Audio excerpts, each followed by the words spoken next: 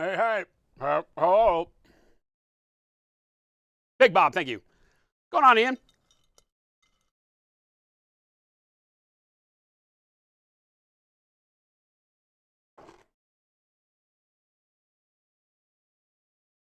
Chex Mix? It's the end of the Chex Mix.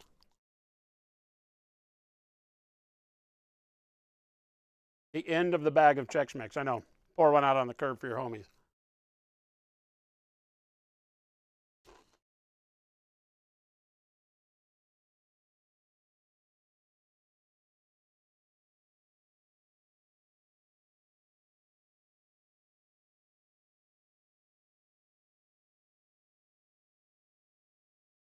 How you guys doing?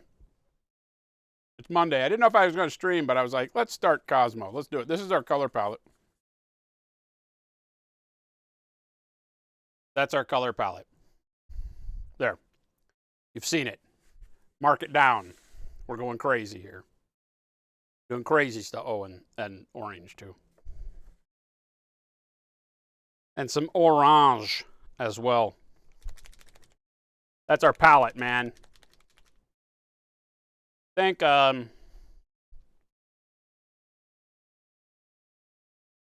I would like to maybe initially do a pre-highlight just as a guideline. So let's do that real quick.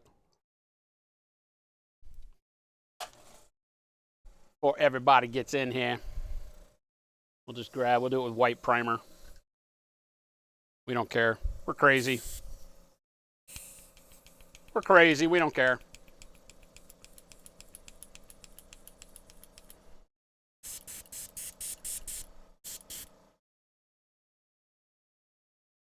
Prime white.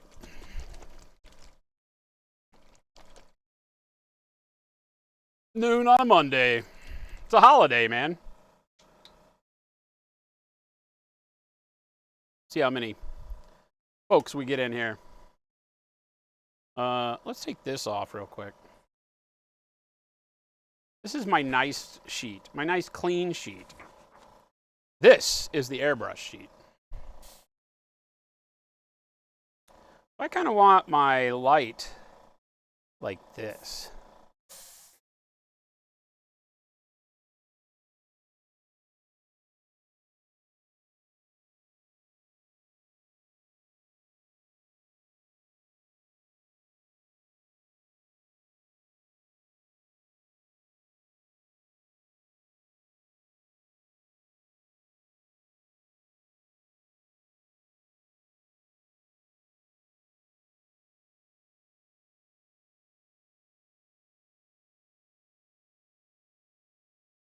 That's pretty good, huh?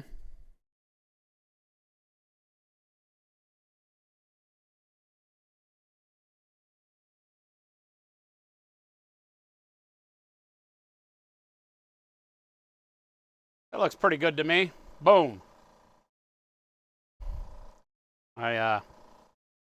Division Ring, what's going on, man? You're going to outlaw courier companies? Random. What happened? I'm going to outlaw courier companies. What kind of courier companies? What counts as a courier in your language? In your mind? Are we talking like UPS? Are they a courier?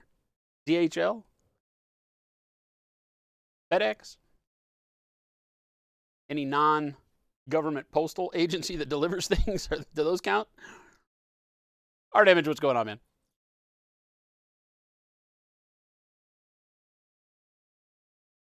Oh my God. They delivered it to the wrong address? That seemed for the third time, or for the second time. Now you got to request it for the third time. That seems a little over the top, I will admit. That ain't good.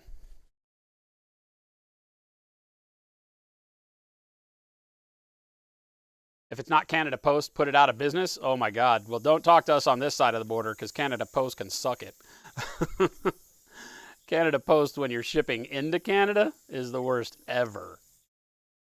I would much rather use UPS or something else. I don't know about FedEx. I hate FedEx, so we don't use FedEx for anything if we don't have to. But Canada Post, I hate. Can't stand them. Every single dealing I've had with Canada Post is horrible. I know for shipping within Canada that their pricing structures are good. They're all like, weight based, and I think a package is what up to like some ungodly amount of packages. A package is a package, so that's kind of cool. But for those of us trying to ship to Canada, forget it. Forget those idiots.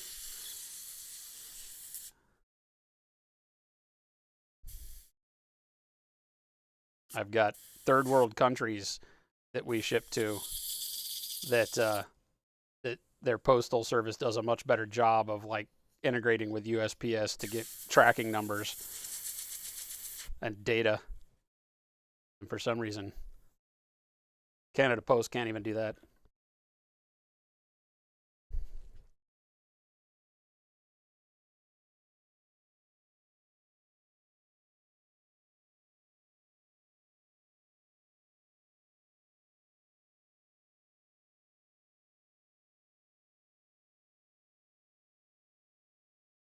You don't get to come in here, Artie Homage, and talk to me that way. Not how this works.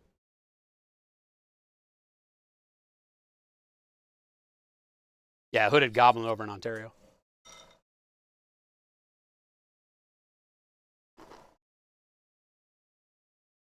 But they'll ship anywhere.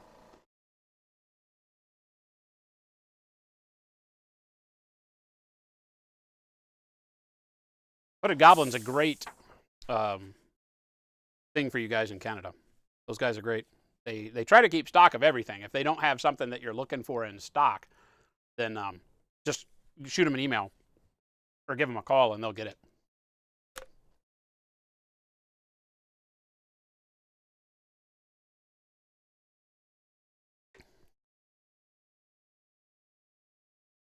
I thought Canada Post was flat rate.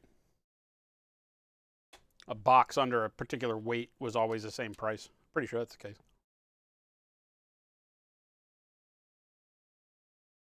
At least. Very jealous of that part here.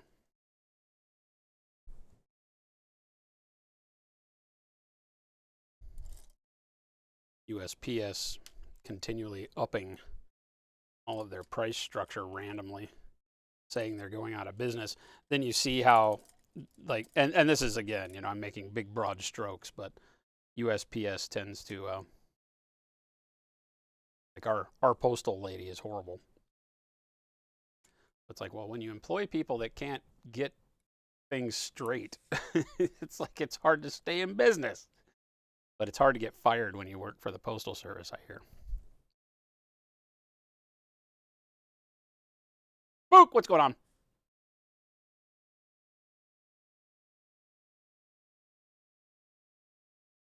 I don't think I'll be opening up anybody else in Canada for a while. Maybe a place over west.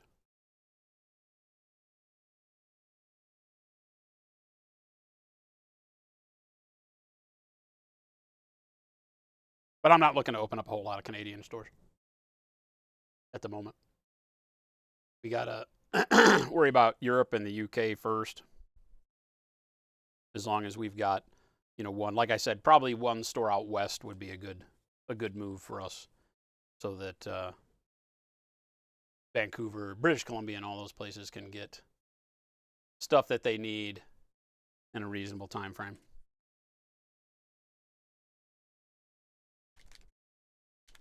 What's going on, Hanley?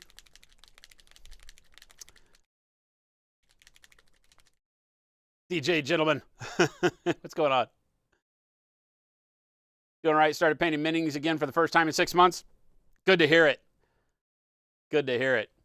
We are starting Kosmo, the second of the models in our episode 2 of the Mother Loving Paint Party.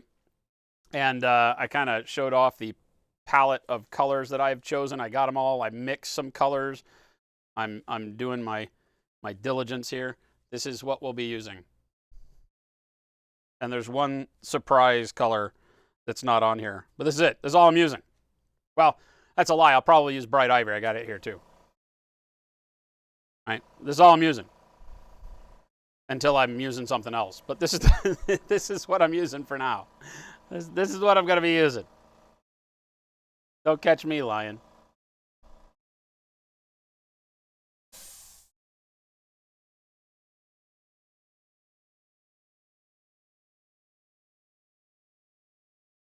We're just going to start in dark blue over these black shadowy spots.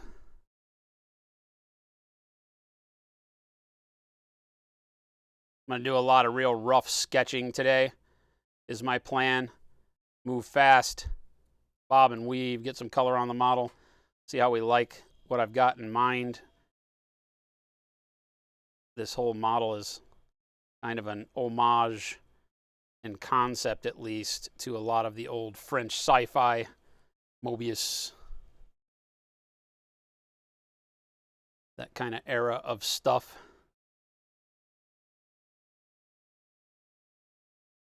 I'm excited to do some crazy coloring to kind of bring that out, feed that itch that I'm having.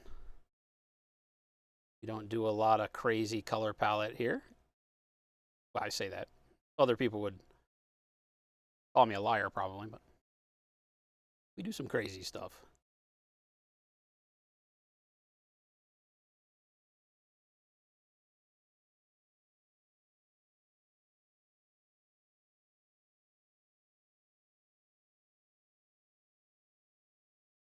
Handley, am I getting holiday pay today? No, that's not how that works either.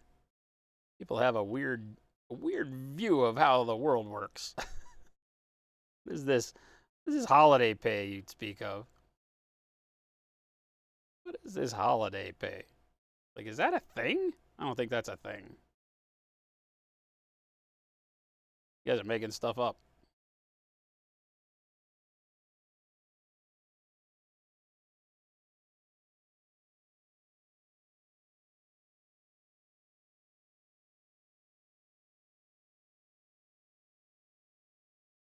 Yeah, USPS, I mean, everybody, of course, during this whole, world going mad scenario over the last year and a half, now, I guess year and a couple months, right, has been tough to get product where you need it in as timely a manner as you're used to. We've had stuff in the States take up to a month. Stuff to Canada, 2 months. Across the globe, who the hell knows, right?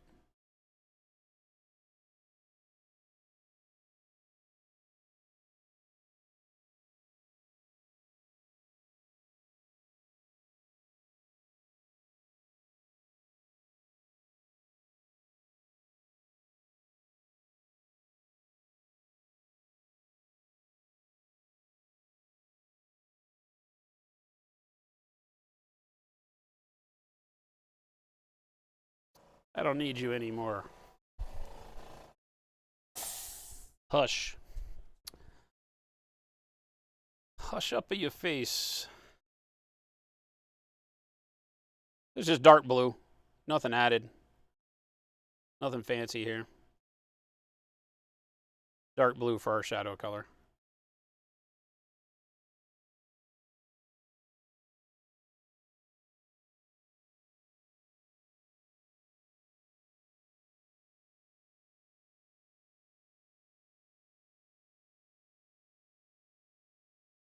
The delivery guy said he couldn't read it and sent it back. Well, now. So that's what it all is about now, huh? We've had a lot of delivery issues with what can only be described as fed up delivery people, right? Like you can just tell, like they just didn't deliver it. Why? Because they didn't feel like it, I think, is probably the only thing I could come up with in a lot of cases. Get customers that'll say, hey, this says it got returned to you. I have no idea why. And when you try to ask the post, they don't have an answer. They're like, we can't see anything. No. I've heard horror stories about FedEx being like, your package is delayed because the driver failed to attempt delivery. Oh, they can do that. I see. Who knew? That it's just up to the driver for what they want to do. Good to know. Again, I know that tons and tons of people in that whole courier and service end of the world are just slammed. It has not been a good time for anybody involved in that business. no matter what side of the fence you're on. It doesn't excuse anybody, but I get it. To some extent, I get it. What are you doing on a Monday? Still a holiday weekend here in the States.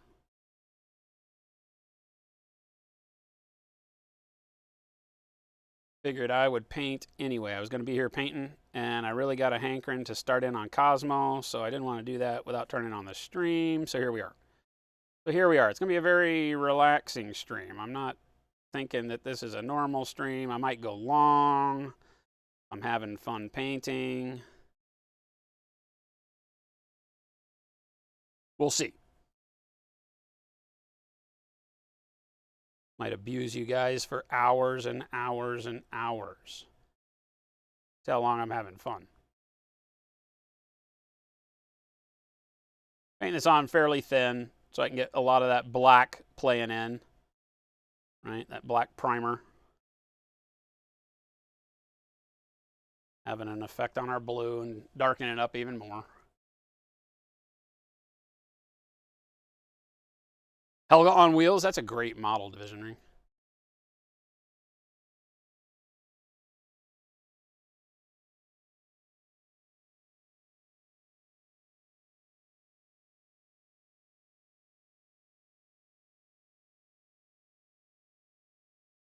I know a lot of people seem to be disgruntled about some of the Riot Quest models for whatever reason.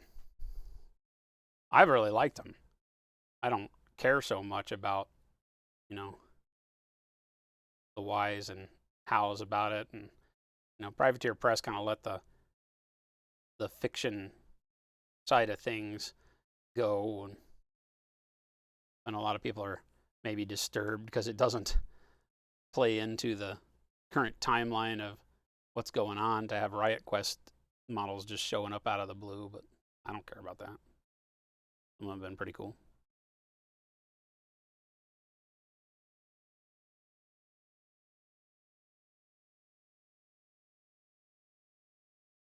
And I'm not trying to have any exact placement of paint here. We're just sketching. I did that real quick coverage. I want to be here, camera. Can we work something out? Yeah. That real quick coverage of white primer on here to get a good semblance of our light source dialed in. I want the light coming right off the top of the right there. That's our light source, looking down right at the top of the flagpole. And people who show up to private tier turn events can't even be bothered to paint their models. Yeah, exactly. There is a lot of that still out there, which is a shame. Well, Privateer Press is to blame for that. They used to have a, needs to be painted at tournaments thing for the championship level at least. And they got rid of that because people were complaining about having to paint their models. Give in to the trolls and look what you get. I could go on and on for days about all the bad business decisions that certain companies have decided to make along the way, but it's all for naught. I'm not sitting in their board meetings, so I don't know what's important to them. I don't know what they need to stay alive, that kind of stuff. So anything I say, take it with a grain of salt. They don't pay me to know their business, so just as an outsider looking in, see some things that are quite questionable. But hell, for all I know, they don't want to keep the War Machine Hordes world going anyway. I don't know. They could very well be trying to find a way to evacuate that whole mishmash and move on to something akin to, the Riot Quest kind of thing where some of those personalities live on or whatever. I don't know. Warcaster could be the thing.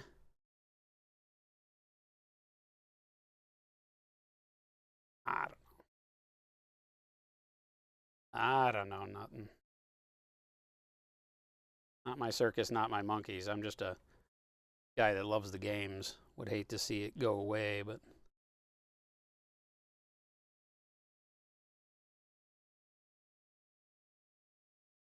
whatevs.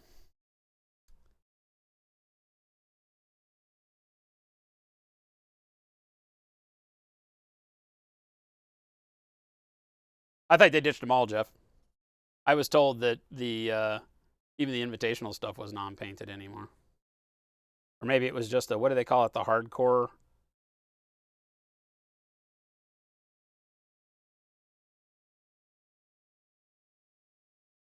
Maybe the stuff where they put it on camera at like lock and load still has to be painted. That would make sense, right?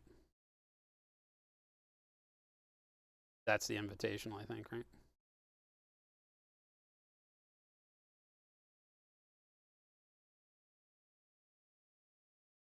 I don't know. I don't know. Just Grumpy, what's going on, man?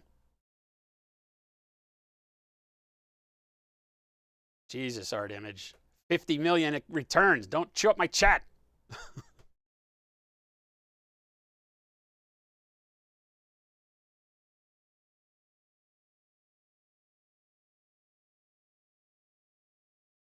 Uppers is good. Mo, what's happening? Love your face. Cora is great. Great and horrible all at the same time. Isn't that what owning a dog is about? You know, sure, their last Riot Quest Kickstarter didn't blow up. Collision Course beat Gold, but I don't think it was by much.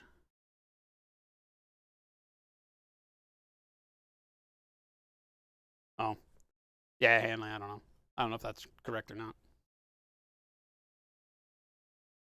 I knew that there for a while they were just kind of bowing to the whims of the community, it seemed, with the painting requirements. A lot of people whinging and griping about having to paint their models. I'm like, it's a hobby game. It's not chess.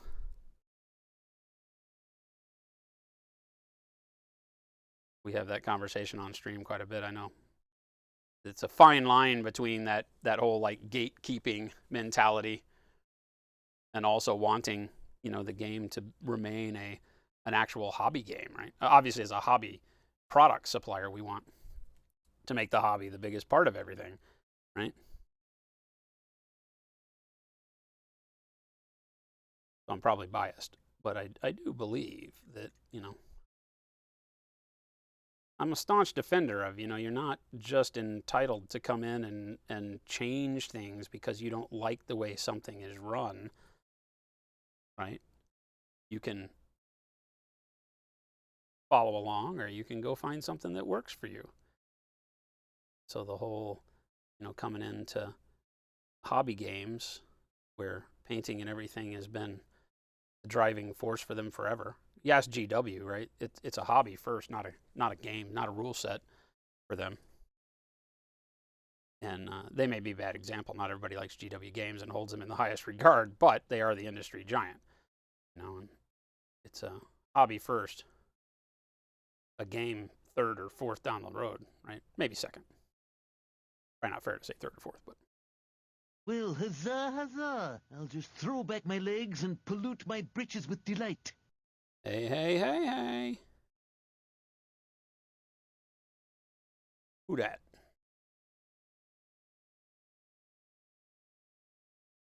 How family, what is going on? 21 freaking months. How you doing?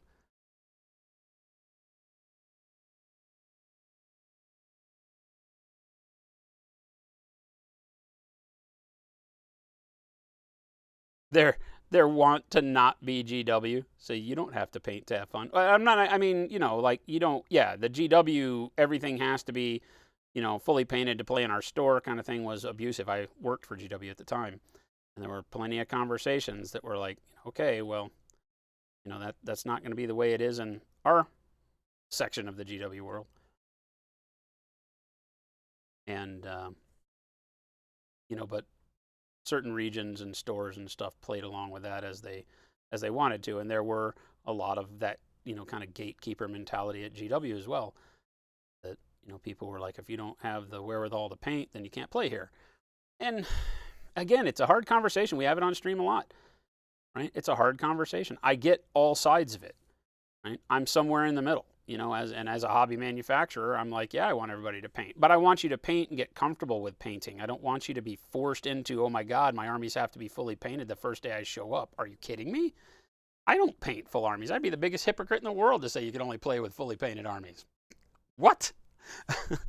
No, but I want to be able to show, you know, progress. I want to be able to show when you're continually going to, say, a GW store, that you're there and you're taking part in the hobby and you're, excited about, hey, check it out. Look at all the stuff I did paint, this last month, and my army's making progress. What do you think? That stuff means a lot. And I don't means a lot to the community. It means a lot to you, right? It's that kind of progression in the hobby is really cool. But I want people to be able to find their own pace. The thing is you get the trolls that are like, yeah, well, my pace is I'm never going to do it, And I'm like, well, that's not the deal, I have a lot of people that I know that they'd be like, I don't want to go to a tournament and wind up sitting across the table from a gray tide because somebody doesn't care and is only playing meta models. Like, why is that a thing that I have to deal with? I get it. I mean, I don't know that I get all bummed out about it, but I get it. As far as GW, I take their paint requirement purely as marketing. They want painted armies on the streams, marketing materials, and in their stores. Well, it's not just a purely marketing thing. It is a good marketing thing. The same way it's a good thing for me to sit here and say, paint your models, right? Because I sell paint and brushes. So yeah, but those things didn't get made because there was wargaming being played without painted models and somebody said, let's make paint and then tell them they got to paint their models. All of this originated from dudes sitting around painting these little figures, and then putting them on the table and playing.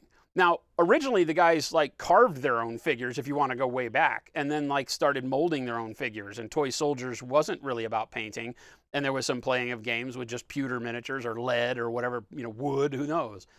But then it became a hobby. And when the hobby got injected into it, it was less about the marketing, but it was the enjoyment of the recreation of this thing, right? That's why we have terrain, right? That's why it's not just a checkerboard. Right? Well, huzzah, you have to look at it for the reality, and that is the reality. There's no arguing that, right? Tell a Badger what's going on. There's just no arguing it, right? It literally is a game built around the recreation of a thematic scene, whether it's fantasy, science fiction, historic, whatever. Right? Iron Raven, what is going on? It is not chess. Chess is a game of tactical combat, right? With an outcome and a winner, and it isn't about recreating anything at all. It's just about playing and winning and learning and learning and playing and winning, But, tabletop war games are a little bit different and always have been. So yeah, there is some marketing to selling the stuff that gets you there, but I don't believe that it's all a marketing thing, right? The one thing that GW always had very strongly from the Nottingham side was the fact that, this is a game of toy soldiers, and toy soldiers are meant to be painted. John Enos talked about on his podcast how the store owner where he plays loves to shame him for his unpainted armies. I believe he said that's because he wants to play what he wants and paint what he wants.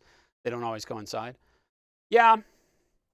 And that again, right? Like I said, this is a tough one because there's no good answer. Like I said, I'm a huge hypocrite if I say you have to play with fully painted armies because you can't.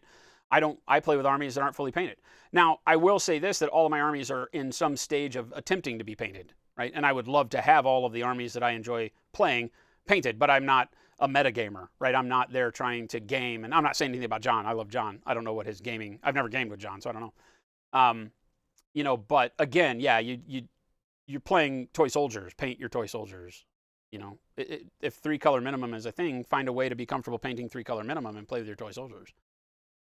I don't agree with well, I'm not excited about this army for painting. I just want to play them so they're gray. I mean, I get it, but I'm just not on that side of the fence. I'm not going to shame you for it. I think that's the other side of the fence, right? Why in the world would you ever get upset at somebody because their army's not painted? Unless they are at an event that states that, hey, all models must be painted to partake in this event. Their models aren't painted and they're bitching about it because those guys exist too, And you get those people that are like, yeah, I shouldn't have to paint. I'm like, well, it was literally in the rules for the tournament that you joined. What do you mean? So, I get it from all sides. It's a tough conversation.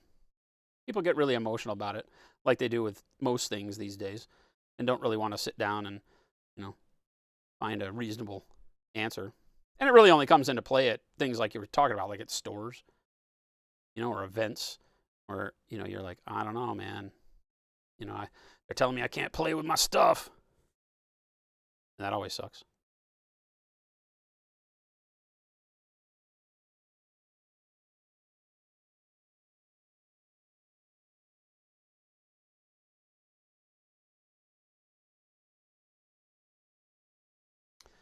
And I made up a concoction that is kind of a jade and dark blue.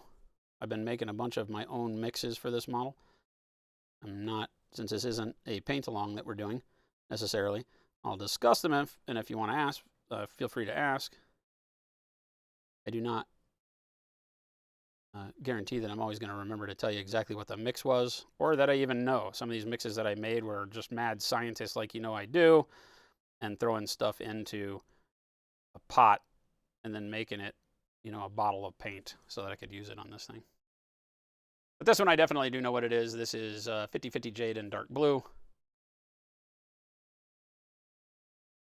You definitely have that problem at this point. Consider Custodes your main army, but often don't play them because they're not fully painted or even fully assembled, because some of it will be easier to paint that way. So you'll bring other fully painted armies to the storage event. Yeah, I think, again, right, it's your hobby. Play it the way you want to, but realize it is a hobby. And so if you're championing, you know, if you are not painting a particular army, fine. You know, if you never plan to paint a particular army, I mean, okay, you know, again, you know, do your thing. But if people are going to tell you, you know, hey, you know, you can't play that army here, you know, because it's not painted, then, you know, you can't really get angry. I mean, maybe you can, but I don't feel like that's a place you can really, not a battle to, or not a hill to try to die on right there, right? First off, you know, here we go. We've seen how over the course of the last year, people can be like, yeah, I don't want you in my store for whatever reason they want to say. But that leads to a whole different discussion.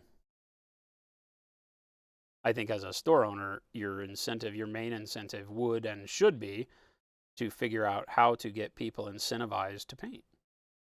Have painting events.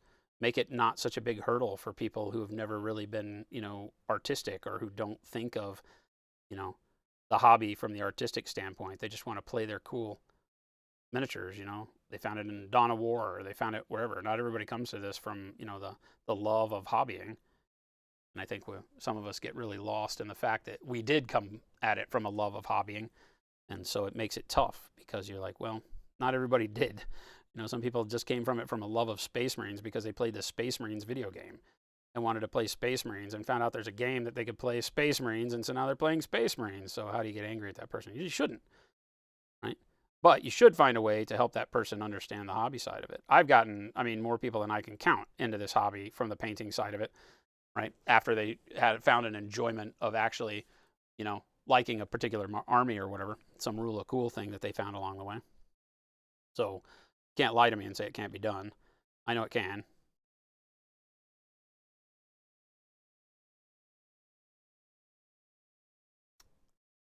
You've always been up for painting nights. Suppose your game stores would rather organize games than paint nights. Yeah. Well, I know game stores don't give a damn, right? They're just about the games. They want to play the games, and that's fine. Like I said, there's no right or wrong to this. There's no need to choose a side, in my opinion. I do stand firm on the fact that, hey, these are hobby games. The hobby is as large a portion of it as the play the game part, and I'll stand on that ground and till I'm 6 feet under. Right? That's just what these games are. They aren't Call of Duty. They aren't chess. They're meant to be different, and their difference comes in, I think, a lot of that love of the uniqueness of an army when you sit down and play it, and a person's take on that army, and so on and so forth. But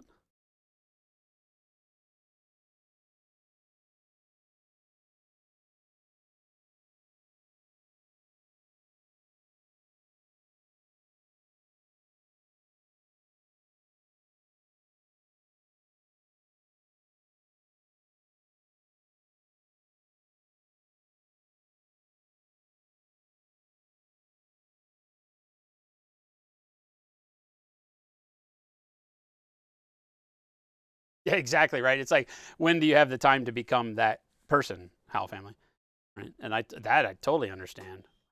I mean, when I used to go and paint at our local store, Games U, right, on Mondays and sometimes Wednesdays, or Wednesdays and sometimes Mondays, I guess I should say. You know, it was really cool to get people that would come in and say, oh, yeah, you know, I just started playing and I don't know what to do about paint. And you'd sit down and start showing them some simple things they could do to get, you know, comfortable painting. And all of a sudden you'd come back the next week and they'd be like, hey, I'm glad you're here. I brought my stuff. Can you show me that thing you were talking about? It's like, hell yeah. Awesome to see you come back.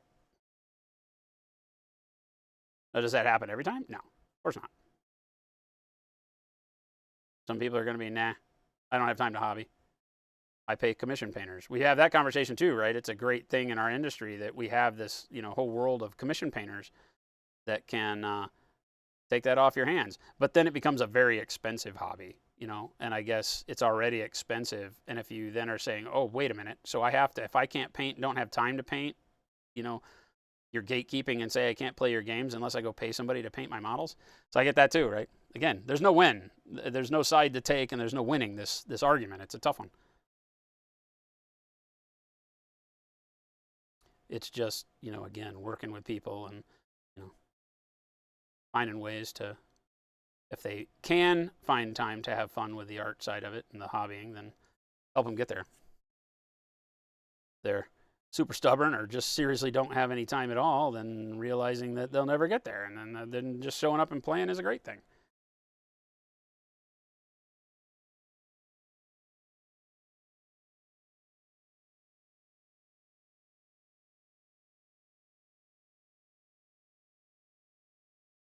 I have yet to find anybody that once they play long enough that they don't just get jazzed about it at some point along the way.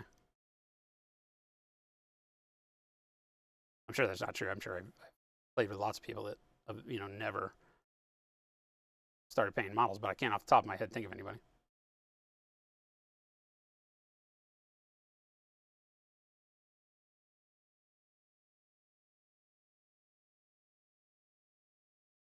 Useful, what's going on, man? Thank you for the birthday wish. Friday night gaming every other week or every week, and some weeks you'd show up and just be like, "You guys do what you want. I'm going to paint." Yeah, right. Paint night is a great thing, man. It's a great community builder, and like I said, you do stuff like that. You just sit down and paint. You're like, you got your normal game night. Ours was Wednesdays. Get your normal game night, which is Wednesday, and like somebody like me comes in and says, "Yeah, I'm not going to play tonight. I'm just going to paint." And then all of a sudden, some of the big, heavy gamers in the game night group are like sitting down and painting with you because they need that helpful momentum to find a way to paint and get their armies painted. War Machine is the game that I play or played the most. And so in War Machine, everybody local was always trying to figure out how to get their armies painted, but there was a lot of meta to it too, right? There was a lot of, I don't know what I want to play. I'm still building this list. So you'd play a lot with armies that, you didn't know exactly what was going to be your list, right? So that part I understand totally. I'm still list building and crunching and meta, all that stuff. So I don't know what I want to play. So I'm not going to paint it all until I know what I want to play. So, right, there's another reason why you can't just have everybody show up and play with painted armies.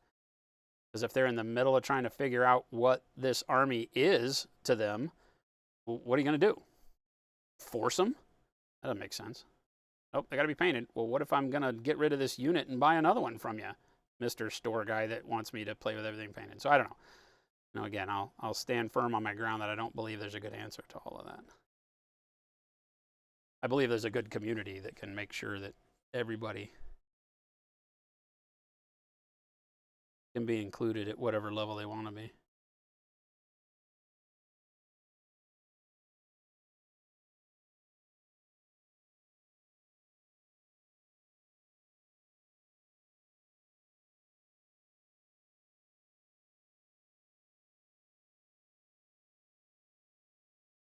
Again, just sketching. Just sketching. Don't know what this model wants to be yet. I got some ideas, and I'm just playing around with these colors.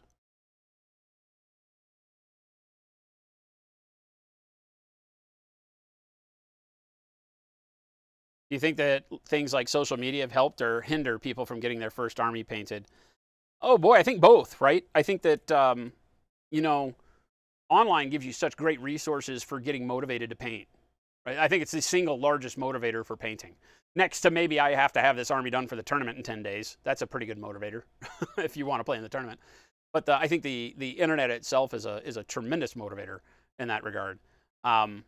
because you see such great stuff. You see people completing armies, and you're like, I can do that. All I got to do is focus and paint one model every week, kind of a thing. So I think it's a great motivator. Can it also be a demotivator? Sure, because you can post the stuff that you've done and some troll on the internet will go, that looks like crap. Why'd you choose that color? It's like, come on, man. There's a lot of gatekeeping out there regardless. And I hate using just that buzzword gatekeeping, but there is, trolls on the internet exist in everything and everywhere.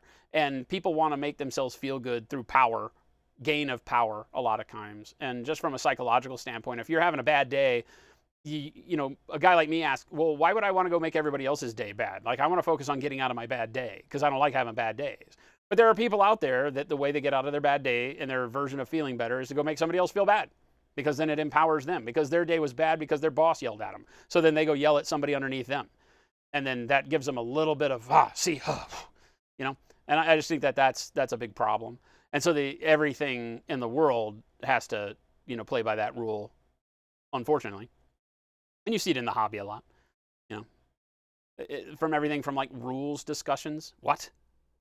Today I wake up and I joked about it on the Discord because it's like I wake up and all of a sudden orcs have +1 toughness and chappas have AP -1. And it's like, woohoo, I play orcs, great, and then you look at just the venom on the internet about it, right? Everybody's so angry, and it's like, come on, man, play with it and see if it's bad before you say it's horrible. There are some horrible things out there in rules. You can still discuss them and say, that really sucks, man. I don't ever want to play against that again.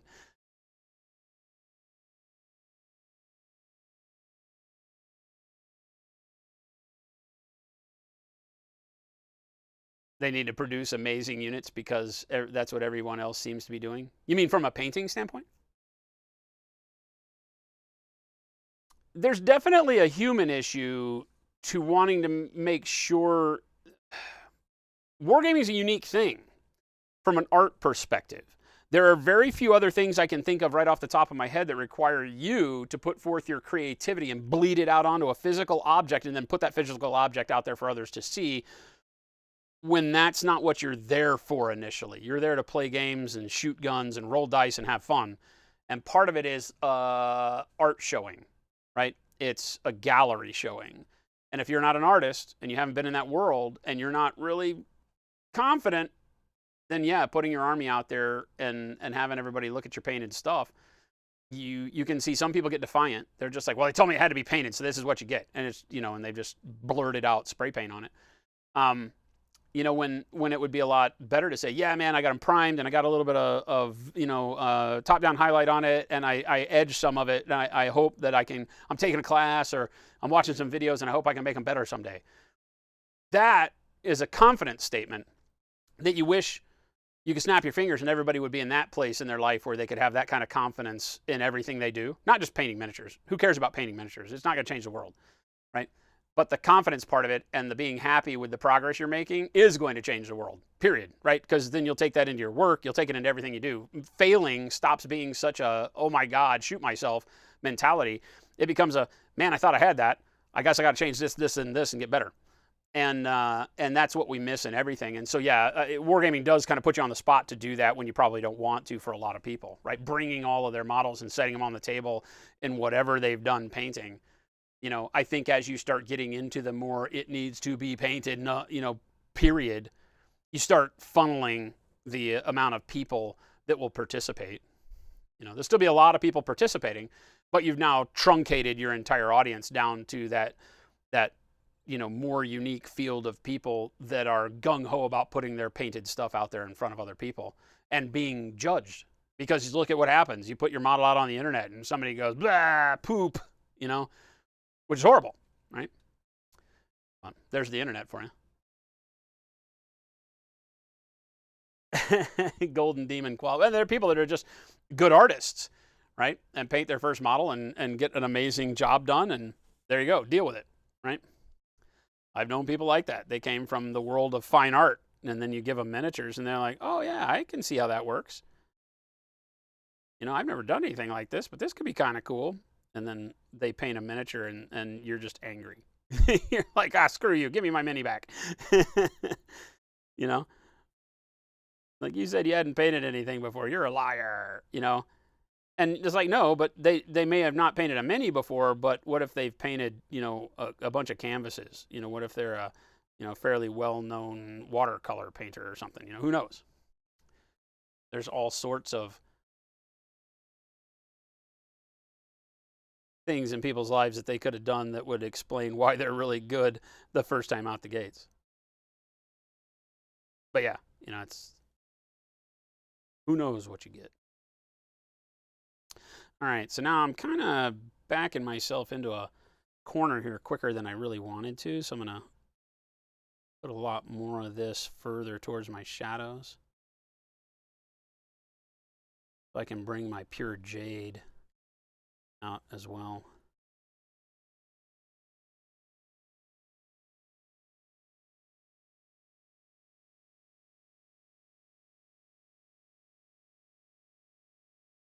Keep evaluating how my shadow and midtones are going to be sitting on this thing.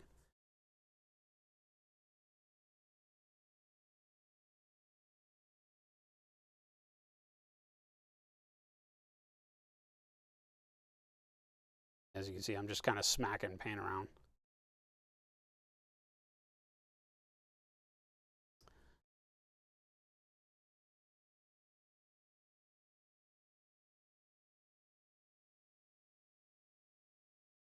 Oh my God, screen, stop it.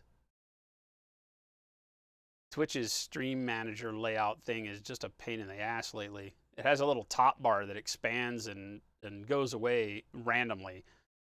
Like, I think it's supposed to be when the mouse comes in focus on the page, it does, but it's like, please just go away.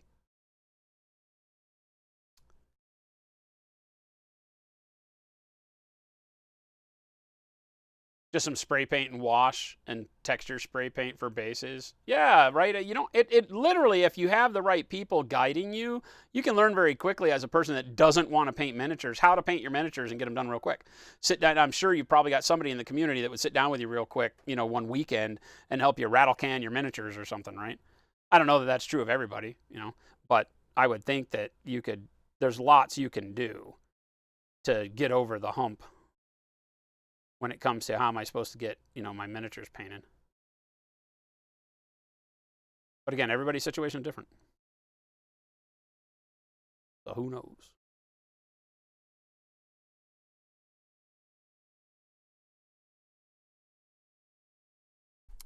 And the biggest thing is, like I said before, there's not a side to take here. There's not a team that's going to win. There's not going to be some universal announcement from the president of the world that states that, guess what, from here on out, all miniatures must be fully painted to Golden Demon standards. I mean, hell, I couldn't play games anymore. I don't have time for that. Nobody would. Well, huzzah, huzzah! I'll just throw back my legs and pollute my breeches with delight. One more month until the Diamond Liars Club. You're almost there, Tel. 47 freaking months. Thank you, my friend. Hope everybody's had a great weekend, and that if you're here, I guess if you've got a holiday, I'm not sure. It seems like a lot of the world has the same days off for whatever your holiday may be. Here it's Memorial Day, kind of a remembrance day in the States as it's observed. So if you are still in a long weekend, hope you're enjoying that, getting to spend some time with family or friends or here or whatever.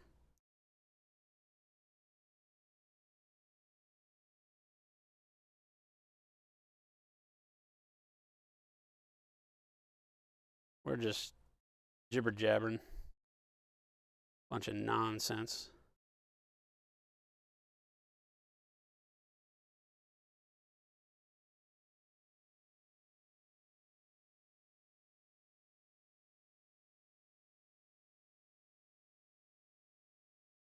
Any news on Transparent Right? I mentioned to everybody that it's probably about a month and a half out. Nothing will change on that. That is the only news you need. Maybe a little longer, just depends on when I see raw material, but everything's ordered. Everything should be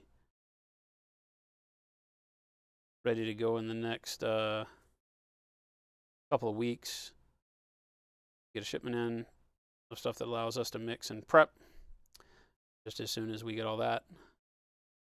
We'll make it. I've committed to going ahead and loading it up in probably, clear bottles, no labels, and figuring out how to get a batch of it out for people that are dying for it initially. And then it may then go out of stock until I get labels done. We'll see. I don't really want to make it a habit to do that, where we're putting out a paint that doesn't have a Acryl label on it. That's not our goal, but for something like this, we may go ahead because I know the transparent white is going to be important enough to a lot of folks that hopefully we can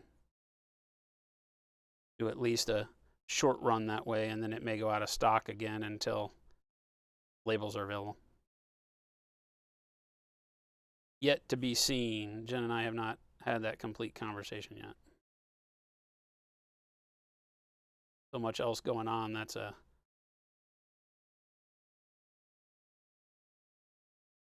small fry issue for us right now.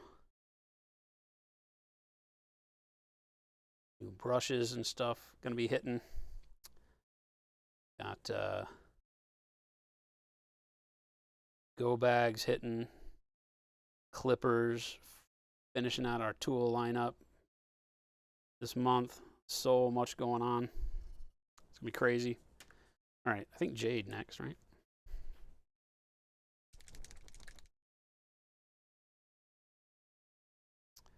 Make Ruben put on a thick layer of lipstick and kiss every bottle. Grim, what would be the utility of transparent white? So imagine a tint for all of your transparent colors. Right now, if you want a transparent jade, right, you'd be able to get that if you had the ability to add white to green, right? Whereas, right, so on Deidre, right, we did all transparent colors to create the OSL glow of the flame, and then I wanted a kind of a jade up glow, so I mixed white transparent in with green transparent. We got this jade, right, that allows me to have this off glow on her dead side here, right? And so the uniqueness of it is that it literally takes the 8 transparent colors that we have and now gives you a tint where now you've got white, you got it as a tint, and black as a shade, and 7 other colors, right? So 9 total. And now you've got the sky's the limit. Mix and tint, tone, and shade them how you want, and you can basically create a myriad of colors. So it's amazing.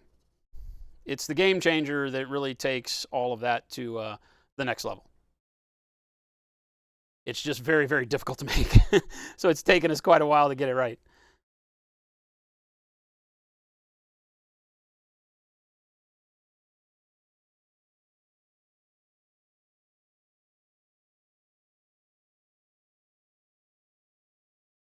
But I've been showing it off on stream here over the last month. Used it a lot on Deidre, as I said. And just showing everybody the power of having that mixer. It's the thing that you might not have ever known you needed, but once you see it in use, you're like, oh my God. If you've already been using our transparents, or heck, if you've ever used a white ink, not a great example because our transparents are a lot better than inks, but if you've ever used a white ink, the same reason that you've applauded white ink, the white transparent does that. This is just pure jade right now. We started with dark blue, then we had a mix of dark blue and jade. Now I'm just moving to jade.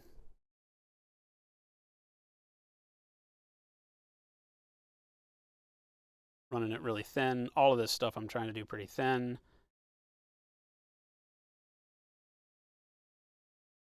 As I go brighter, I'll have to be more specific with my placement of color.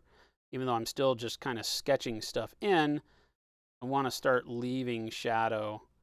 I'm going to start grabbing just the top of wrinkles in his suit. Kosmo has a lot of really, really good textures to this cosmonaut suit of his. Again, this model is available over on our store. This is Kosmo Material, the Lost. He has seen better days. Or maybe his better days are in front of him, and that's whatever's got him all jacked up like we found him now. I don't know. It's up for you to judge. These models that we do during the paint party are made with that in mind for you guys to just come up with whatever story makes sense for you and how you view the model. A lot of fun.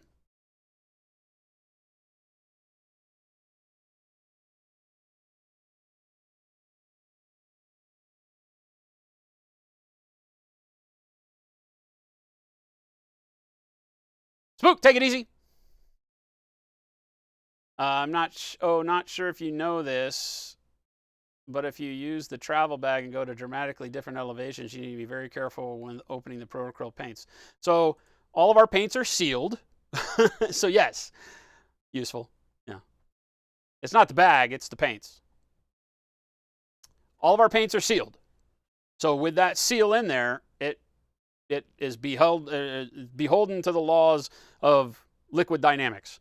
So any bottle of sealed liquid that you take in elevation up or down, right, you will have to crack the top and let any air pressure normalize to your elevation, or you will wind up with either paint spraying all out or, you know, the bottle shrinking in or whatever. Generally, it's that you're going to have more paint coming out than you really want. So yeah, definitely. Yep. Treat them like you would anything of that type. Right? Any liquid that was under pressure, especially if you fly, but also driving. Jen and I have driven, like when we go to the mountains or like Valhalla in the fall, right? We have to go through and crack. One of the first things we do is crack open every paint.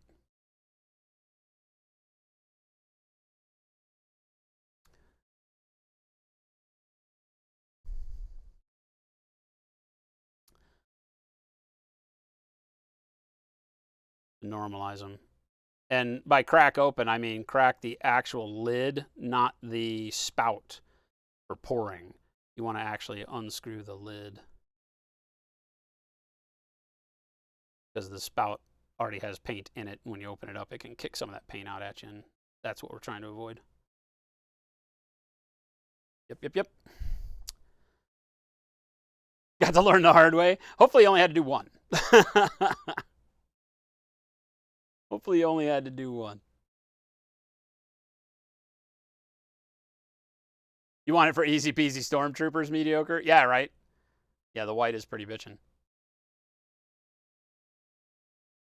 Is Kosmo still available? Yep, he is. He's on the store right now.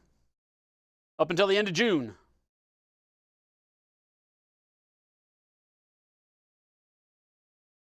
I still can't get over the Reuben and lipstick comment.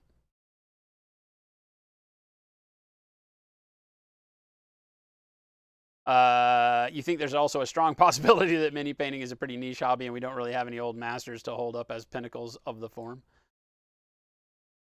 It is very new, and well, it's very small niche, right? It's not new, you know, because you've got all the heavy metal painting from way back when, and that studio's been doing great stuff since the 80s, right?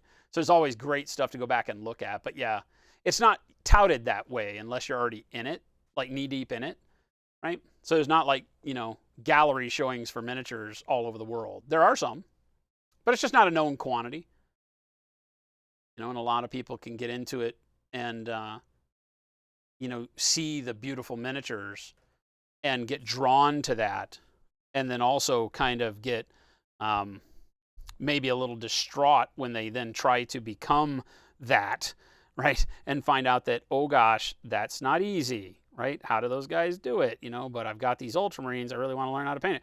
I tend to find more people that want to figure out how to paint like the cool stuff they see than people that I find that don't want to paint ever at all. You know, I think it's a very, very vocal minority kind of a thing of people that are like, you know, screw your painting. You know, I want to play the game and you can't tell me not to. That's a very vocal minority, and generally that's a very vocal minority in like the competitive gaming scene. Not always, but a lot of times. I went a little thicker. I didn't thin the jade down near as much on this arm because I had already had too much darkness. So I can just go with it a little thicker and basically paint right over the top of our dark blue.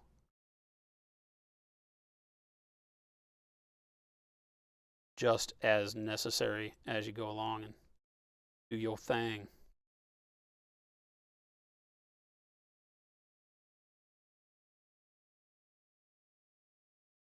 Ian says, one of the things I think is interesting about the social media side is there's just as much filter manipulation on the pro side of things as like an Instagram model.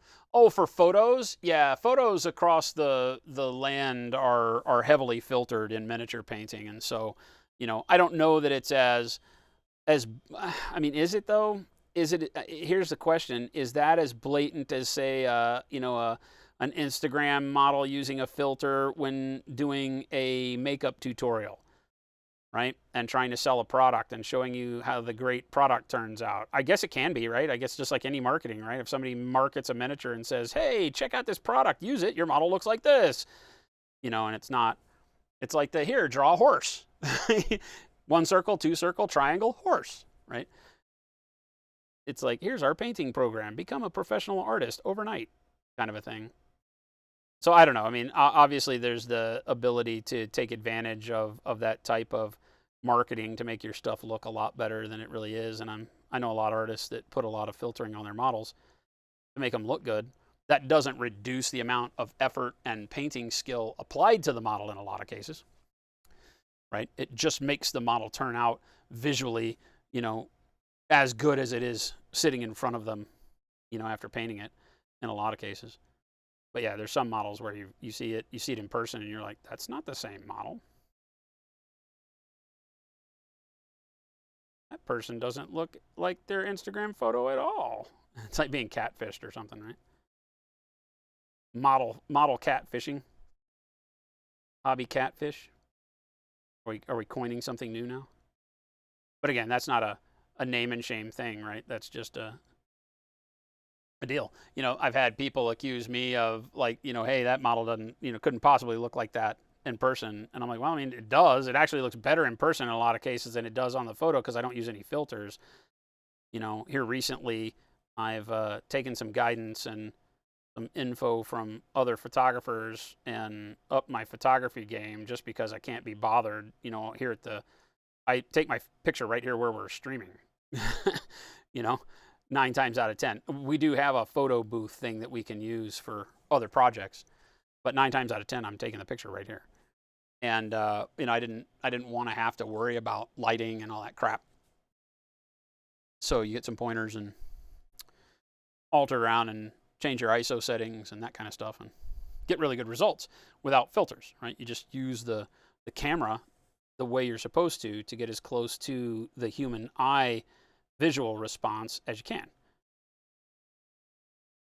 Now, the cameras are sometimes so much better than the human eye that they're not able to see the detail the way the human eye appreciates the detail you've put on there. And that's a crazy thing to say, right? The human eye is fallible. It's not the best visual input source in the world anymore. And so you've got cameras that show things so well that you're like, oh, look at that texture I didn't know was on my model.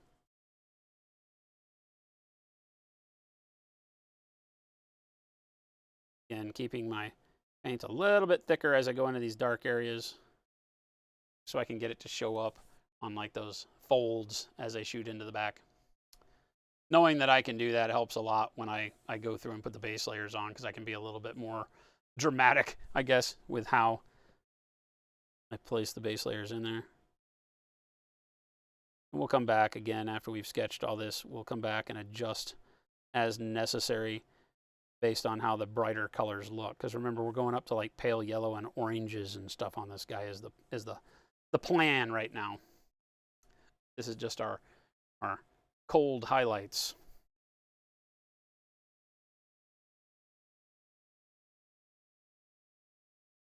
Yeah, step 1, draw a circle. Step 2, draw the effing owl. That's always very funny. I just recently with Ben Comets had posted something like that, and I posted on his deal the whole like draw a bear.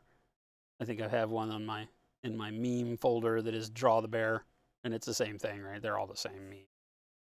So here's circle, triangle, thing, bear. And all of a sudden the bear looks fantastic. It's like, where'd that bear come from? Like, what about step? You went from 1 to like 20. Where are all the steps that are supposed to be in between there? Screw you, don't ask questions. Right? I mean, it's like watching Duncan Rhodes videos on Warhammer, and I will call them out, right? It's like, all you need is 2 thin coats, so let's go away and do that. And then they come back, and it's like, okay, that's not just 2 thin coats of you know, incubi darkness, my friend. You lying liar who lies. That is not all that is. I'm here to tell you. But if they were to tell you all the steps, you would get discouraged. You would be like, oh, that's too much. When in reality, you could just put 2 layers of incubi darkness on the model and get, somewhere along the path. You're not going to get close to what they're showing you, but you're going to get somewhere along the path, and your models are going to be cool for you to still play with. And so there's nothing wrong with that.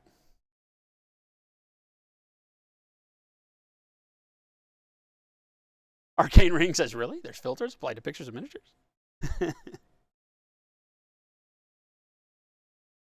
Most times, I don't know about, I mean, unless they're going, like, there's always the little fad filters that come along that make it look like it's in a comic book or something, but, nobody's using that to judge the painting of the model. Those are fantastical filters. And generally, it's just like exposure. From the people that I know, it's just exposure settings. Raising or lowering the exposure because they don't have a camera that allows that control at the actual taking of the picture, perhaps, or their lighting's really bad, or whatever it is. It's just compensation for all of that. But you can get into a spot where people go in and dodge and burn their photos in Photoshop, for sure. Make things look brighter and darker than they really are. To adjust the contrast that should have been painted on the model. Kind of stuff. But again, we're not naming and shaming here. This is just, and there's nothing wrong with it. It's just do your thing.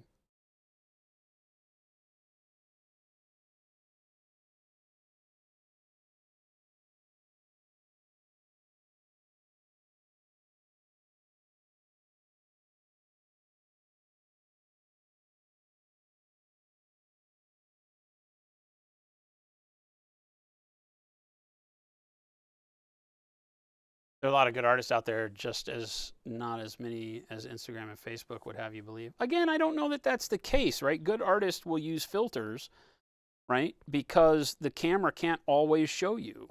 Blending, wet blending, right? Depending on the colors you're using, if you haven't gone in high contrast wet blending, if you use let's call the scale 0 to 10 for value, right? Black to white, white being the brightest. If you go from a 7 to a 5, in your value scale. So you've only jumped up 2 levels, but the colors are the colors themselves are visually contrasting, but in value they're not. And then you wet blend that together. That camera will not pick up the nuances of those colors blended together. It just won't, right? Because the camera sees what's really there physically better so much than the eye. The eye juxtaposes those blends and creates colors that aren't physically there. A lot of times it's how our eyes work. Put a red line next to a blue line, you will see a purple line in between them a lot of times. And so, the camera won't, right? Because the camera isn't rods and cones like our eyes are, right? And so you will see something different that isn't as visually stunning as what you've painted in some cases. And so that filter can bring all of that back in. There are filters, just like analog filters for music, right? When the digital music revolution was occurring, we had filters that you'd put on to make it sound like there was a tube amplifier in line because it was all digital. And it was too crisp. It was too true. Right? Digital shows you the warts and the pimples, right? Whereas the warts and the pimples don't come through because of the nuances of analog. Sometimes our eyes are analog, and so sometimes the warts and the pimples aren't as visible.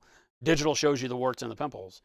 So does that make you less of an artist because you're blending, it looks fantastic. You did a great job. You did everything 100%. You need a filter that makes the photo look like the human eye would perceive it. And so I can see people doing that. I know I get frustrated. Sometimes I won't put a picture up of a model until it's completed because something along the stage, that blend, I'm really happy with it, but when you take a photo of it, it looks like one color and another color. You don't get the blend in the photo, no matter how much you adjust your camera settings. So, yeah, exactly, PM.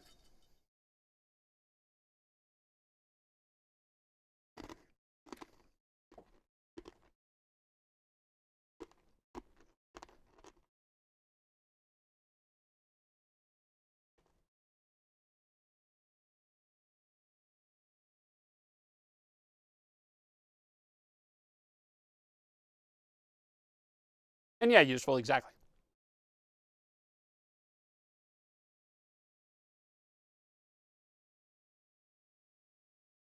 Yeah, the relation from your eye to your brain creates a lot of nuances that don't physically exist in the real world.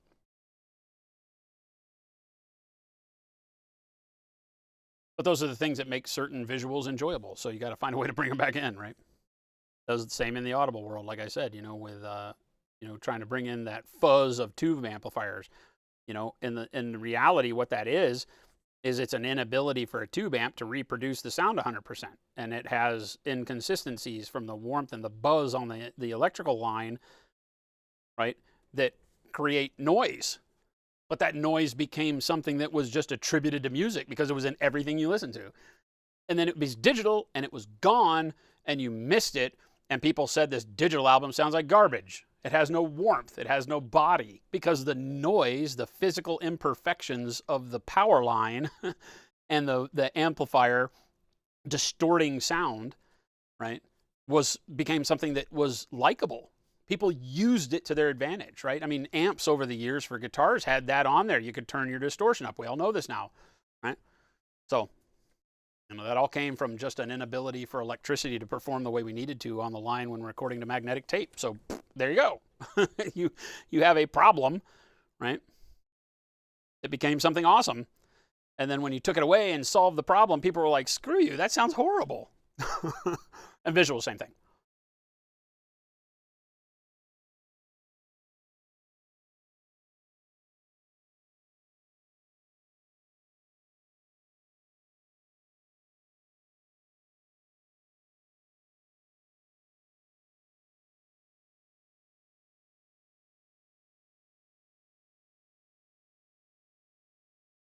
So a lot of very good artists will go through and spend time on a photo and no bones about it, just tell you, hey, I got to take this photo and I got to edit it. It'll take me a couple of days to have that out and posted, you know. Because it's marketing. They're fantastic. Angel Heraldez, fantastic artist. Photos edited, of course. Bad? Not at all. Now, I guess I could say not at all. If you were editing things into your photo that weren't there, that could be bad. And is it bad? I don't know. It's just misleading, I guess, maybe. I don't know anybody that does that.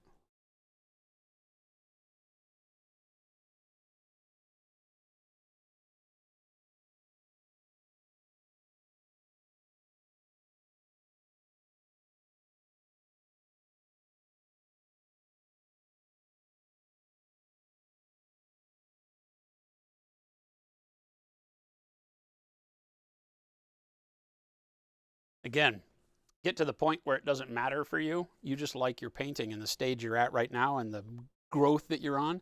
Take that picture. I love going back and looking at pictures that people have submitted to like Whip or on Discord. Scroll back in the completed miniatures section or the work in progress section and just look at what people are working on and then see how it progresses miniature to miniature or even within the same miniature, right? I love that. Hell, I love it on my own miniatures, right? I love being able to see how a miniature unfolds, right? Take a picture of Cosmo right now and then when we're finished. And you'll see all the things that we will invariably change from where he is right this minute.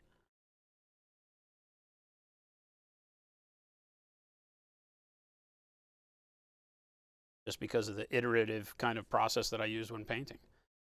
I don't know. You guys are probably better suited to answer how many of my miniatures end the way they begin. I don't know.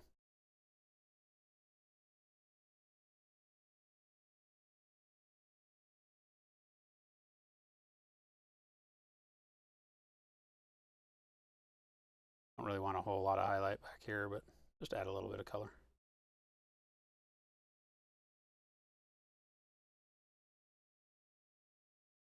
The back of him is going to be fairly non-committal. What you see is what you get. We're working up here. Adding these to a photo can be good or bad depending on what you're trying to do. If you're touting accuracy, a huge no-no. But for artistic photography, yeah, exactly, right? Yeah, I mean, that Photoshop came about. Well, Photoshop came about for a lot of reasons, but for the additions to Photoshop and the filters over the years have become there's a whole art to altering photographs. Is that good or bad? I think it's great. A lot of cool, really, really cool stuff comes out of that.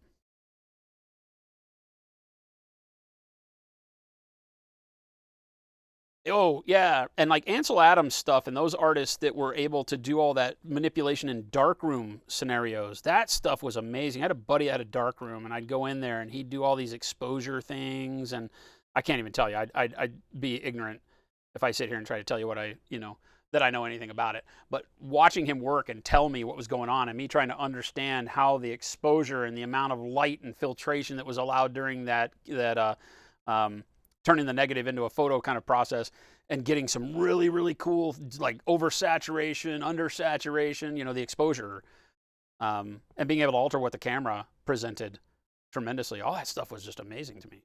Tons of fun. Again, I'm butchering the terms because that's not my world, but still.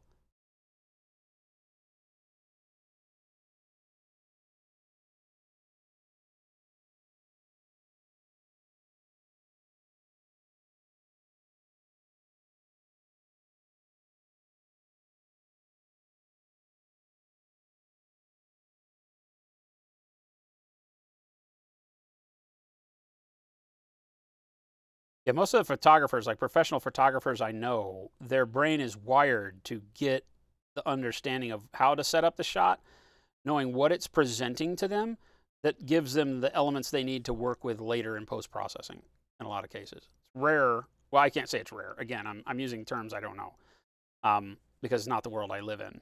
We take pictures of our miniatures and then who cares? But I think it's probably pretty rare of people that are out there hunting to get that perfect shot, and this photo is just going to print out of my camera and be the perfect shot. You know, I think you line up your shot a lot. You get your lighting set up so that you can go into editing and dial it in exactly the way you need particular lighting. You need a particular setting.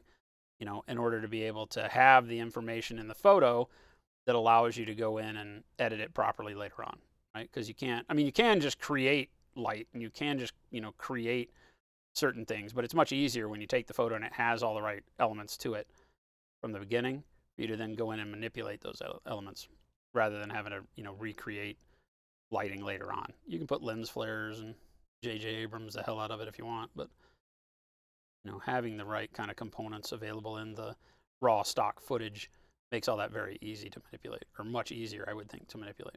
Again, you're a professional photographer. Don't let me butcher your world. I don't know.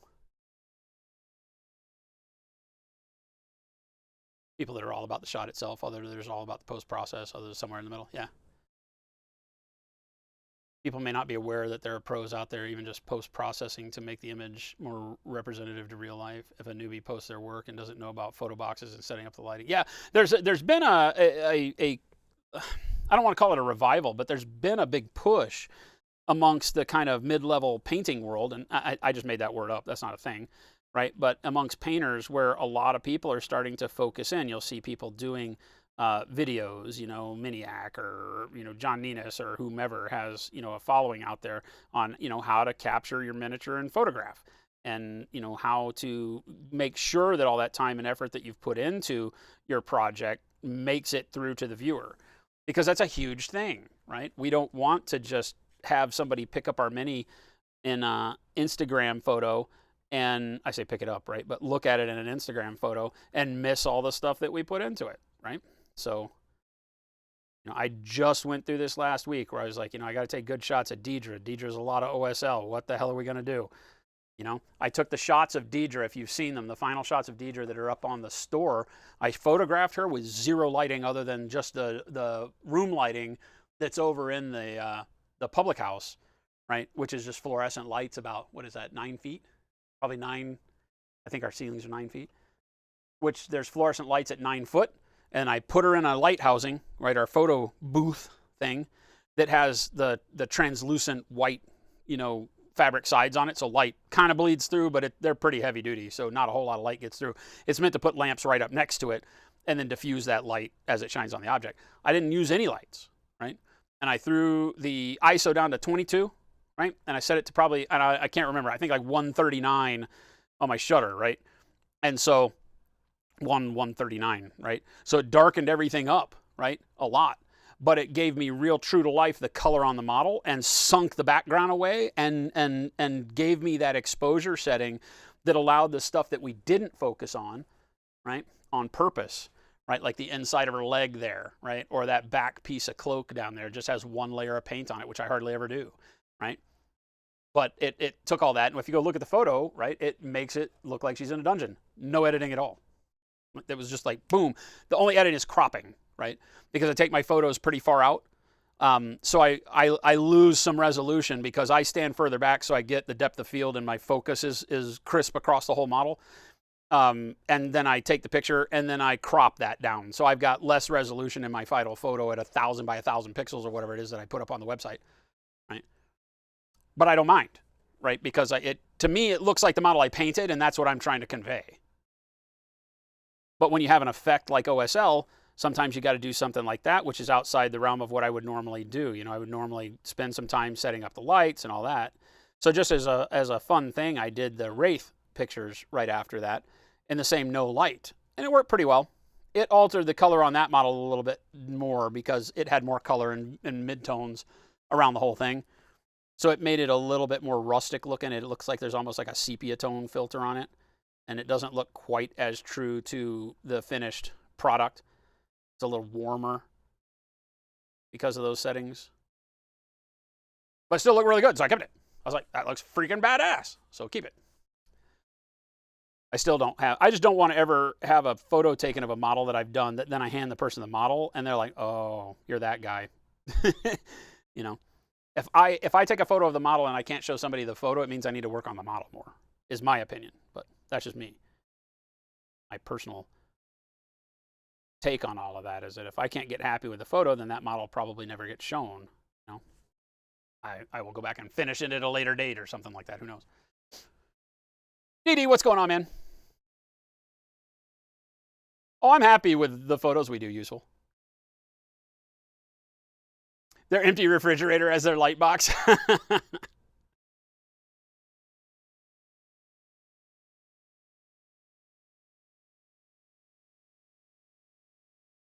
Man, again, it all just comes down to what do you like? Troll in the hole. Or troll hole. The music biz, we refer to it as gold in, gold out. Yeah. I always called it garbage in, garbage out as a recording engineer. Right? That's the electronics thing that you want to strive for. Whatever signal you get on the input, you want to be able to reproduce that signal exactly on the output. Or at least, again, like we're talking about in photograph, have that information to use. You may dispose of all of it. You may get rid of it. You may use a filter to get rid of a bunch of the sound that you've got. But I want to know that I captured everything, right? As a recording engineer, building recording studios was one of the first things that I ever did as a business. And you know, in doing all of that, that was one of the big goals that I had, was that I wanted to make sure that no matter what we were doing, we gave you everything that that music track should have had in it, and you can play with it however you want. You may not use it all, but here it is.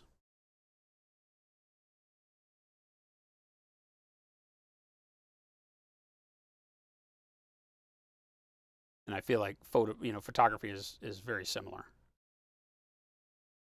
When in the motorcycle world, there were magazine photographers that would come out and take photos of my motorcycles, and I'd always be asking them because they'd come out with like reflectors, sun reflectors and all that, so that they could, no matter where they had to come take a picture of your bike, because it might be like outdoors at a convention, and the sun in the middle of the day, not exactly perfect for taking a photo of this bike, but if they could get it in the right, uh, area with maybe a tree or two, and have a little bit of reflection that they could put on that big mirrored reflector thing they'd carry around, then they could make do. They could get what they needed and not have to wait for whatever you call it. I don't remember. Photographers call that hour of the day, the 2 times of the day when the sun is perfect for taking photos of anything.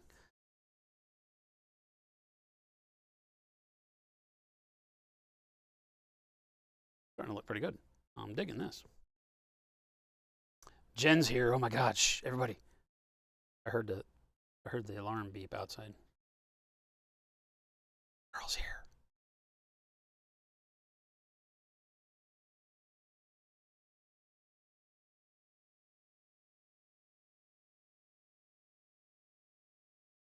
Flying Monkey, what's going on? I always try to make my photos look like, as the whole model looks to the naked eye. That's always my goal.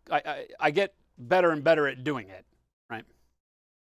Sometimes the camera will fuzz things and alter colors, so I bring them back, but I don't want people to look at your model and say, oh, the picture made it look better. That's the key, right? I don't ever go in and like alter anything on the photo. I try to work on the photo from the camera side and take more pictures, I guess, is the key. Hey, what's going on, babe?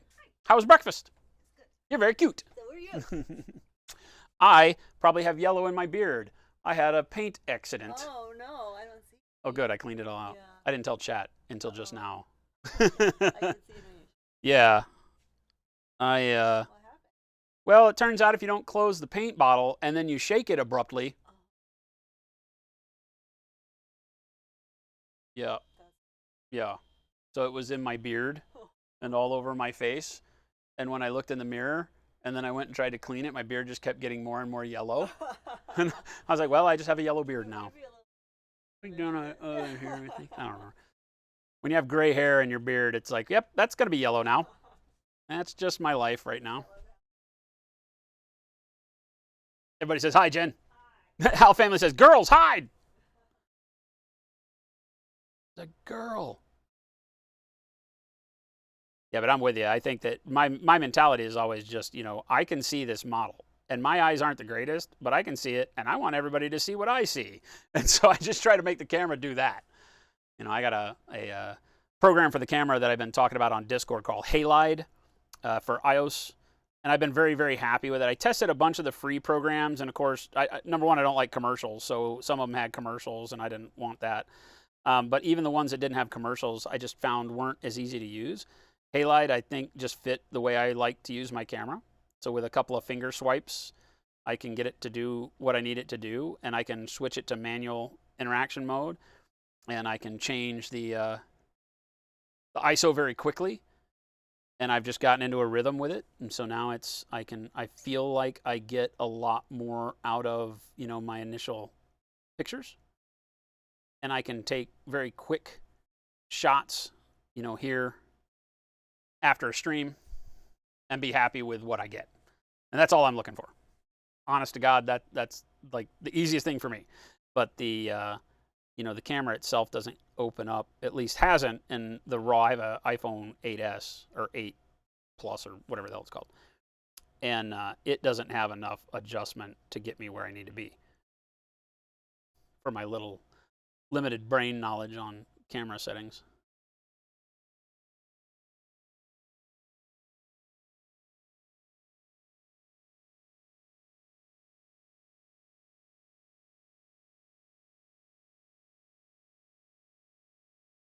Getting there.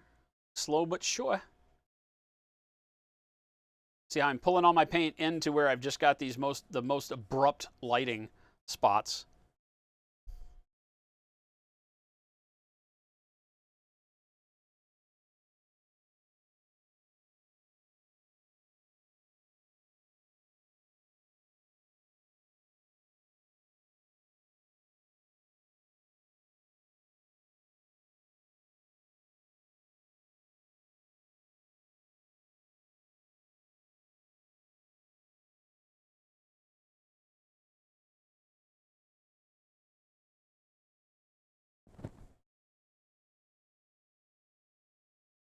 Miniature Monster, think you could do Twitch streaming with a Canon 5D Mark III? I don't know it.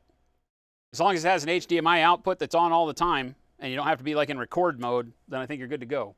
Some cameras, some digital SLRs, and some video cameras have to be in like record mode, and that can cause a lot of heat buildup and stuff. So I know that I don't know which cameras are good for that and not anymore. We've used Canon D650s or something like that, or V650s, and this is a Sony that I'm using now, an A4, A6 thing called A6400.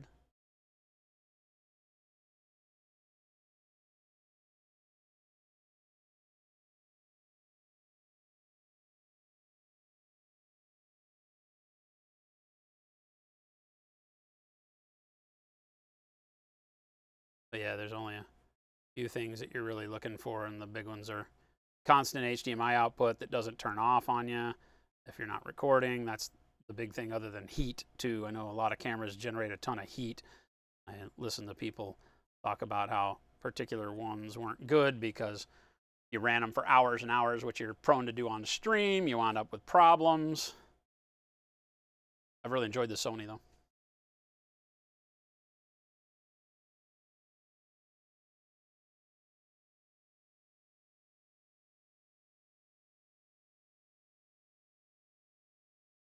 I have not done the other colors on the base, so I need to go back real quick on this base and get my in-between color. I mixed up a bunch of colors, so I mixed like jade and dark blue and got a interim color here so that I could not have to spend a lot of time mixing. I knew I wanted to just be flying through and sketching on this guy.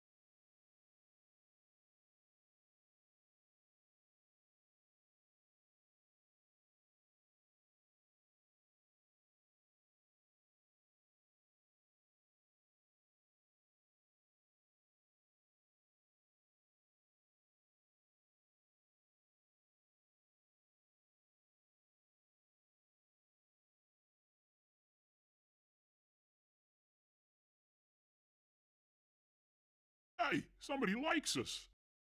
This is a $3,500 camera when I got it years back. Yeah, I've got one of those Nikons that I can't stream with that was ridiculously expensive. Still a great camera. Not usable for what I do now.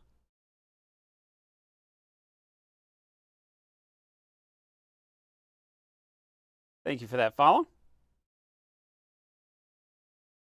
Welcome, welcome, welcome. We are painting Kosmo, the Lost, one of two of our quarterly miniatures that we do for our Mother Loving Paint Party.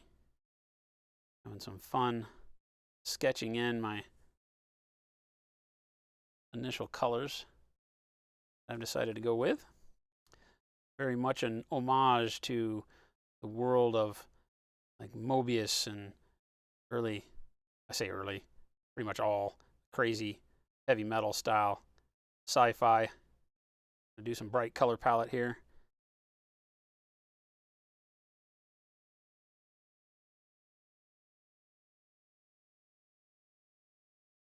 Fun.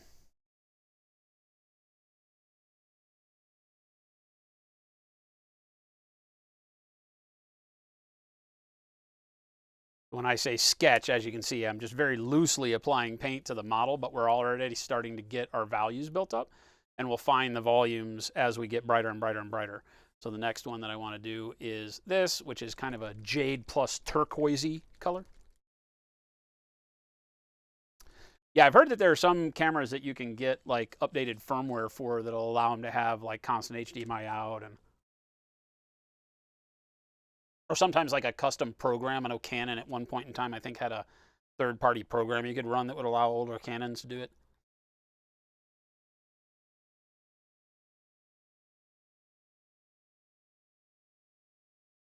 Division ring, I don't think I have a methodology on black leather. I think if there's an old YouTube video. Can't remember. Doesn't ring a bell.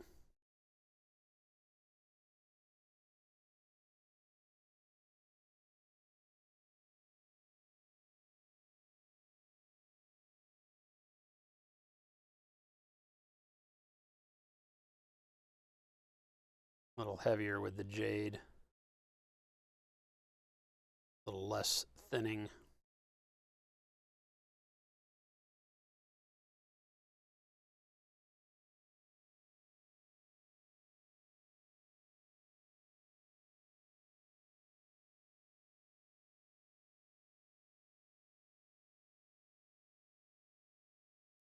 So For black leather, there's a real interesting thing that you can do, which is do it as brown leather, and then use black transparent over it, or like a mix of black and brown transparent over it. But that'll still give it that kind of, you know, earthy underpinning that you may or may not want. So that's my next color. Again, not knowing what you're going for. If you want like pure black leather, then there's just working up through grays to get there is probably your best bet. Remember that the key with black is to not use a whole lot of black and to not over brighten. Right? When we talk about painting white and we say don't use white when you paint white, you get the best white, people's heads explode, but that's the case a lot of the time. The same thing is true of black. Don't use a lot of black. The thing with white is you don't want to go too dark because it starts to turn into gray. And the thing with black is you don't want to go too bright because it turns into gray, right? If you're using grays to highlight your black, which is, you know, a good general rule, you can throw some blues in there, but for leather, typically grays work really well. You just don't want to go too bright because eventually it stops being black and it starts reading visually as gray, either dark or even bright gray, depending. Unless you're doing like shiny leather, patent leather, things like that, then you can get away with a little bit more brightness. But you got to treat it like a reflective surface, much like you were doing non-metallic metal or something like that, right? Here you can see that I'm doing a lot more specific placement of this turquoisey color to catch some of the tops of the folds, find these volumes hiding in there.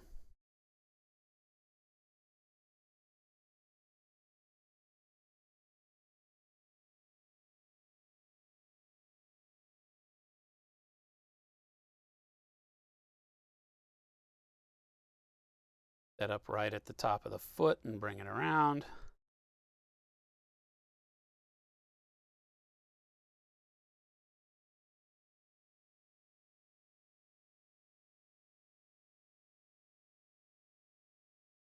Black, brown, and coal black for your first shade, yeah. And you can mix those two together and get really great results. So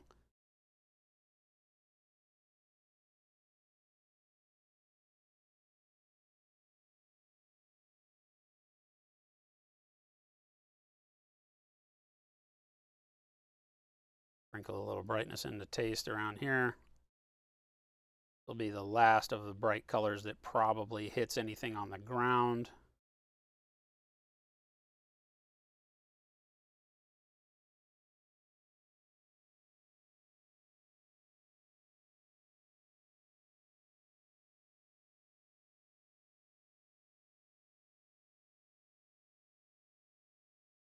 Just to catch that little meteorite hole. A little bit of these chunky landforms around his feet. Kind of stipple, tap the brush along. Already using fairly thin paint, so it's not going to do a whole lot of texture when I throw it down, but it's going to pick those details out and give me the lay of the land a little bit better.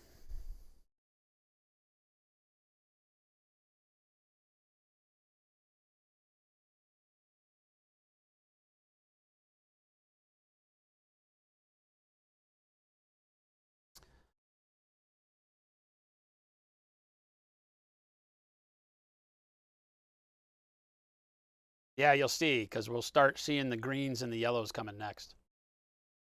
If you're here at the beginning, the palette that I'm using for him is pretty extreme. Right, we're kind of settled in right now. We've seen a lot of these blues and jades is my starting point.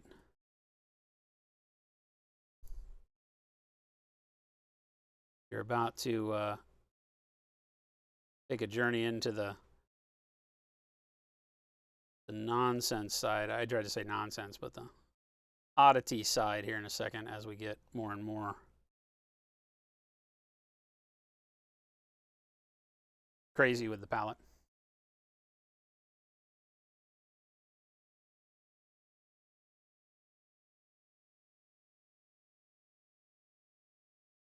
very much painting in a monochromatic fashion right now, even though we're not using just one color, but setting everything up with just these variations on our jade and our dark blue from the beginning.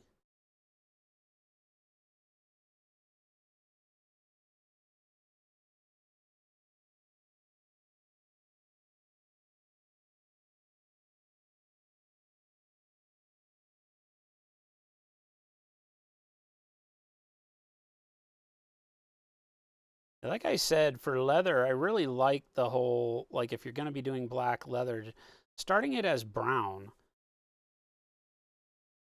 and doing all your textures in the brown at least, and then, you know, going through after the, I don't know, I probably don't go to my highest highlight in the realm of browns. I probably switch over to grays for my high highlights and then hit it with, you know, some black transparent over the top. Maybe add a little, it depends on how black you want it, right? You don't have to use any brown transparent with the black, but you could. It's up to you.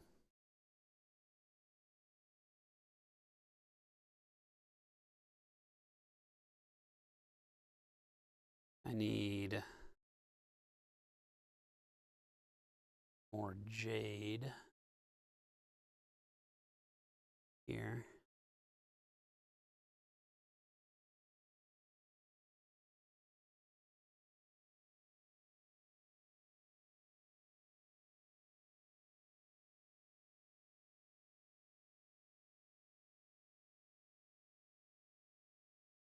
So my bright detailing on these folds doesn't just end abruptly in darkness. One of the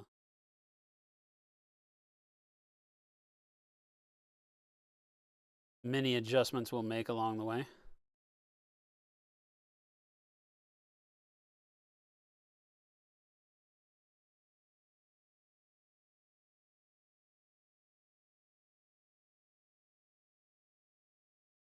Right under here, probably a little bit.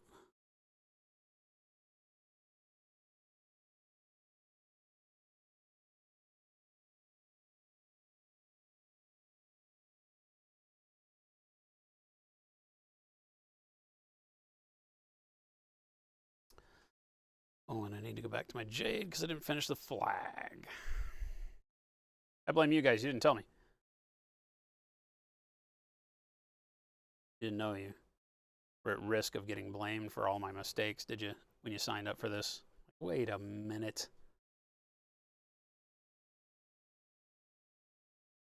You're your own person, Fuse. You got to be responsible for this stuff on your own. Nothing to do with us.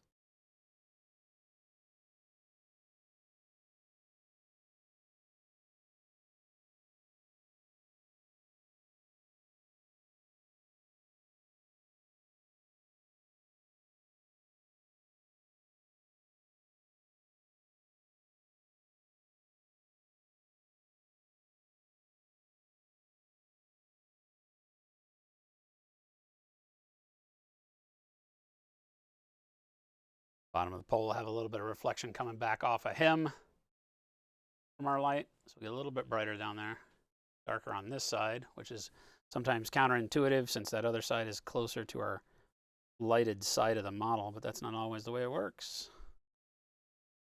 Not always the way it works.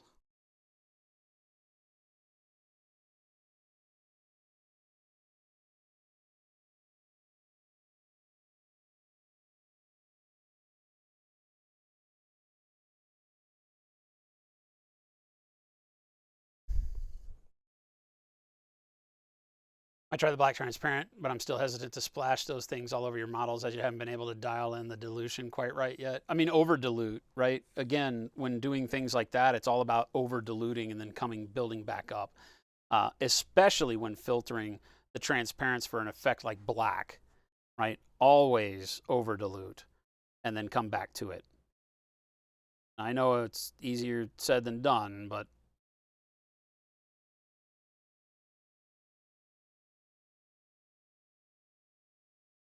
that's where you got to practice.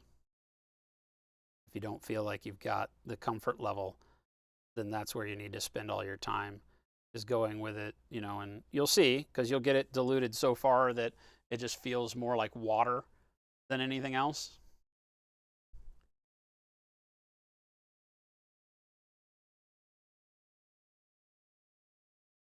And that won't seem right.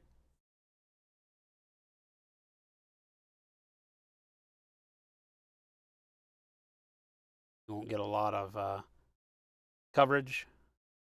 And so you'll know you need to go back in and add a little bit more, but you'll start to see it build up. And as you see that buildup occur, you can just take a step back after each swipe, watch the color cure on the model. I've got 2 kinds of wet in my pants. What's the second kind? Miniature Den, what is going on, my friend? Hello, hello. Hello, crew. Big ol' raid. Let's get some nerds in chat. Miniature Den coming in and dropping off a bunch of nerds Hey, in chat. Somebody likes us. Hello, hello, hello. Welcome, welcome.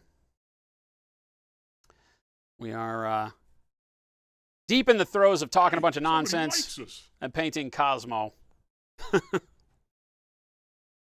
Thank you for the follows. Feel ya. Joe Skynet. Hey, somebody likes us. Crowned Monkey. Thank you, thank you, thank you. What is going on? Hello, everybody. Welcome, welcome, welcome. There's the man himself, Miniatures Den. If you do not know Miniatures Den, go ahead and give him a click. Give him a follow. Wonderful European streamer. Some fantastic painting techniques to be shown off. And a good crowd of people to boot. We are starting in the volume sketching on Kosmo the Lost, one of 2 of our limited edition models. We release 2 limited edition models here at Monument Hobbies every quarter. This quarter's models were Deidre, the Wanderer. The theme of this quarter is Into the Dark. So, woo, insert haunted music now. That work? Sorta? Should have turned the lights off. Anyway. These are our 2 Into the Dark models. We did the studio version for Deidre with her OSL. I designed these models, and then they are sculpted by Lee over at Mini Monster Mayhem. 75 millimeters. We've got her with her torchlight and then her dead side. So these needs some more conditioner and skin ointment or something going on here. So some awesome stuff. These 2 are available over at Exclamation Point Store. You get them there. But Kosmo, we are doing as the design was kind of a homage throwback to those early kind of European sci-fi that you would see in like Metal Hurlant and heavy metal and that kind of stuff. So he's just the cosmonaut, Kosmo the cosmonaut, who somewhere along the line some bad stuff happened to him. So he has regressed or progressed into a more simian state. His ape form has shown up and busted through his mask. So we're telling the story with some really cool colors right now. I'm all in blues and jades, but we are about to move into yellows and oranges. We are going to do some pretty high, exaggerated contrast in color as well as value. So we'll see where it takes us. Should be fun. Should be good. Evangelista, thank you so much for the phone. Didn't even notice she's undead until you turned it. The goal with her was to make sure that it was just a fun model, you know, to really play off of the ability to do OSL. A lot of times for these models, I'm picking, you know, the design so that it makes them just have a cool feature to paint. Sometimes it's as a kind of a tutorial thing. Last quarters were Bingo and Ilther. So Ilther, the Doom of Jeddah. We did Ilther up with his plate metal armor and fur and forearms, kind of a homage to Edgar Rice Burroughs in the John Carter series. And then Bingo, kind of a wasteland, kind of Mad Max meets cyberpunk with Bingo, just as a post-apocalyptic kind of cool thing with some metals and bionics and what have you, and an AK-47. So yeah, all of our models are unique in the sense that they don't really have to portray anything individually, right? They other than the story you want to tell in paint. So they're really made for you as an artist to have some fun. The details, we try to keep the details crisp, but not so overpowering that you feel like if you've never painted a 75 millimeter model, they're not super daunting. You know, they kind of paint themselves is the way we like to talk about it. So, but yeah, the goal with her was to have this dungeoneering. If the kind of hint of this is not quite right over here goes on from this side, but then it's this side that really, our Vegas pool lighting that we did on this side. And just a really cool contrast on this one to give you some room to play and come up. We've seen some people do warmth from the dead side and cold, like witch fire from the torch side, all sorts of really crazy stuff. So love it. And of course now, boom, Kosmo. The models are limited edition, only available during the quarter in which we release them. So these Kosmo and Deidre will be gone at the end of June. On Grunk, what is going on? Sahonai Bitank. Thank you. I probably just butchered your name. But I own it. I own my lack of ability to pronounce all the names on Twitch. So welcome, gang. Bon Grunk, thank you so much for the happy birthday wish. Yesterday was my birthday. We are just kind of taking it how it falls today. I didn't know if I'd be streaming today or not, but we're doing it anyway, man. And we're just going to run with it. Do it. Make it happen. So I just kind of set up a light source here, you know, straight at the top of the pole. So we'll give us a really cool ability to do some shadowing on his arm of the pole. And yeah. We're just layering in all of the cool buildup right now. We're sketching, so a lot of this is going to alter and change and all that great stuff as we go, I'm sure. For now, I'm kind of digging it. PM, how can you send me a drink? You can toast in my honor, friend. I appreciate it. Jen and I went out last night. It is restaurant week here in Phoenix, Arizona, where Monument HQ is located. We are the manufacturers of Pro Acryl paint, if you've ever heard of us. And so our HQ is here in Phoenix, where we make all of our paint and brushes. And we went out to restaurant week last night and had an amazing steak dinner. Not gonna lie, we don't get a chance to do that very often. But restaurant week was really cool. It's like, I don't know if you have that wherever you're at, right? But it's a lot of restaurants, and in a certain area, it's Arizona, I guess, restaurant week. They do it all over the state. And a bunch of restaurants that we would not normally ever get an opportunity to go to do, like, I think across the board, and babe, you can correct me, isn't it $44? So they do a deal where at these very high-end restaurants, it's $44. What's that? Oh, and some of them are 33 per person. Oh, and some of them are 44 per couple. This one was $44 a piece, which was a lot, but for a steak dinner, I mean, I think the steaks themselves normally were priced like $50. I was like, oh my God. When we got the menu, I was like, are you kidding me? Not our kind of dining, but it was a lot of fun. We have had a great blast. I'm not and I don't mean this to be a downer, I'm just not one that really cares about my birthday much. Not in a negative way. I just, you know, I enjoy every day, so the fact that I get to have a special day, what? But we had a lot of fun, and I appreciate all the birthday wishes we got over on the social medias. Always a blast to go through and read everybody's messages, notes, silly memes. Silly memes. No, it wasn't Durant's. It was called Buck and Ryder.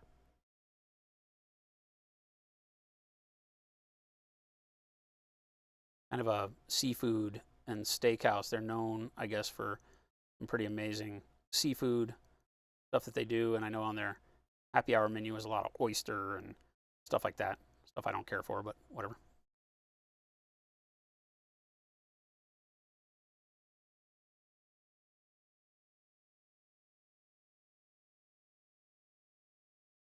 And just real rough sketching in of light. I'll be chasing my shadows backwards and building my midtones up as I go. As we go with brighter and brighter colors, I will have to find a landing spot for those. And if I decide I want to put more of a color on, then I've got to adjust the color I put on before it. You get the drift. Welcome to the wonderful world of figuring it out as you go.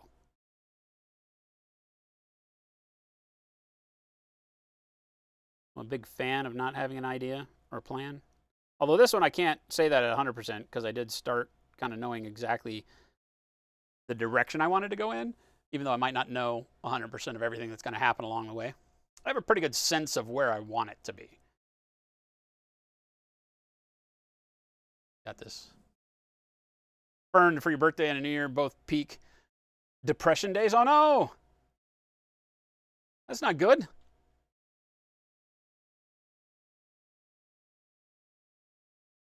As you handed me my 51st birthday card yesterday, I wiped a tear from his eye and said, you know, one would have been enough. Oh my God. Tell, you got me. Consider that my gift to you. That is actually a really good one. As I handed him his 51st birthday card, he said, you know, one would have been plenty. I didn't really need the 51 birthday cards, Tell, but thanks. Thanks. I get it. I get it. Always a joke. Always a pleaser. Folks, that's Telemachus in chat.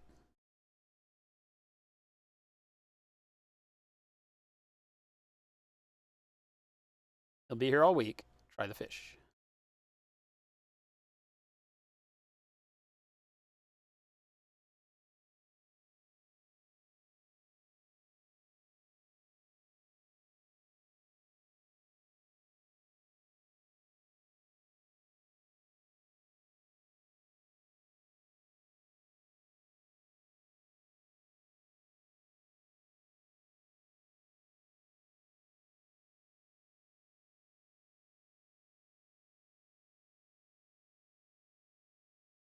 Not as worried about the particulars of the base.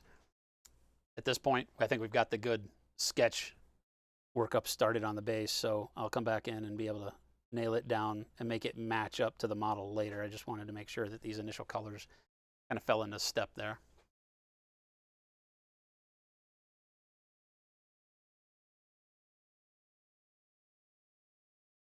Pragmatic Shark, don't egg him on. Don't laugh. He'll keep doing it. He'll keep doing it, damn it. Hope everybody had a wonderful weekend. I'm never sure who is recognizing holidays at the same time we are, but here in the States it is Memorial Day as it is observed today.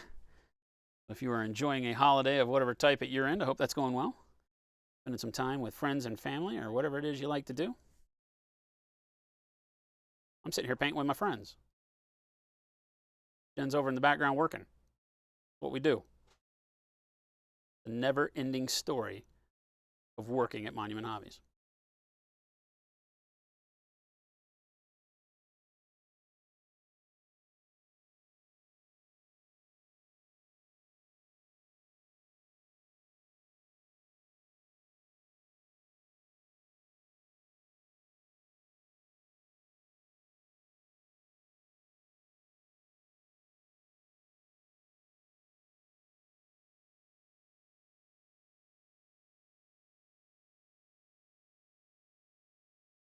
Miniature Monster, how do you like Arizona? You're talking about moving down there from Minnesota? Oh, heck yeah.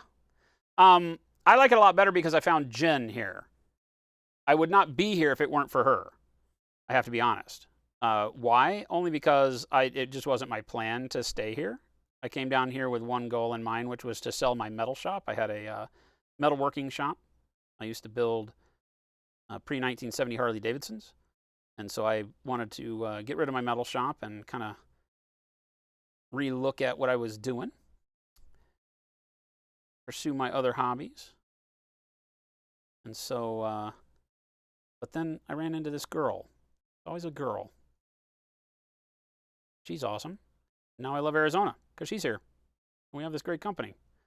And if you like the hobby, you should move down here because you can hobby with us. Seems like the best idea ever, right? We should be on the Arizona Marketing Commission for luring people down to the valley. Do you like miniature painting? We've got you covered. Again, I am painting right now with it's a mix of jade and turquoise from our line.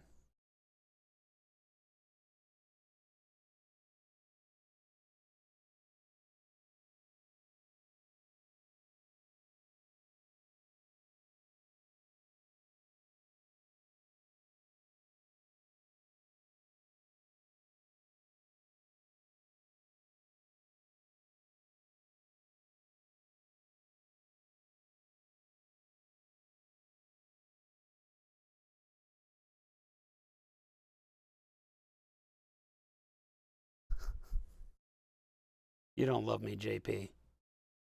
Not really.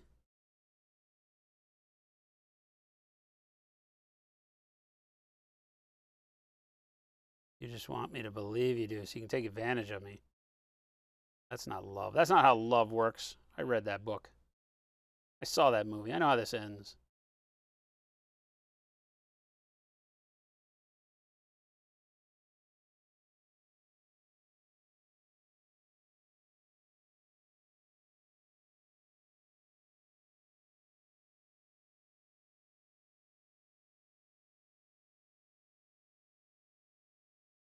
Make it down to Hobby with us on Friday or Saturday. Awesome. And we have Friday night game and hobby night, and Saturday. Those are going to be opening up and including Wednesdays again starting next week as we begin our Warhammer 40,000 Crusade campaign. We'll have more and more dates opening up where you can come and troll us in person.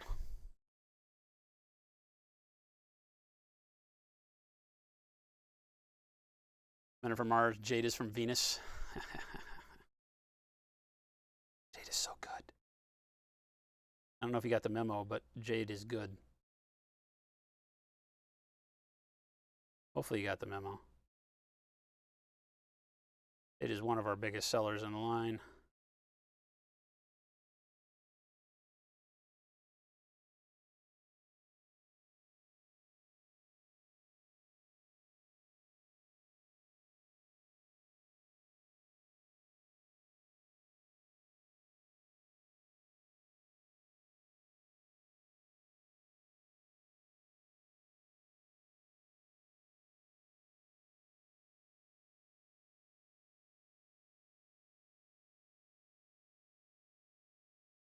I may have, as I'm looking at this, I may have pulled my darkness a little far forward. We'll see as we start adding in the oranges and the yellows. So I may be coming back and adjusting all of these jades back into shadow a little bit. I'm going to start preempting that now, this turquoisey color, driving it a little bit further back than I intended. I can kind of start getting a visual for where my other colors are going to land. Hey, somebody likes And us. I feel like they may be snuck a little bit far up for where I want them to be. Cushman, what is going on? Guys and gals for the follow. Mucho apreciado. Again, if you're new here, we are Monument Hobbies. We manufacture our own line of paints that you'll see me using here, our brushes that you also see me using here. All sorts of great hobby supplies available over on our store. For those of you that are over in Europe, we got big news coming up in the next month where we finally have gotten a European distributor lined up ever since Brexit. Our distributor over in the UK, Element Games, got it rough trying to keep you guys happy with product in the EU because of all the nonsense going on with VAT and excessive delivery fees and handling and good God, whatever they're doing. Hopefully, all that will start to be a thing of the past here pretty soon.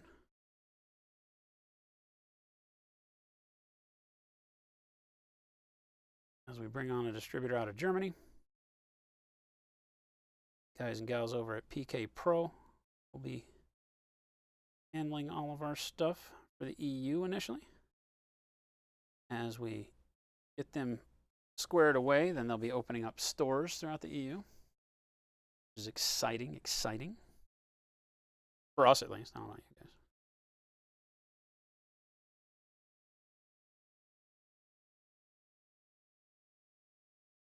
A lot of people that love our paints over there, but have, since Brexit stuff came down the pike, have had a hard time getting it.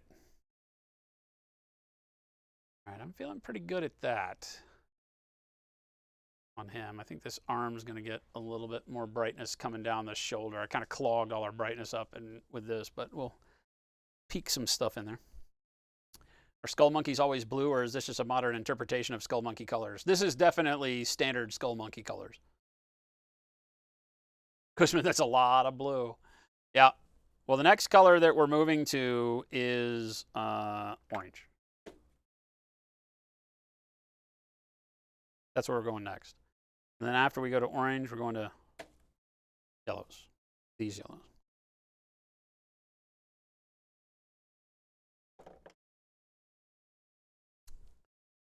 Hold on to your seats.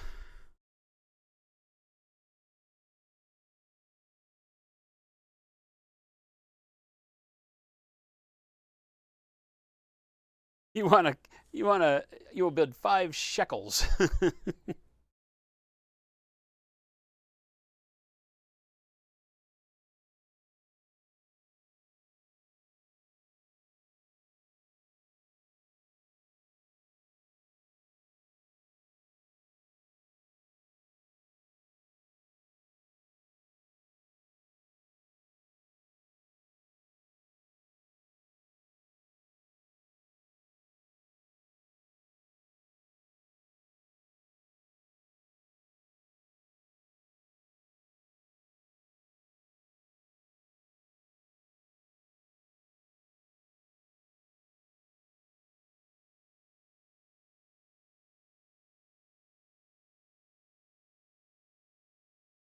What is more valuable in this life, money or time? Well, but what good does your time do me, right? If you can find a way to make your time equal in value to my time for me, I know it's equal in value to your time for you. That's not how this works, man. If you're going to trade me time, I got to be able to use it for something, right? Otherwise, money's more valuable. Just the unfortunate woes of the world, right?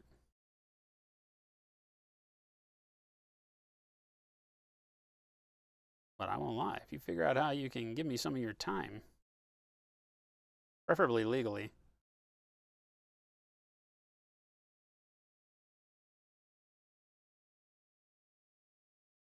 lay the brush over on its side here and catch some of these ribs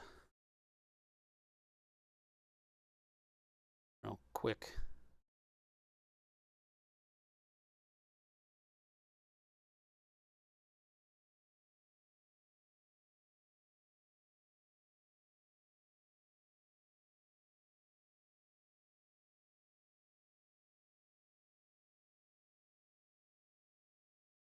You can always steal more money. Time's always more important. Yeah, but if it's somebody else's time, it's hard to get it transferred to you. There was a movie I saw that had that, where you could like bump your arms together and get somebody's time or steal it from them or something. I have Chex Mix if anybody wants some here. Dig in.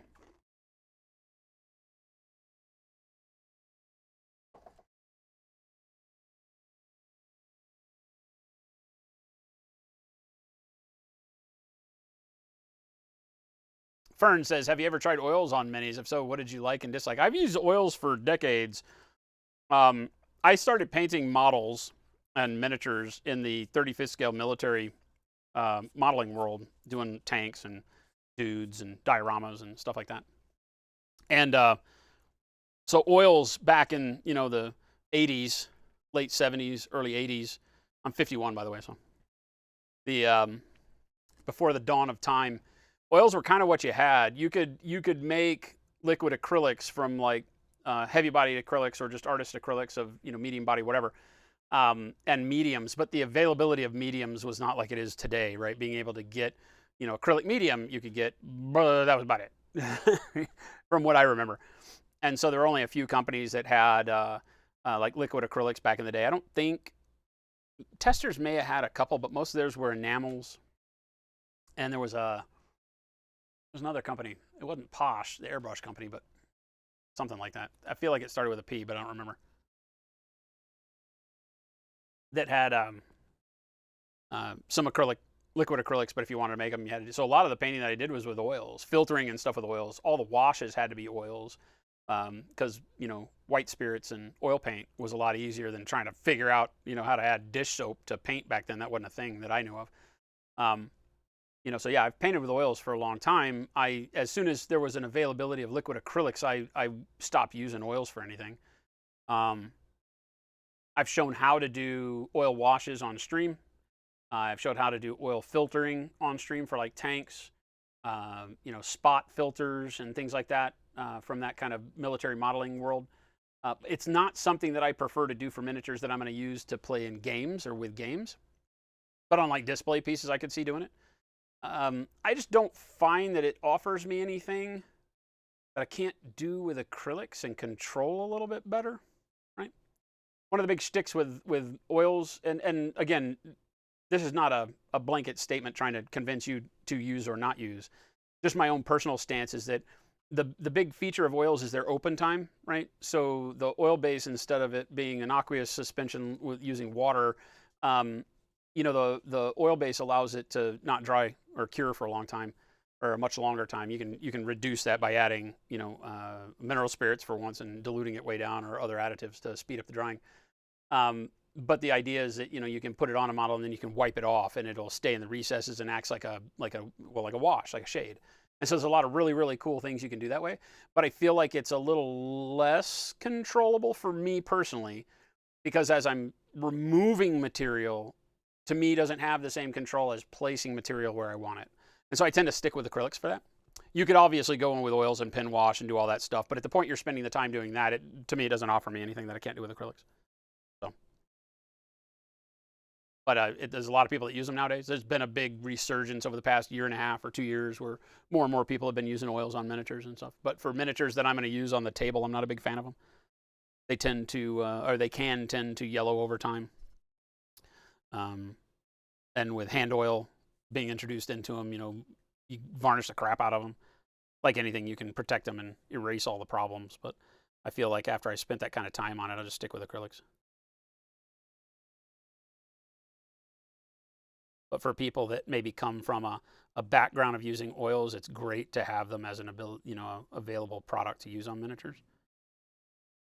You're not going to find a better way to mix colors on the model than oils.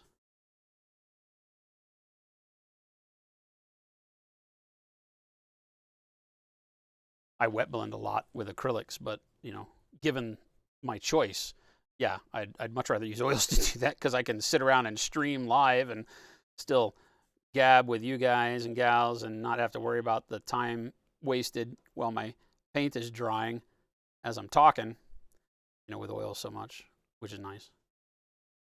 But again, it's just for the mess of cleanup and all that stuff, it's not worth it.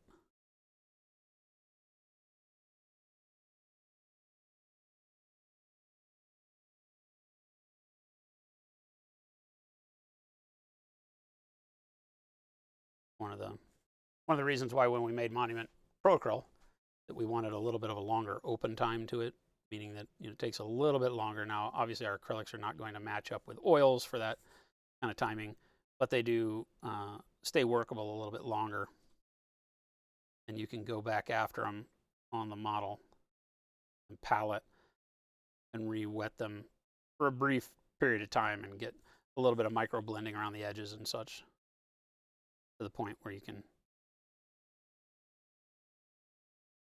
kind of, I won't say the benefit of both worlds. It would be silly to say that an acrylic can give you what an oil can, but hopefully that makes some sense.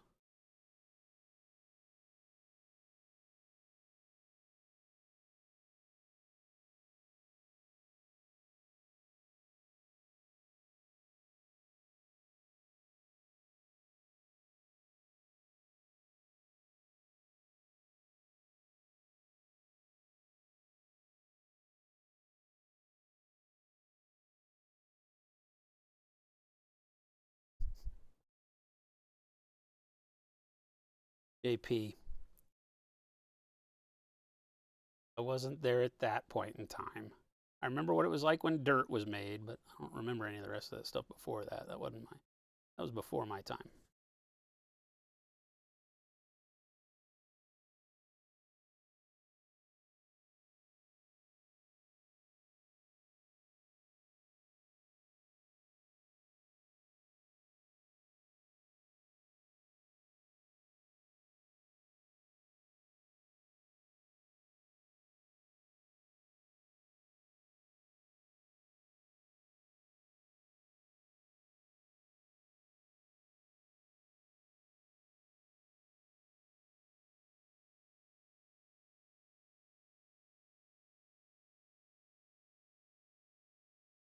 Very thin paint here so that I can just kind of let it layer onto its own on that pole.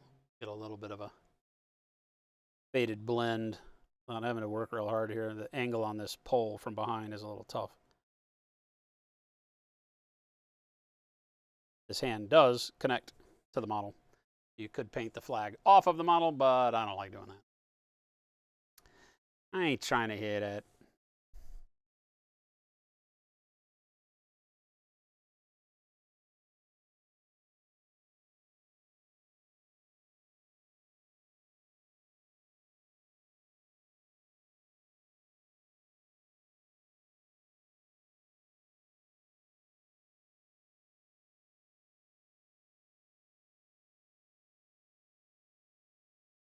All right, let's start playing. Oh, I got to do the flag a little bit, huh?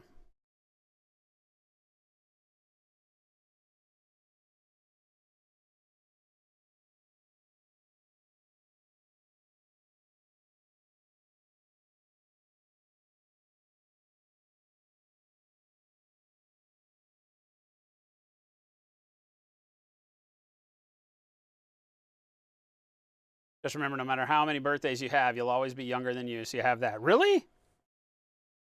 You're older than me? I get to be the young one, chat. Yes! Flying Monkey Paints, my new favorite person on the planet.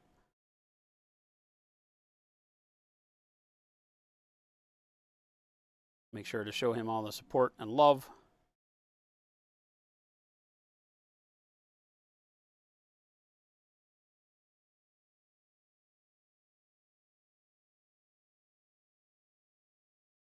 Sorry. Forget this guy. When I start working on the flag, he's super tall. Super tall. 54. Awesome. Someday we will sit around and commiserate in the old man painting squad.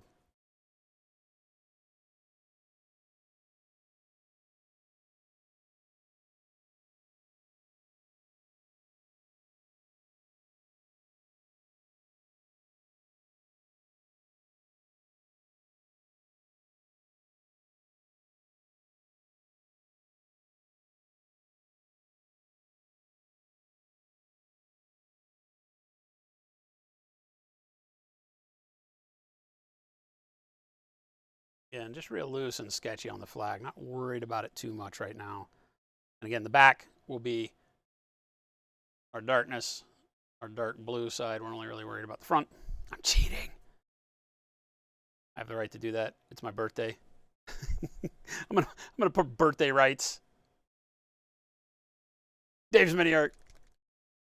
Now I'm forced to respect you as my elder. Wait a minute. I didn't sign up for this. I'm gonna eat some Chex Mix. You can't tell me not to.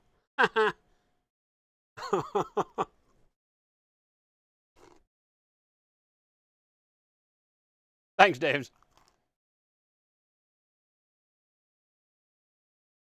The old man painting crew is here. Beelzebub says, don't act like you can't work that pole. Work it, baby, work it.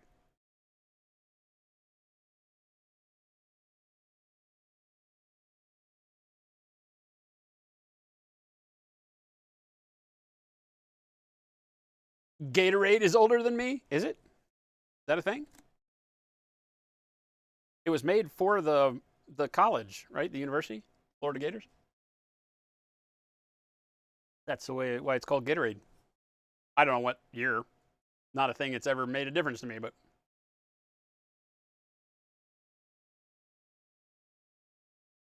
oh yeah, Evangelista Lake Monument. Jen said, if you're here local, we'd love to see you. Just hit me up in the Discord. I'll give you the locals tag, or Jen can, or one of us can. Jen's like, I don't know how to do that. I can teach Jen. We are doing a Warhammer 40K Crusade, kind of a pseudo RPG 4X style Crusade campaign using the 40K Crusade rules and our own home-baked rule set for map and resource gathering and what that turns into and stuff like that. And there's a whole story that I have written in the background that's going to go around. It'll be a 2 or 3 month long thing here, so should be a lot of fun.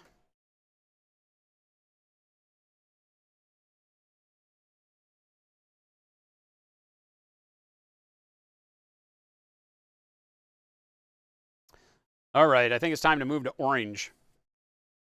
I think that's what time it is, friends. Friends, am I green first? Here's the hard part: is I think I gotta move to green first and then orange. So let's do this. This is actually next. I mixed up all these colors. I have a plan. I have a plan. I never paint with a plan, so this has completely got me off my normal painting method here. I'm like usually like, what do you want to see next? Let's do that. That'll be fun. Here, I'm gonna switch to a number 4. I've been using a number 6, big ass number 6 brush. We're gonna switch to a number 4 now and start bringing in some greens real quick, a little bit. Grab some of that seafoam greeny, color out all the jades that we've been doing.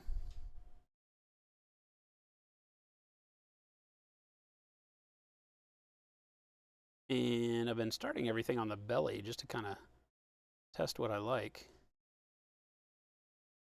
Oh yeah, that'll work.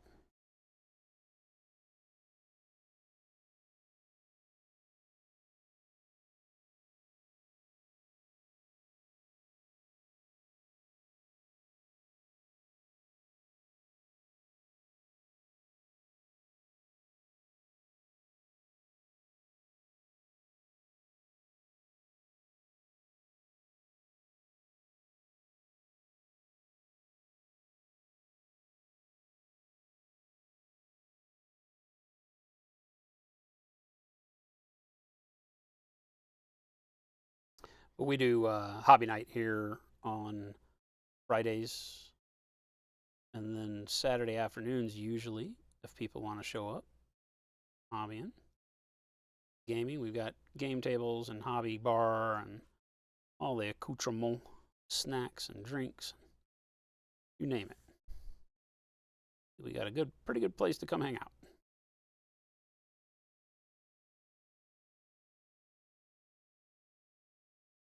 Very low pressure kind of hobby scenario that we've got over here. If we can ever get people back to some sort of normal, really built out to be a classroom as well, so that we can have up to 20 people in here for classes. See if we can't get Miniatures Den over here. Sam Lenz, myself, a bunch of people that we can pull in and start doing classes. Caleb and the CK Studios gang. As convention season kicks back up a notch, it'll allow us to have more and more people venture out of their house and hang out with us.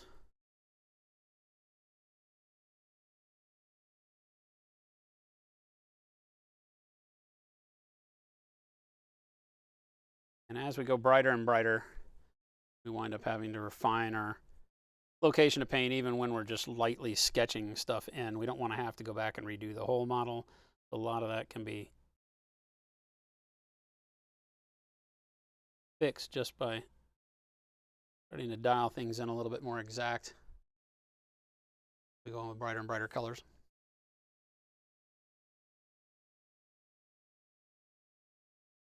Yeah, I'm not going to tell moderator anything. Kidding me? Are you kidding me? It's not how the world works.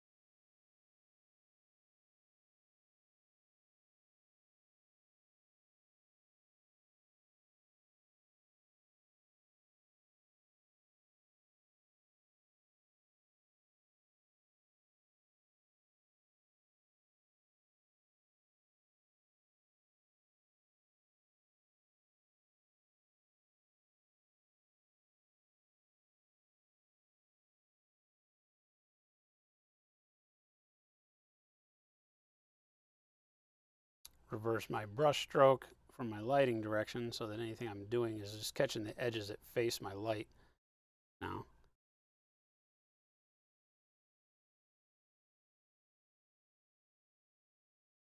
I like that a lot. I done mixed the right colors, gang. About an hour before stream and made sure I didn't have to worry about my colors too much. Didn't want to spend a lot of time going through and doing this haphazard kind of spur of the moment sketching. Sometimes gets bogged down in the creative steps if you don't have, the ability to pick up the color when you need it. I just went and made all the colors.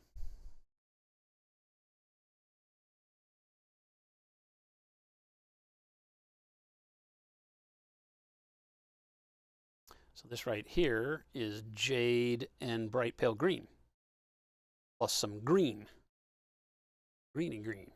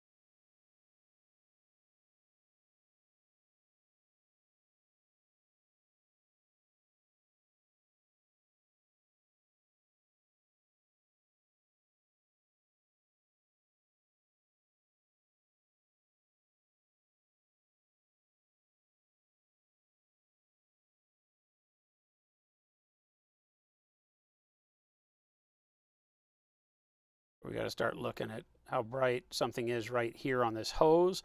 Then I would have that same brightness on this area above it as well, assuming there wasn't anything to block it from our light source. It's helped me define my values correctly. Hey, somebody likes us.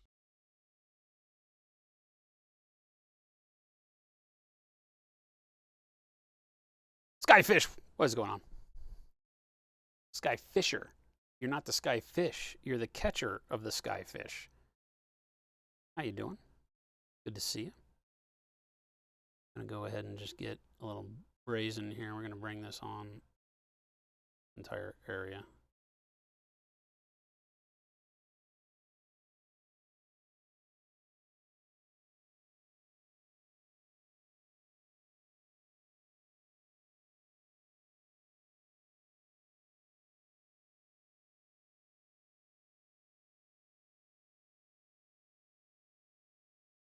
Again, use these colors very thin. That way I get the air quotes blending that I want without having to worry too much about the fact that I'm not wet blending, right? This is dry over dry.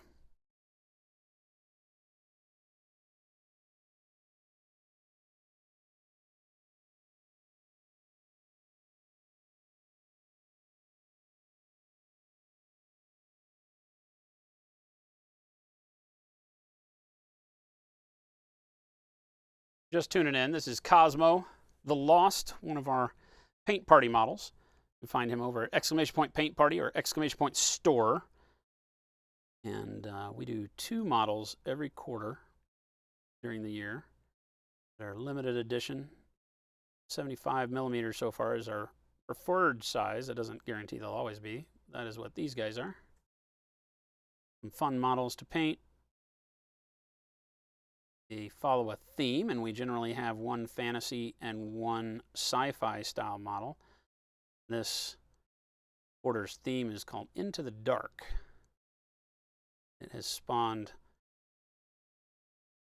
good old Kosmo here, as well as Deidre, the Wanderer, who we have painted the studio version live on stream last month.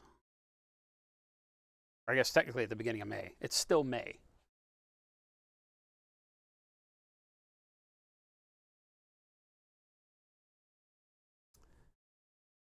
Skyfisher says, is it going to be white and blue in the end? No, it's going to be the colors that you haven't seen. Here's the palette. I'll pull the whole palette out so you guys can see.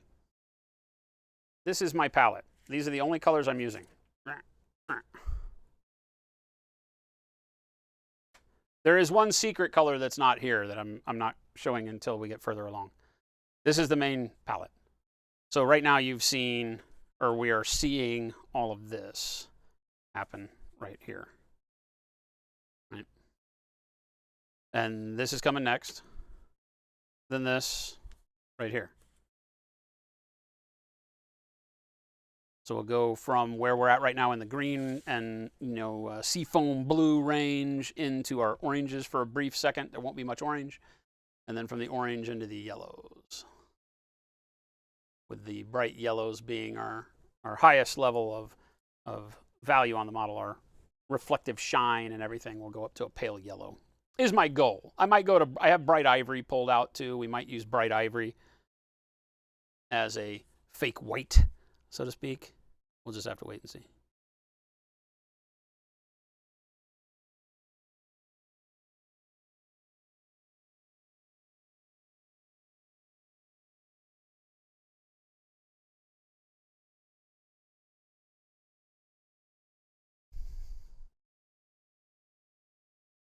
I don't know. Maybe it is. Maybe it is our moon.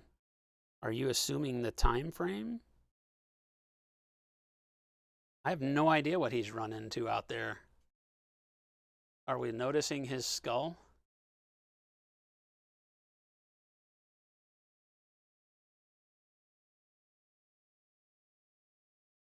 Mr. Grumpy said you thought you were the oldest watching. I always forget you're older than I am too. Look at me. I'm the young guy here. I'm just a baby, says Jen.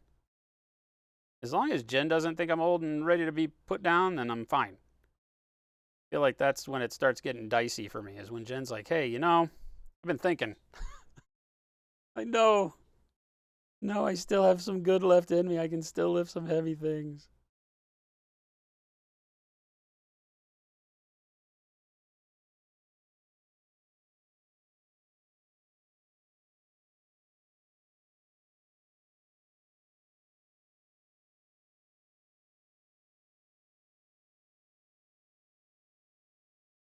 Skyfisher says you're only 40, so I'm older than you. Great. Thanks for ruining the immersion.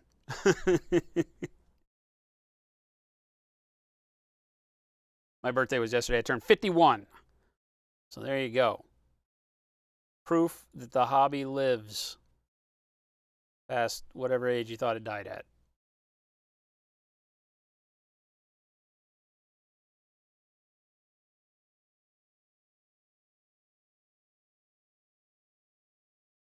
I'm going to go ahead and do all of this in this green. There's no need for any other color to reach back in there, I don't think. This is our angle of lighting. Somewhere along in this range.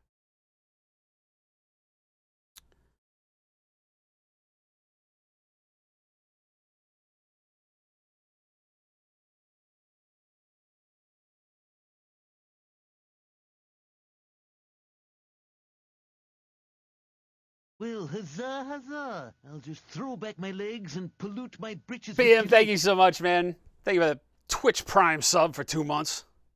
Stanley Baker says, I've been watching your VODs lately. Curious if you're thinning your paints or just going out of the pot.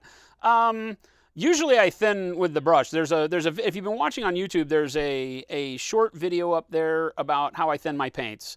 It might be called thinning for glazing or something like that. It's kind of a broad term on that video. It's not always just for glazing. But yeah, I typically am using some amount of water on my brush. Like right now, I would call it kind of mid-thin. That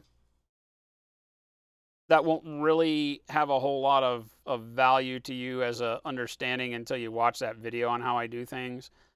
I typically use the water in the brush, so that means that each brush is going to have a different amount of thinning it can do at any given time, because a larger belly brush like a 6 that I've been using all day holds a lot more water than a 4 that I'm using now. So, but generally I will go into my water. I just use a big thing of dirty tap water.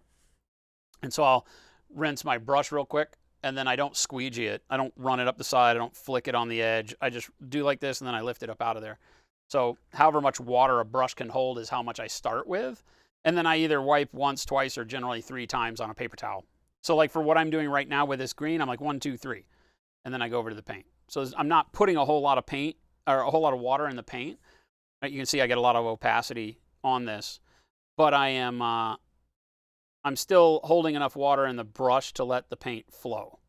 So when I touch the model, I'm not getting big pools of paint anywhere, but I'm getting pretty good opacity. But yeah, I generally am thinning all the time to some stage, but it's hard to say, what that is because I change it for every application of this color on this model. It could change.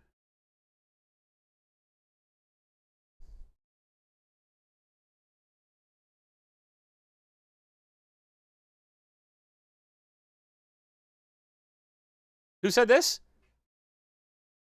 Milford says, seriously, you look much older. It must be the beard. I'm all gray. So my backwards hat didn't make me look younger today. Damn it. I try to act like the cool kids. Yeah, exactly.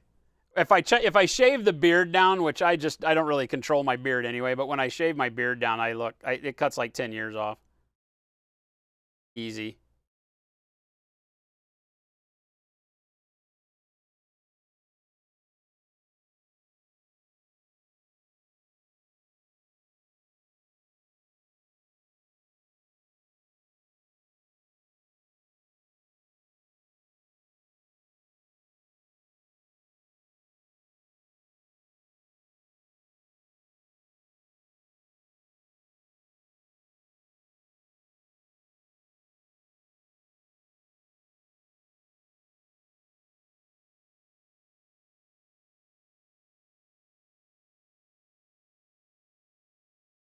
Started with MTG when you were 14. Shortly after that, discovered Warhammer, never looked back. Sub minifan for nice. Skyfisher, nice.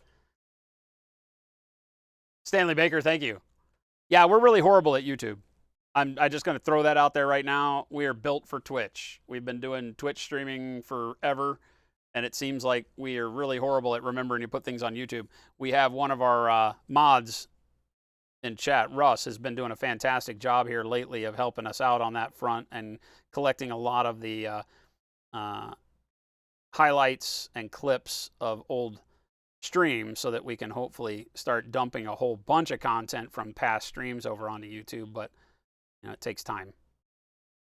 But yeah, I've always said, well, I guess I could say I've always lied and said that we're going to get better at putting content on YouTube, and then we never do. We're a manufacturer, so for those of you that are new, you'll hear me say it all the time. We make all of the brushes and paints you see us use on stream are our own. The Pro Acryl line of paints, that's us, Monument Hobbies. And so as a manufacturer, you can imagine we spend a tremendous amount of time during the day just getting our goods made and out the door. And then we love to come and paint with you guys and gals. But the stuff that happens after we stream is all manufacturing. It's all run the business stuff. And then the part of run the business that is, hey, this content sure would be good to save, always seems to take a back seat to everything else. So not a good excuse, but it's the only one I got.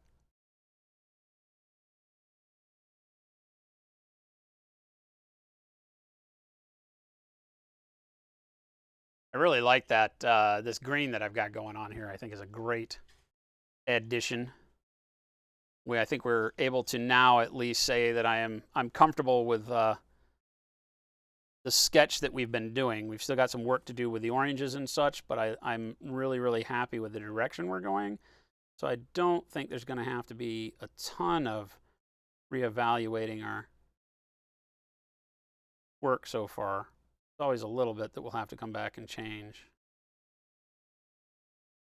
But I'm really happy with what I'm getting from the model right now. I'm even very happy with all of the sketchy textures. This sculpt is really good for that.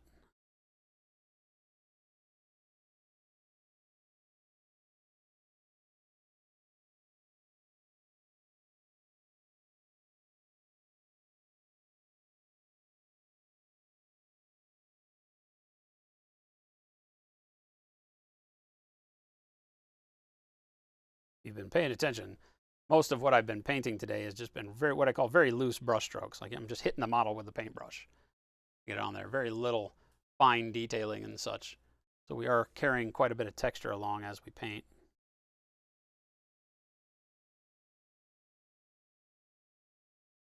We'll come back and smooth some of that out, but I'm really liking it. I don't know that we really have to. May just, if all the colors work the way we want to, we'll just let the color do the job for us, and the messiness of the paint job can be the charm. Spend so much time painting nice and neat. Nice to let your hair down every now and then. Be like, nah, screw that. Paint messy. I'm the king of telling you that color generally doesn't matter, but color can be a huge help for you. When you want to do something stylized, I'm going to go ahead and just fill a lot of this in.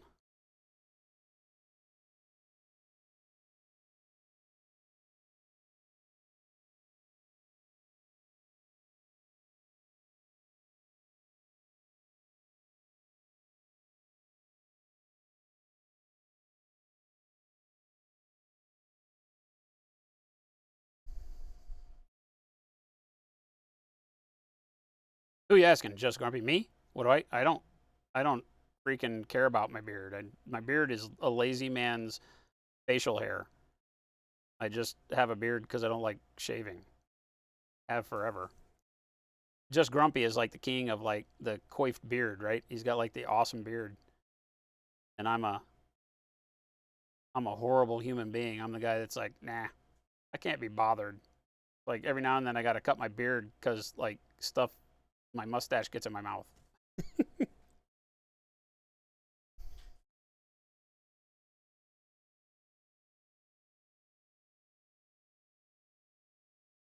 This is another study in OSL ultimately, but I'm showing in this model how the OSL is the paint scheme, right? So the whole thing, like when we did the work on Deidre, grab her real quick, the other model for this quarters paint party, right? When we painted her more like a normal model, and then we applied the OSL over the top of all of those colors. We did brighten those colors as we went so that they would accept the transparent paint and become, you know, the color of the flame as we needed it, right? But we typically just kind of laid that over at the end. We didn't paint the model in yellows and oranges and such. We just painted the model in normal colors, right? And then we did I have a thing for Jade this month.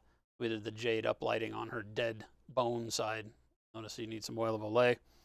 And we added all that at the end. Whereas this model is basically the whole model is the OSL, right? The feature of the light, the contrast of the cool blues and jades versus what will be the really warm colors over the top is all we're doing. And so from start to finish, this model is simply a study in lighting.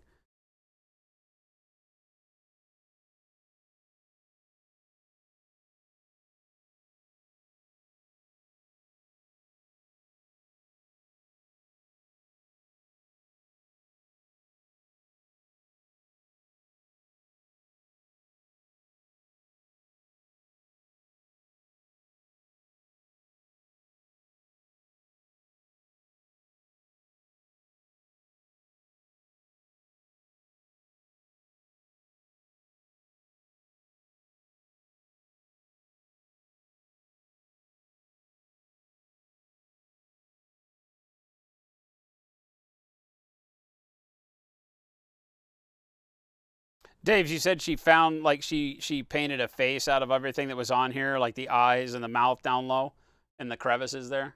I could see that.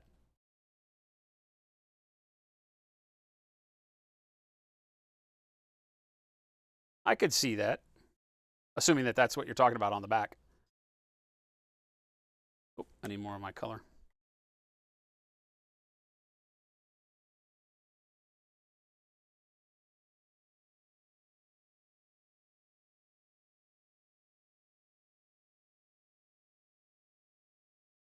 Like I said, I'm just streaming today. We normally quit at 2 on Mondays, but I'm going until I'm not having fun anymore, so you guys are stuck with me.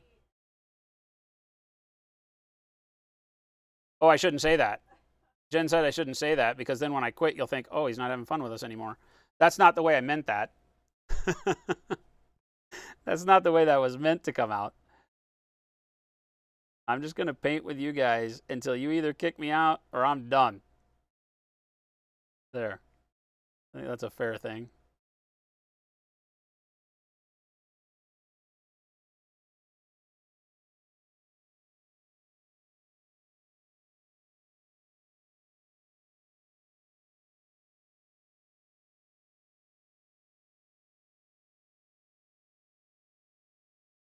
My chat is doing that herky-jerky thing. Have I been missing messages? What's the last message on your screen, babe?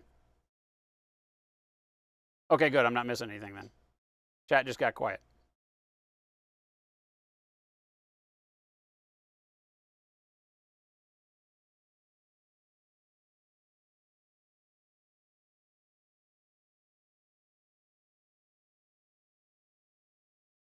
Twitch chat has been doing herky-jerky stuff. I don't trust it. As far as I can kick it.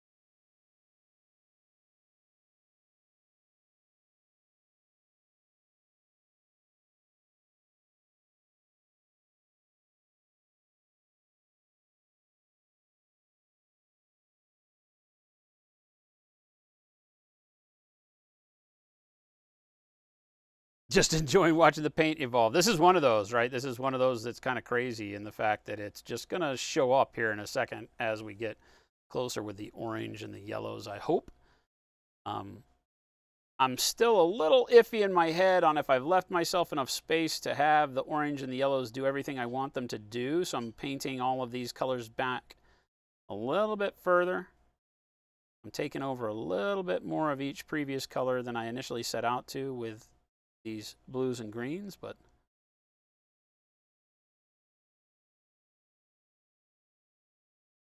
should be okay. I'm still being able to see all the colors that I've used. I'm just not, because I'm narrowing down the band of space that I can put my next color on every time. And my oranges are going to want to be a little bit bigger than this so that then my yellows jump in and we get enough of these colors to really perform the action and not have the model look too overly blue at the end of the day. The brightest contrast that you find on the model will be what the eye generally discerns as the color of the model. So we're going to be pretty good with all that. The yellows and the oranges are going to be nice and right up front and center.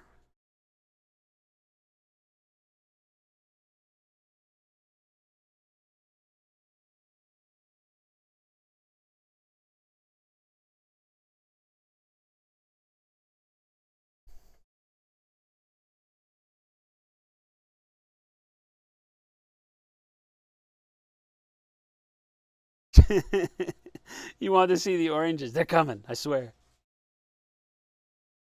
I swear.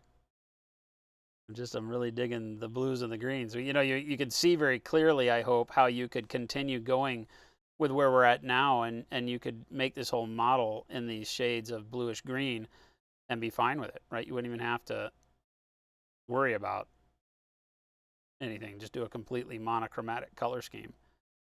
But in our case, the other colors that we're going to burn in here are going to be really cool. Cross his fingers.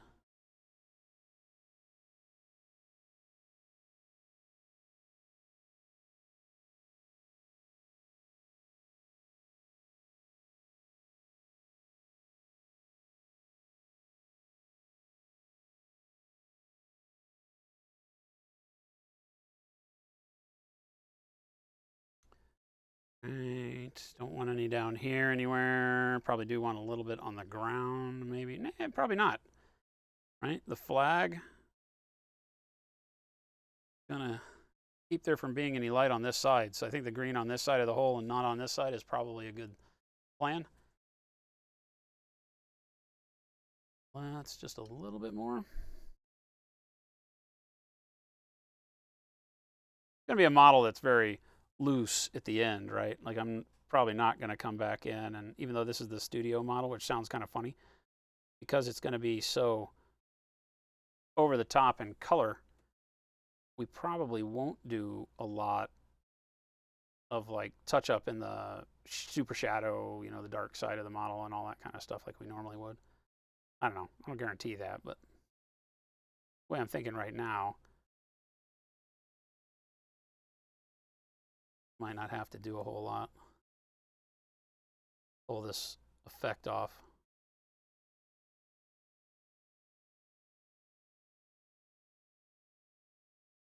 Well, huzzah, huzzah! I'll just throw back my legs and pollute my britches with delight. Who dat? Who dat? Number 147, what is going on? 35 freaking months, man. Thank you, thank you, thank you.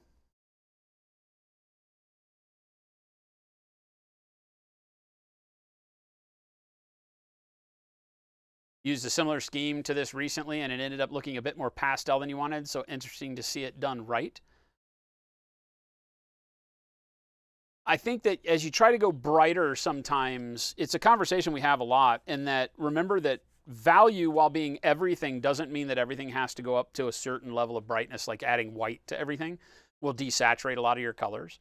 We're not really bright here, right? The brightest color we've used is this, right? So if you think in terms of how bright this color is versus white, I mean, it's not. Like, this is a 5, you know, but it will become, you know, easily, like if our brightest color is this at the end, that's a lot brighter, right? But it's still not white, right? So this is maybe a 3 or something, right? Or if white's a 10, then this is like a 8, right? But on this model, given the staging of darkness versus brightness, it allows us to go and have a bunch of contrast still from dark to bright. Our values will look good, but we've never had to desaturate our colors. What happens to a lot of people in their thought process is they keep adding brighter colors. Like you might add, you know, bright ivory or white to a color to make a brighter version of it, and it desaturates the color. And yes, it's brighter, but it's not vibrant. And so understanding the difference between those. So this model is all realizing how it's going against the darkest color, which in this case is our dark blue, and then applying, you know, brighter versions of color to that. And you're getting a lot of contrast just in the application rather than, you know, having to go super, super bright. Like, I don't even think I'm going to use the bright pale green. I had it on the table, but I don't think I'm even going to use it. We might bring this back and use it to do final highlights in the areas that don't get orange, you know, like down on the leg and stuff. But I'm going to put that to the side. We're not even going to use that. But now. But yeah, that's the pitfall that you have to watch for. That's where things start getting too desaturated, too pastel, right? White will do that.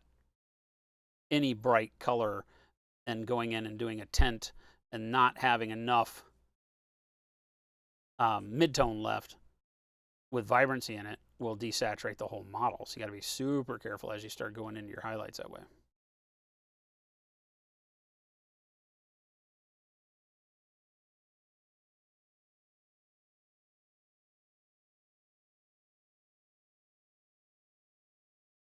Now here I've driven this bright color into my dark color, and I've overtaken all of my jade. So I need to go back and get jade in here, right? So this bright color right now that I'm applying is sitting against this color. And that's too much contrast in that area. It starts making the fabric. You can see the texture of the brush stroke too much.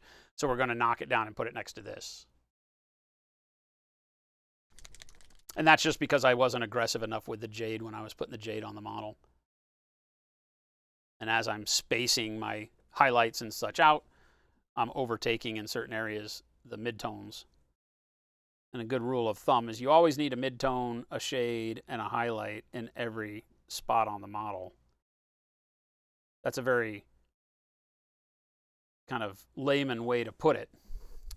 But it's the truth, right? You need to have every part of the model has a good representation of its shadows, its midtones, and its highlights, so that you can have all of the textures and contrast and everything. Now, there are effects that would overpower that, obviously. You know, like big, bright, shiny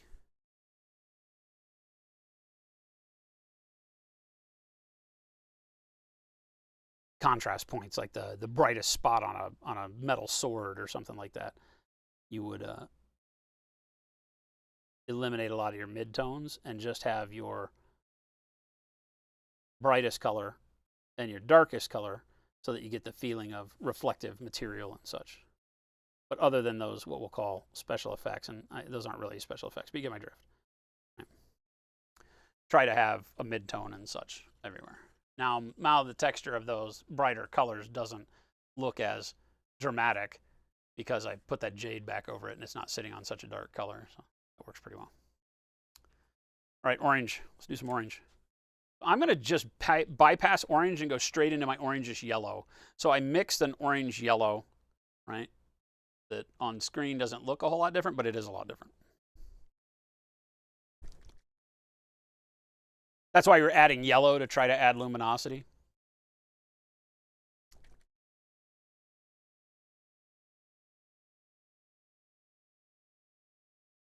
Yeah, and sometimes you can get away with that and it works really well. Other times, again, right, you just kind of get lost.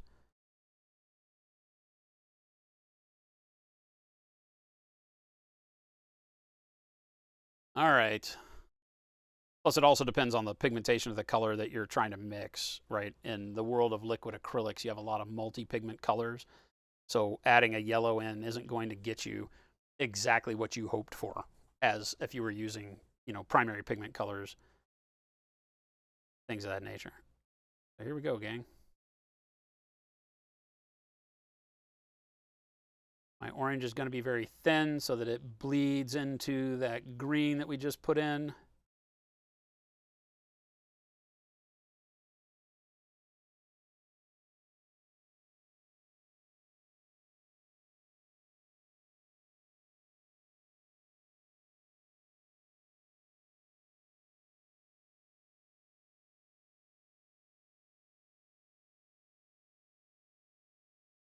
This pyrrole orange pigment that we use is a primary pigment. It's a single pigment orange. It's already very translucent as a starting point. So you don't have to thin it much to get this to work. So you'll notice that I'll be able to come back to my palette more and more quickly and layer up, as opposed to having to go and add more water to my brush and such. A little bit right in here. Get my zoom exactly the way I want it.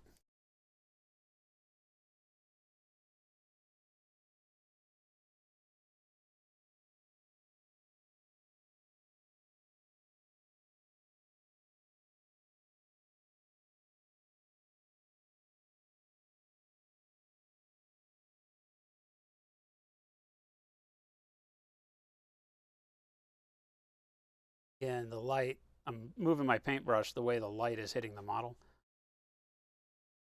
as close as you can. Change as I rotate through these areas.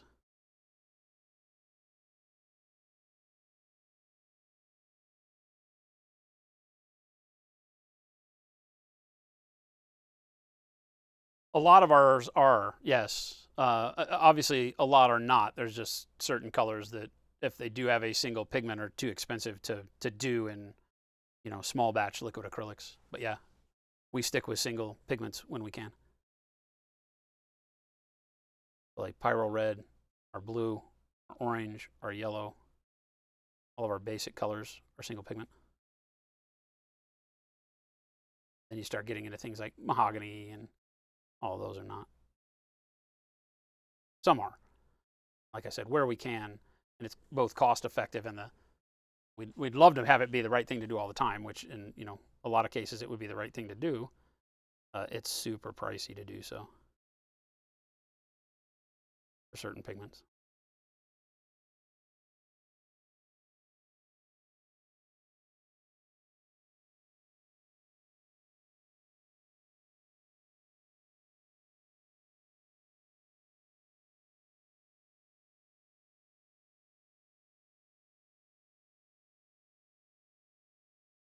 Gotta be careful. I'm so used to the rest of these colors. I've been so used to going through and adding so much water to the brush. I can't really do that now. So I have this brightness of the orange along here, which means I'm going to need to carry a little bit at least into this area below the belly panel. And not taking over my green too much. And I just get to figure out how much I want to eliminate as I work downward.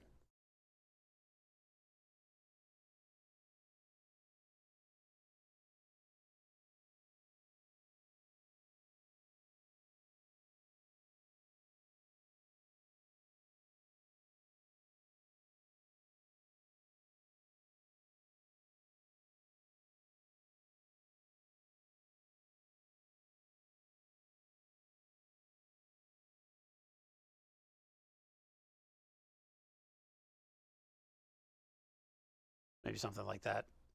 Just have it kind of tail off to nothing, using the thinness of the paint to pull that together. Again, looking at our lighting angle and knowing that my orange wouldn't really reach down too far. Now I'm going to bring it down to the toe a little bit, because the toe kind of pooches out, and I've got this reflective moonscape going on here. We only want a little out here.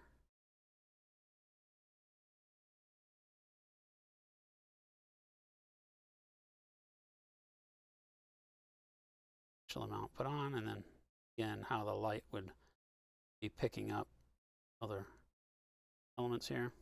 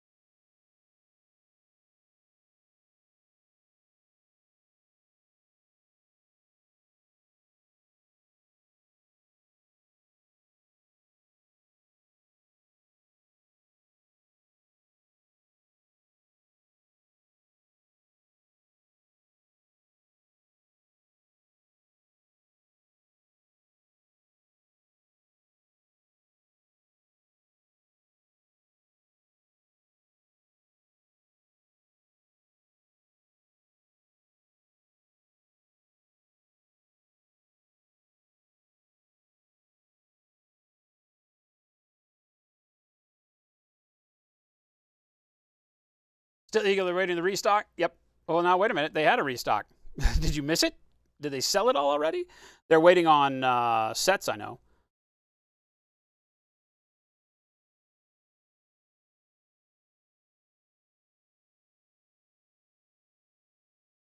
We should be getting them sets in the next couple weeks.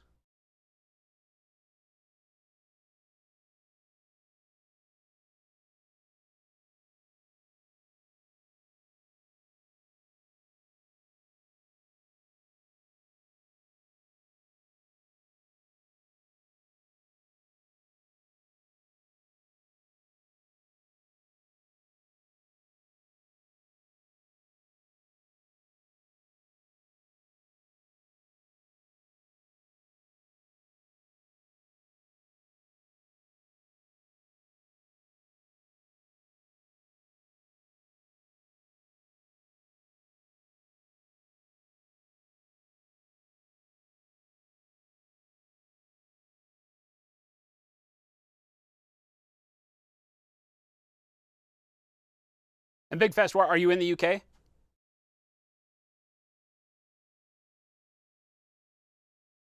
As we also announced just a little bit earlier that we are also looking at this next month, not only a restock for Element for the sets and hopefully other stuff that they're out of, but Also, our European distributors should see their first order arrive. For those of you that maybe looking at how far down my orange carries on each leg. Right. Stand to have a little bit on this foot, perhaps.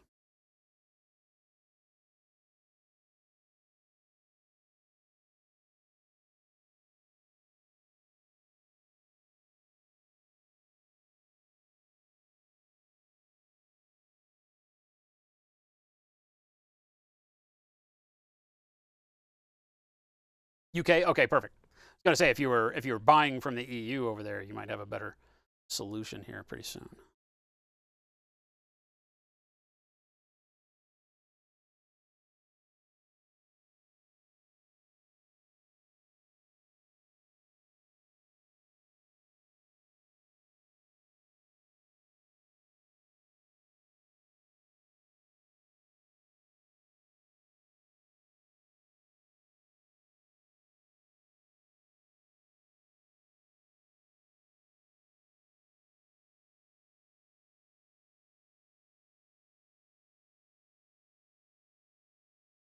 Starts looking like we're painting verdigreed copper in these areas to some extent.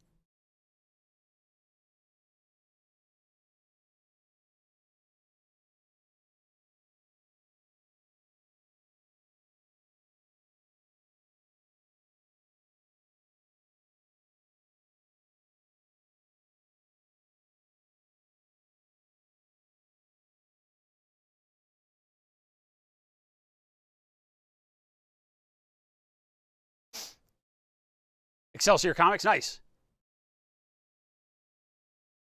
Element is our distributor, so you can order directly through them. If you contact them and set up with them, they will open you up as a store. I say they will, if they have product. I can't make that determination for them, or however their relationships go with their various storefronts. But yes, Element will set you up. At least start having the conversation with those guys.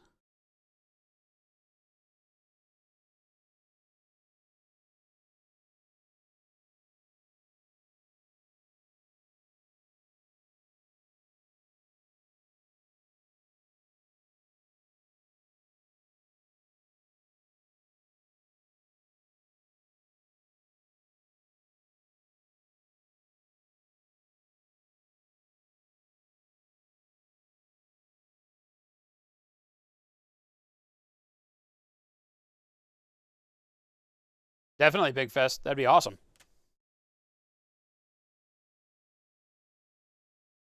Yeah, I know Firestorm in Wales carries this stuff. And I don't know how many more. Element sells out so fast that they've been leery to open up new stores until we can supply them better, which is totally understandable. And we knew that going in. When we talked with them initially, we were like, listen, it's going to take some getting used to. Going to need us to up our production, and we're steadily working on that from our end. It's just it doesn't happen overnight. But we're pretty comfortable that here in the next month or so, production is going to be a lot easier for us to start seeing, consistent stock on shelves overseas, which is a big deal for us. You've been, obviously, as a consumer, you've been seeing it. That will alleviate a lot of the, oh my God, how do I get the stuff?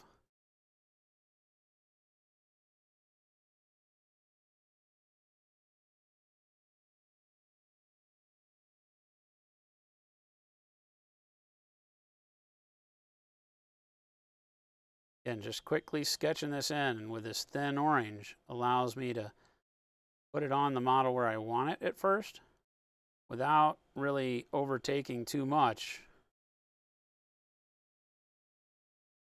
of my green. Then I can come back and stage it more opaque.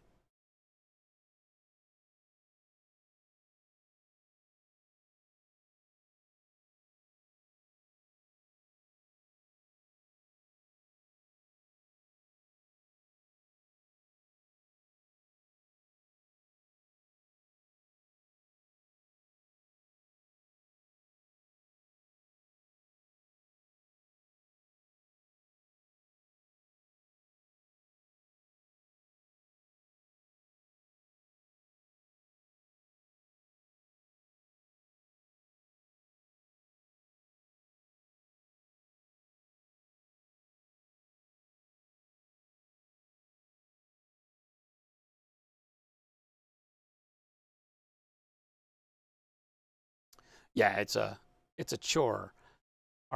Which it's all good. All of our paints sell out as quick as we can put them in stock, so it's a great thing.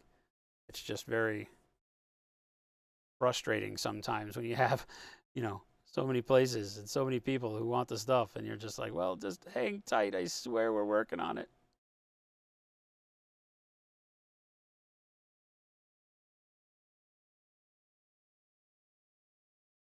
And this is our lighting direction, so it's not a whole lot more orange I need on here. Cheat a little bit onto the hand, but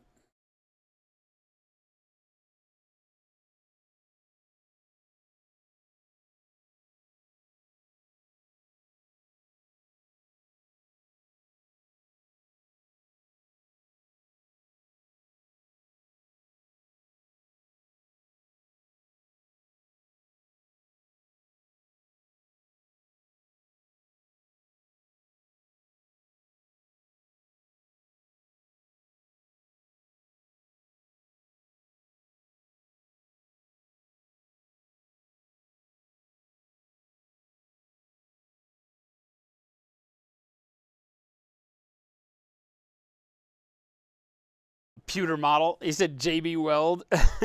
Tell me use the stuff on that they do for like underwater.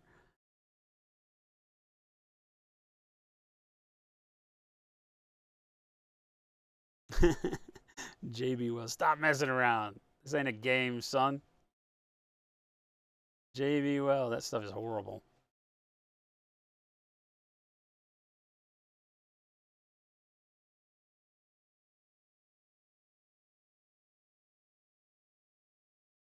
Plain old horrible.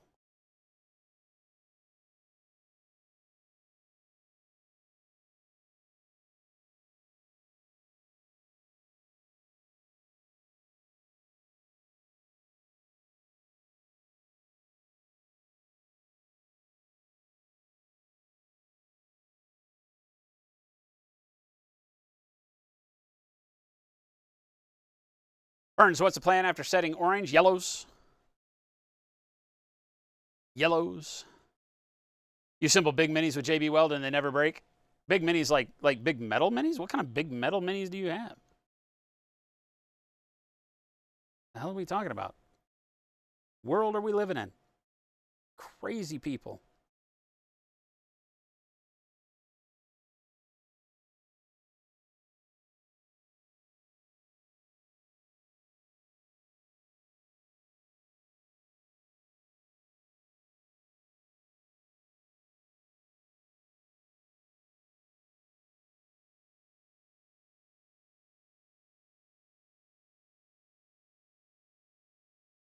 Emperor, oh, the Emperor Dragon? Good God. Nuts. Nuts.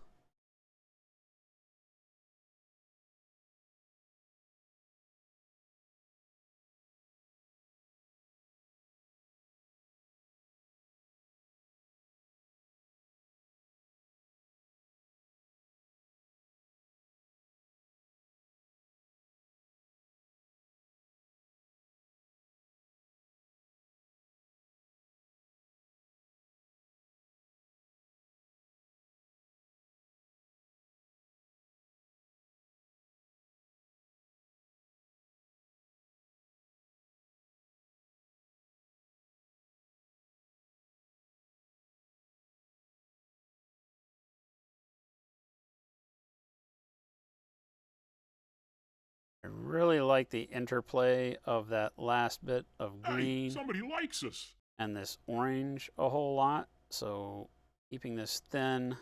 Thank you for that follow. Just a second. Where they're blending together because of the thin glaze that I'm doing. Hey, somebody likes us. Then really has a good interplay once we knock it up into full orange. Cricket and Gremington Cleric, thank you so much. Welcome, welcome. Hello, hello. Hope everybody is having a great Monday. It is still Monday for everybody, right? Is anybody like futured themselves into Tuesday yet? It happens. Time travel is a thing. Any crazy Aussies here?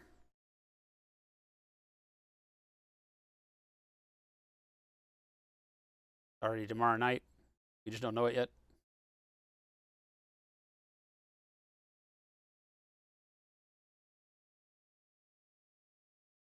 I don't have to go like full vibrancy on the orange because I'm going to seat the yellows into the middle of it. So I'm really just looking at how the orange is playing at the edges of the orange, right? So I want to make sure that it feathers out into our other colors the way I want to. Pretty happy with that right now. The areas we've been paying attention to, at least.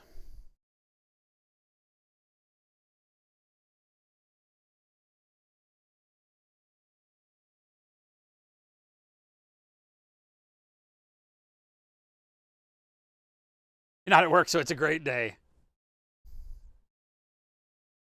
I was going to say I'm not at work either, but I'd be lying. I'm at work. I'm here streaming with you guys. Work. What I do. Tuning in with me.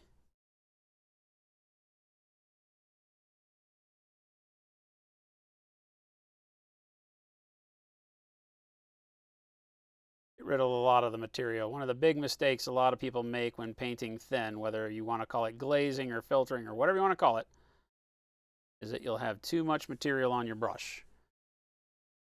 And as such, you'll wind up with globs of paint you don't know what to do with. So you'll notice that I take the paint off on my finger all the time. A lot of people are like, why do you do that? Why do you paint your hand first? Well, now you're starting to get it. Because then when I go over to the model, I don't ever have to be pushing around a huge, weird, big glob of paint. Right, but I needed some orange over that jade back there. That was a good way to get it.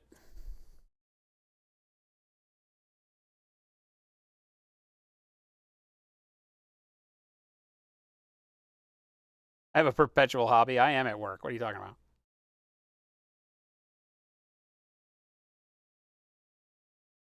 It's always a hard thing to convince people, right? It's like, wait a minute, you don't work. Hobby all day. I don't. I sit at my desk. If you have, like, it would be a horrible shock to know that I sit at my desk, punch numbers, and do business stuff all day. This is my freedom.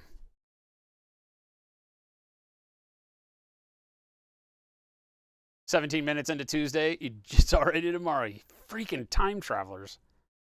Can't be trusted."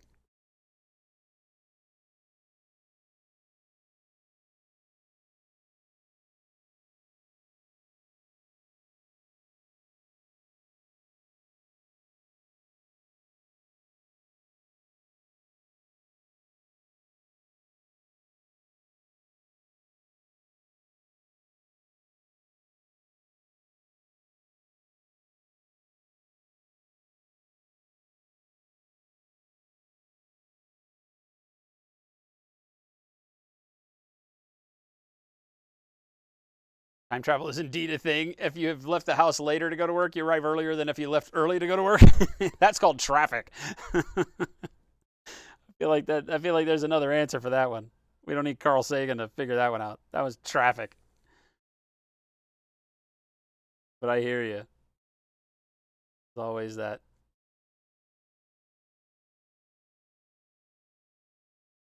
Freaking, if I leave now, I'm going to get there 10 minutes late. If I wait 10 minutes and leave, I'm going to get there 10 minutes early. How does that work? That's not a thing. We've broken the space-time continuum.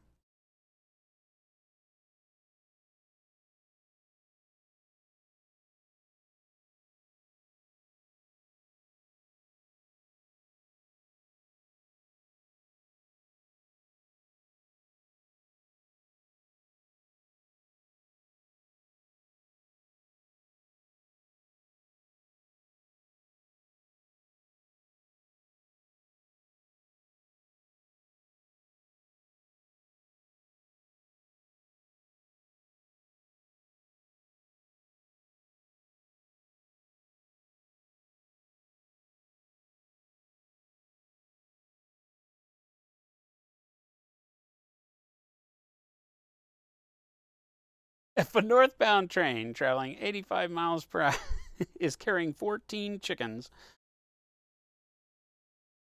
that math doesn't work. Head explode. I don't understand. What are the chickens for?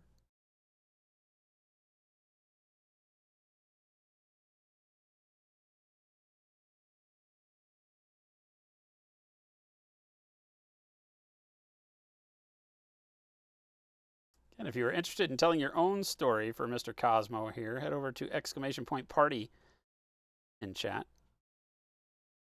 Hit up the Monument store.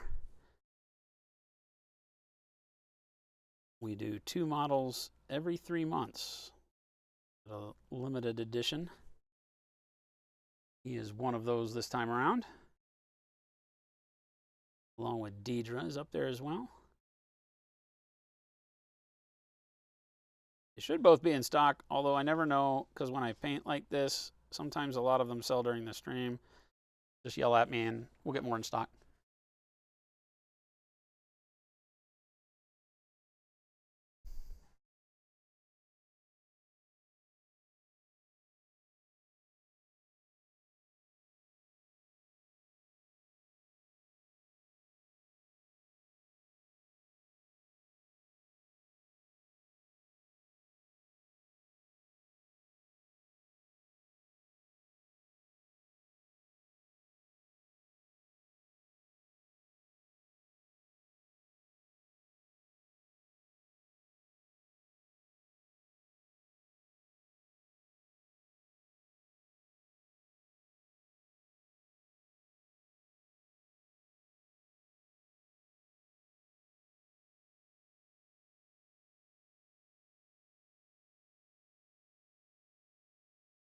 Dumb, how are you going to bend yellow orange into greenish, more blue into shadows, or is the guy blue with yellow light hitting him?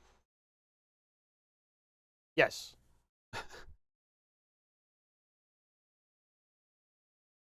So this is a model that we are doing, like I said, in the vein of the Metal Hurlant kind of Mobius themed sci-fi, where color is up to the mind's eye in a lot of cases, right?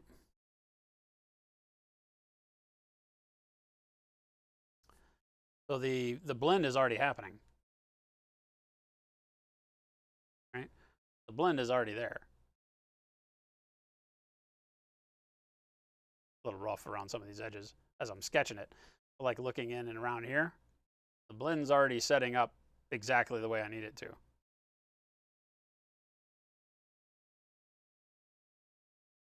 Helpful, what is going on?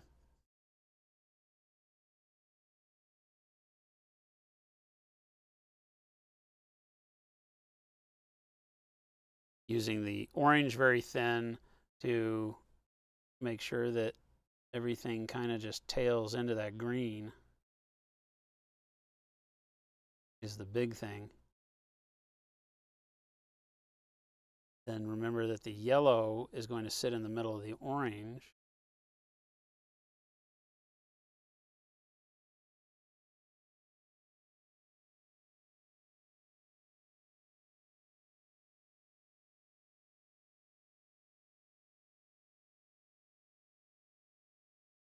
Nice, Mosquito.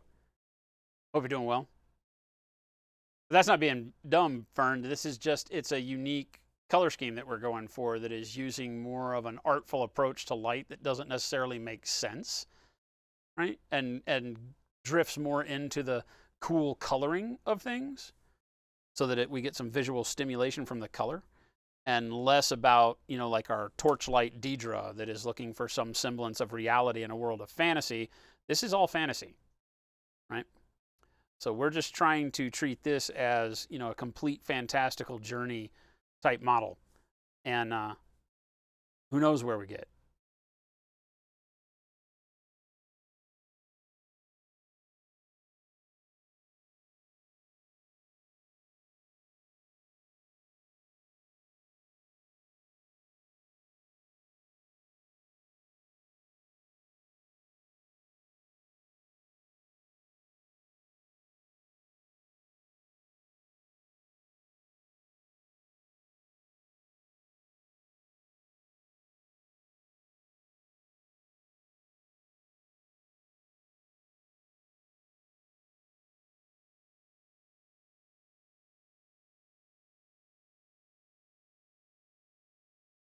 keep tilting the model like this so that we can kind of get a generic idea of how my light would be hitting certain areas, right? Like I don't want to carry orange too much further down here until I get to this area on the hose.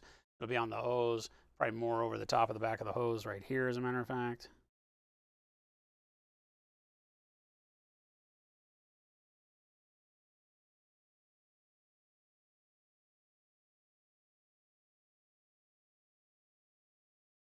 As it hits this area, it starts going down into shadow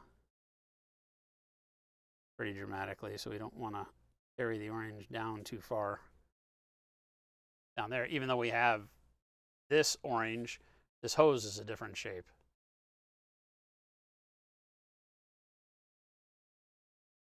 So it's not always about, oh, well, there's bright stuff down here, so this must all be bright. No, it'll only be bright where the light can actually get to it. We'll start bringing a little bit more orange in right down here.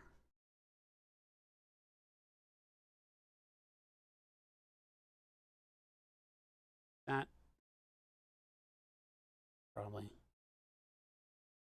quickly get the tops of these.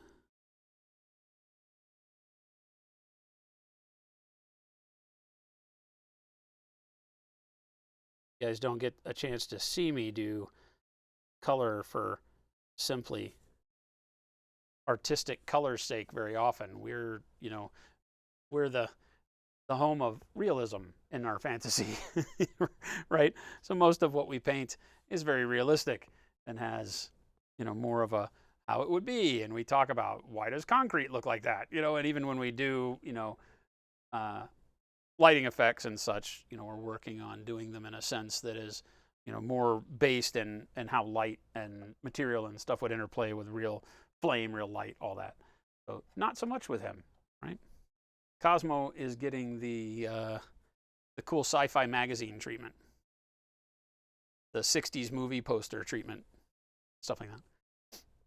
Why are single pigment paints more expensive to manufacture? The pigment itself costs more. Beyond just like the basic colors, yellow, red, blues, and stuff like that are pretty simple. But as you start getting into like a jade pigment, is hard because that's not something that's like literally found. Now there's some synthetic pigments out there that would work as single color pigments, but even those, because they're not the types of things that most people use a lot, so supply and demand comes into play, right? It's much easier to get a color by mixing 2 or 3 pigments that are already out there and used quite a bit and on the shelf for the manufacturer than it is to create a special pigment that hits that specific fuchsia you were looking for.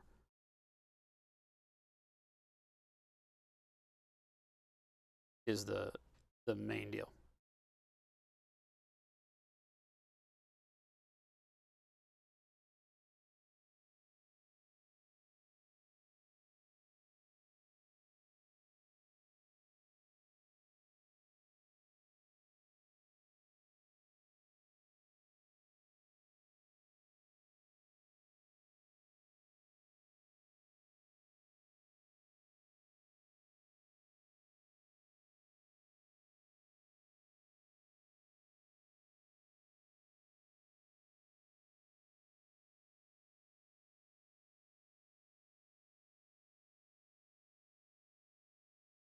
Reality sucks.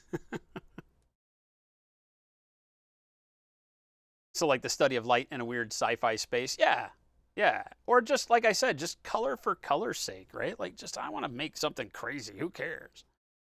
It's sometimes the hardest thing, but because we tend to want to have our brain, that uncanny valley, right? Like I can see all the shapes here. I know what all these things are. Yeah, he's got a ape face. That's a little weird, but I can get past that. But then like the coloring doesn't make any sense.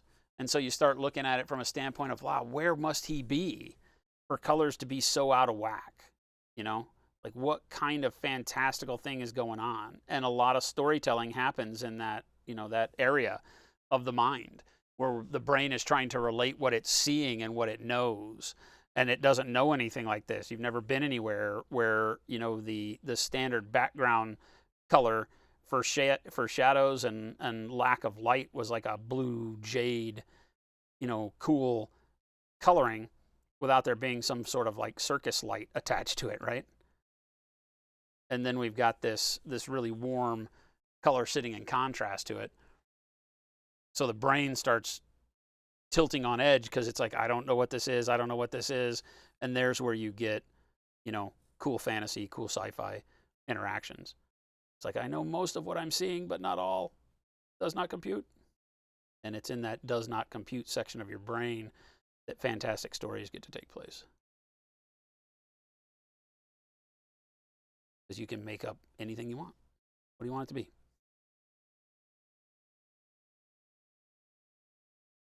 You want it to be a weird moon radiating some odd, you know, radioactive orange glow? Do you want it to be the Herald of Galactus, you know, that he's met, some traveling alien spacefaring race with their beams of light on him?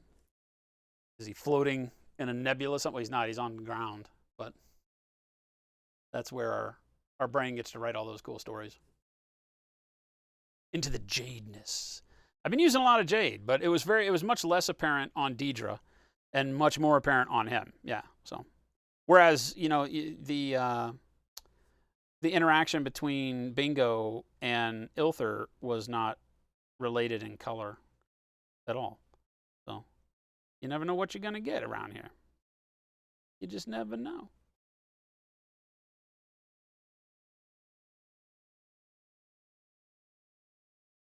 I do know I'm getting very hungry.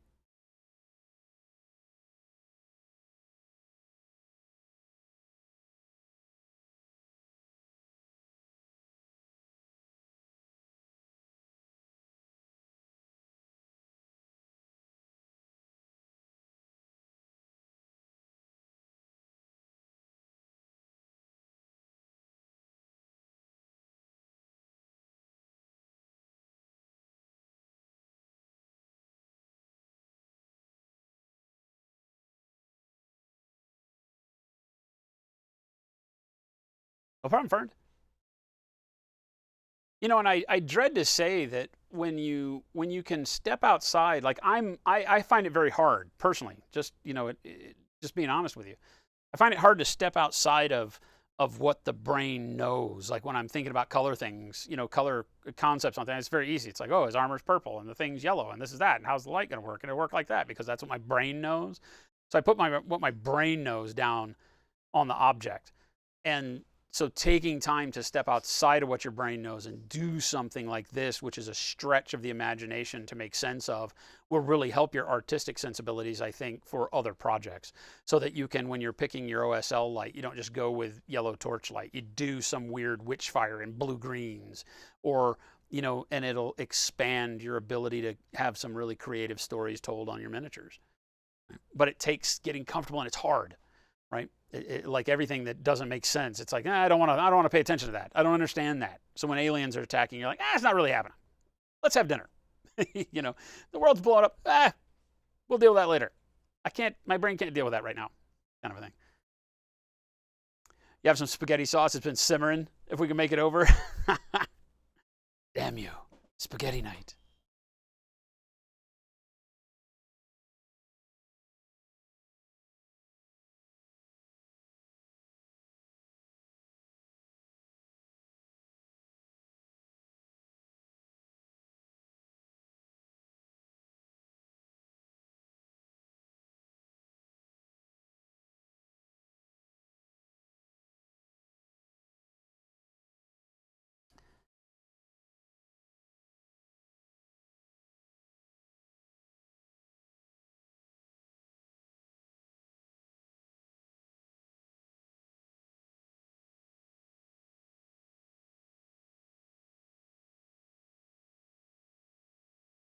Yeah, I don't know. Yeah, exactly. Well, yeah, and you know, should is always a strong word because if you're painting historics, then they can be whatever you. I mean, a miniature can be whatever you want it to be, but that's good relation to that. Is that don't feel bad about stepping outside of what it should look like into what you want it to look like, an expression of what it would look like. You know, this is some dude, you know, who's had a bad day floating in space in a darkness to bright light, you know, kind of a thing, spotlight kind of thing going on, and the colors, you know, we say it all the time, color can become, I don't want to say irrelevant, color is never irrelevant, I don't think. But color is less relevant than a lot of people think it is, right? What is relevant is the light, the value, the volumes, the textures that you create out of those colors and that representation of light falling on an object.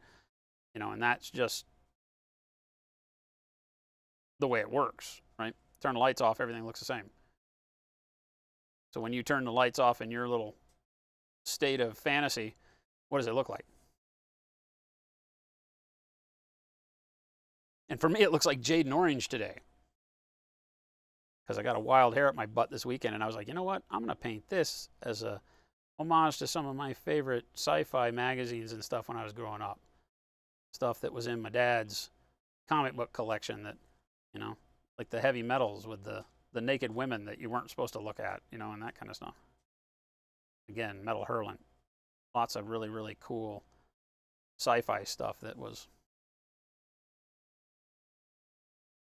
rolling around.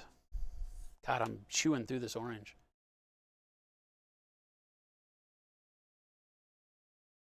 Yeah. Right? The radiation had this weird mutation effect on him. That could very well be it. Now we're talking. Right now it's like, where does this take your brain when you see it? Was he already the ape? I don't think so, because he poked out of his helmet. His helmet busted, right? So the way the model is sculpted doesn't really allow for the ape thing to pre-exist. It's not a pre-existing condition, right? His gorilla form is perhaps his true form that he turned into after experiencing whatever the hell's going on here.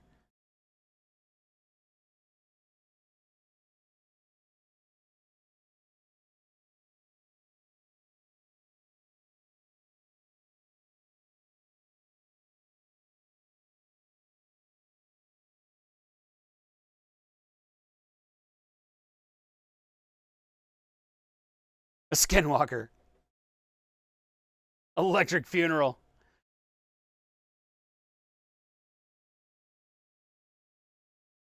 Looks like a 3D version of a 1971 movie poster. And that was kind of the thing, right? That was kind of, I was looking at him and I was thinking, my initial thought is we were just going to spend a lot of time doing some cool freehand and crazy stripes and labels on the suit. Again, staying in some form of fantastic reality, and I said, no, screw it. Let's just do something fun. Let's just go balls out and play with some colors. So I mixed up a bunch of colors, created this color palette. Let's do it. There's a color still yet to come. You'll notice I haven't painted his face. I got an idea for the face that I didn't want to commit to until I saw the rest of the model involved. But now I'm committed to it. I'm a fan of what we're going to do to the face, what we're going to do, what I'm going to do that you're going to figure out. I have 80 miles of paint on my thumb right now. And I'm hungry.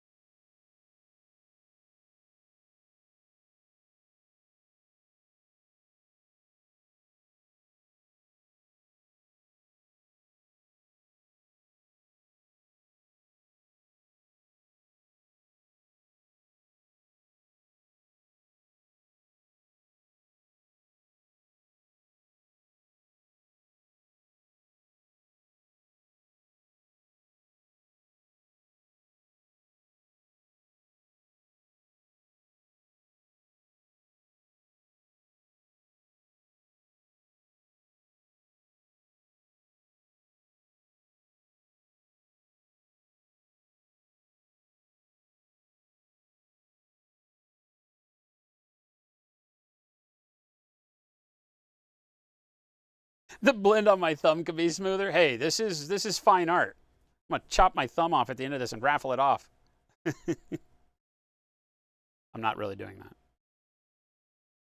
I am using a lot of orange and it is starting to get very stiff on the thumb palette. Not gonna lie. I reel it back, go wash my thumb off or something.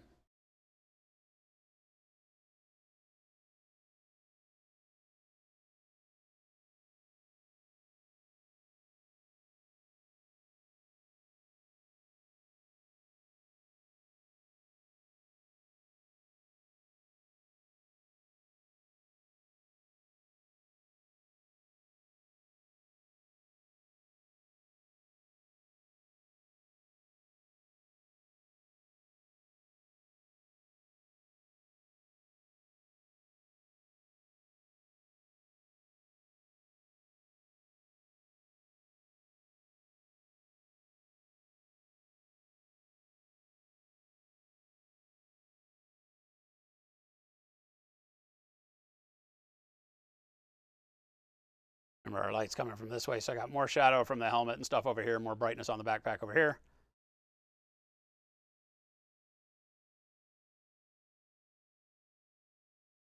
Not trying to do too overly specific on the lighting, but enough that it all kind of manages to seed in there at the end. We can do it.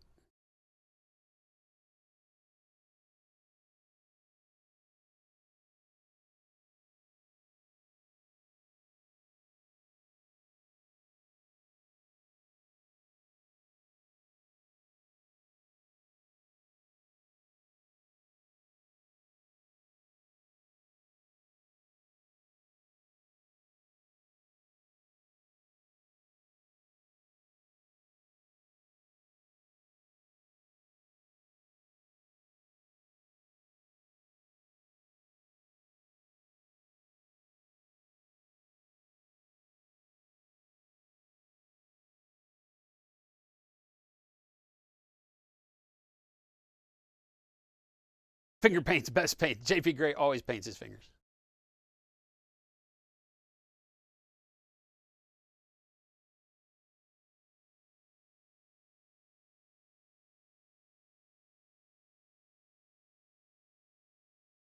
Now it's just consistently coming back and dialing in certain areas before we go in with the yellow.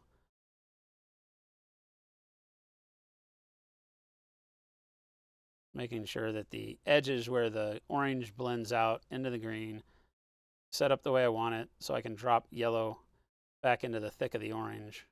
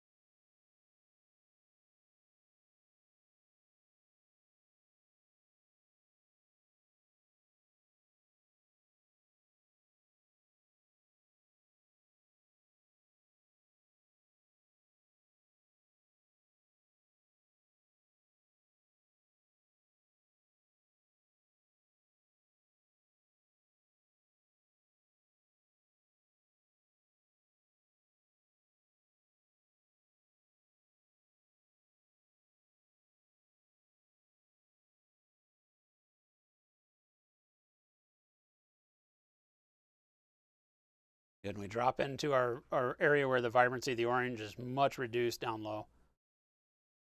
Maybe pump it up a little bit on the surface of the ground down here.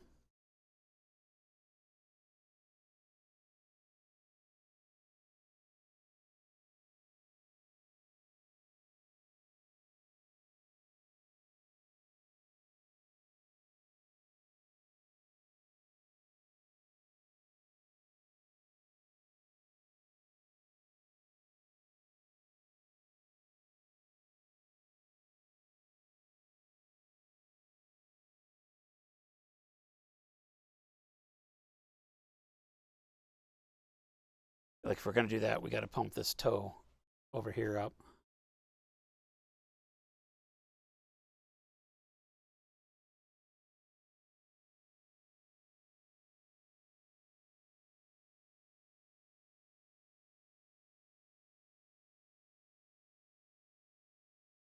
The rest of the knee and everything's kind of more in shadow. Would only be getting reflection off of the rest of his body. I'm not worried about that. But the toe would be a little bit brighter over here.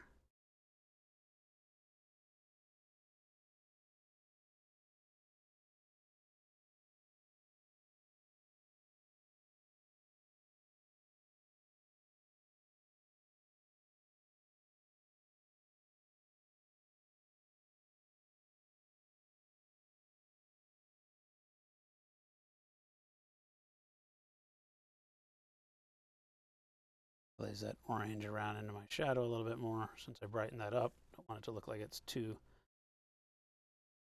abrupt.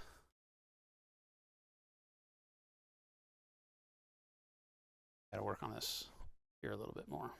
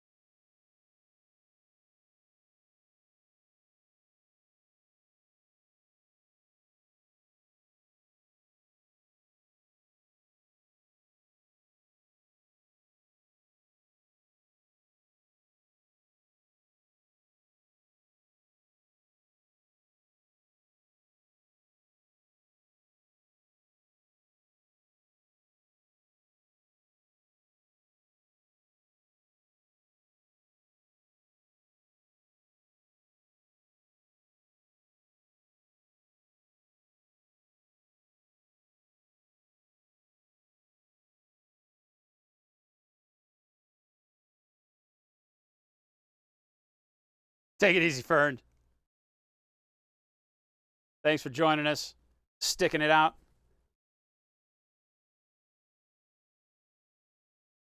Hopefully I'll have something good to show you next time you're around on this one.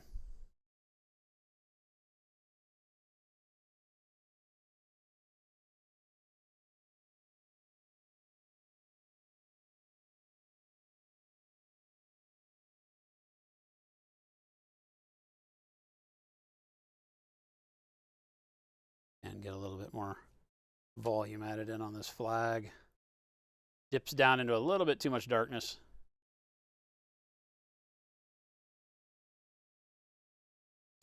And thanks, everybody. I don't say it enough. Thanks for hanging out and watching some paint dry with us. We're doing some crazy colors here today.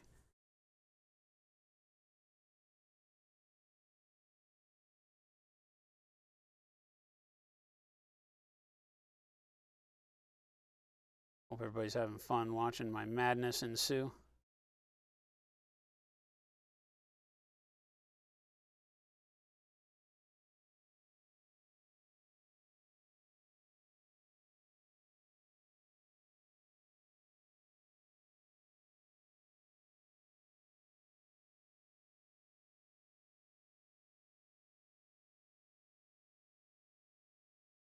There. Much better. Being able to keep that cool seafoam green, all of our blues and everything going on. I think we're doing a pretty good job of that. Looking pretty good. All right, the next color, do I have all the orange that I want? For now, I think I do. No.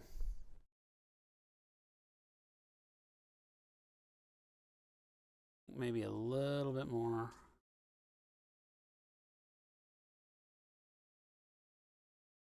This is the point where you leave me. What did you do? Brush sets galore.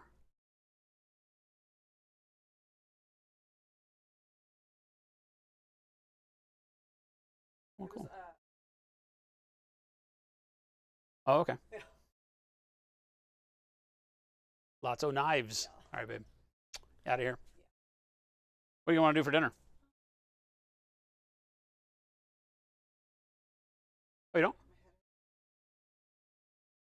Okay. Let me know what you think, and we'll figure it out. Love you too, baby.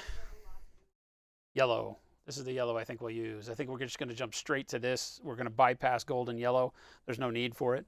The orange, the way that I've glazed it over the top of everything, is going to already be bright enough that the gold and yellow wouldn't make a difference. So this is a mix of orange and golden yellow and pale yellow. So this should be a lot brighter. It is a lot brighter. Not should be. It is a lot brighter.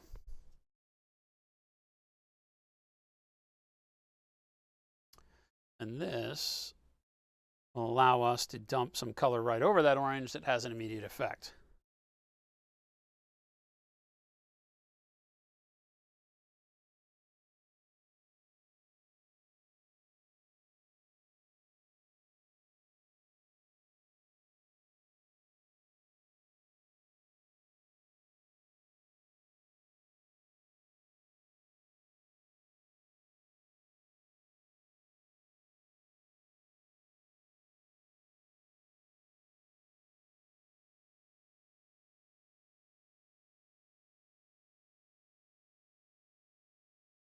We should be able to see real quick the interaction here.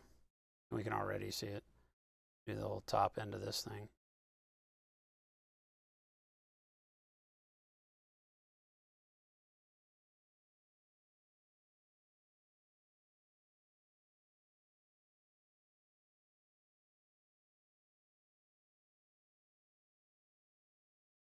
How bright that gets us almost immediately. This is going to be our fake white, right? It gets us to the point where we start seeing brightness. And contrast approach what we would get, you know, under other circumstances using a white or an ivory, such.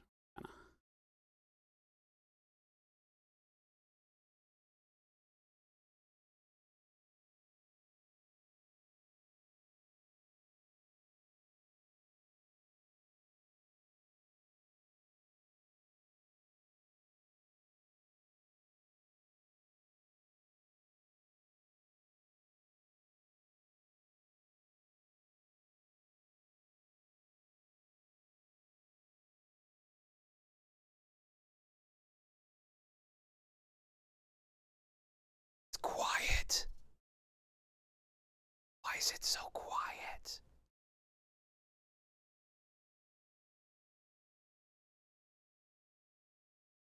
I think somebody out in chat has to comment that, holy crap, Fuse, in just a couple of hours, you've done all of this. I feel like that's a thing, right?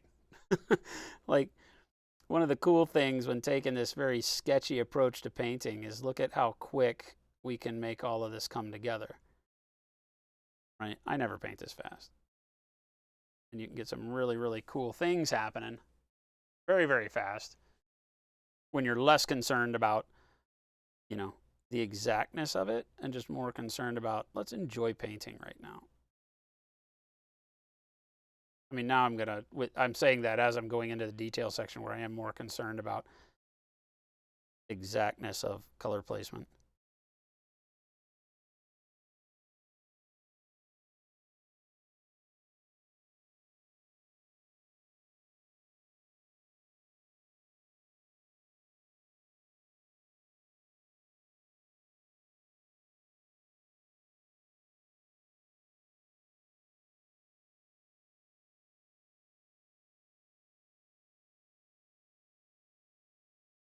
Useful Idiot says it's quiet because he's painting.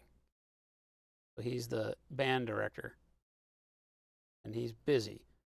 Somebody else has to pick up the torch here, folks.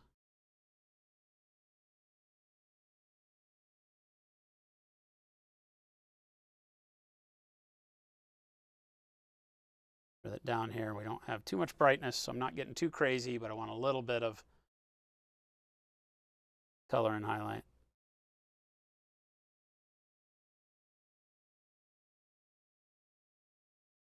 We'll just spot it in briefly on some of these spots.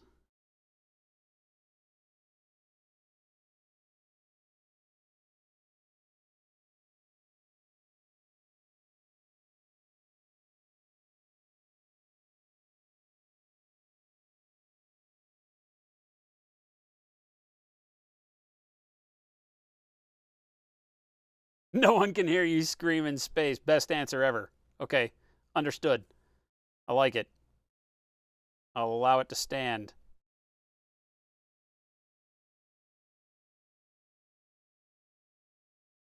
We're doing that part of 2001: A Space Odyssey where it's all outside. Nobody can hear anything. Or Cosmos reached the end of the line anyway.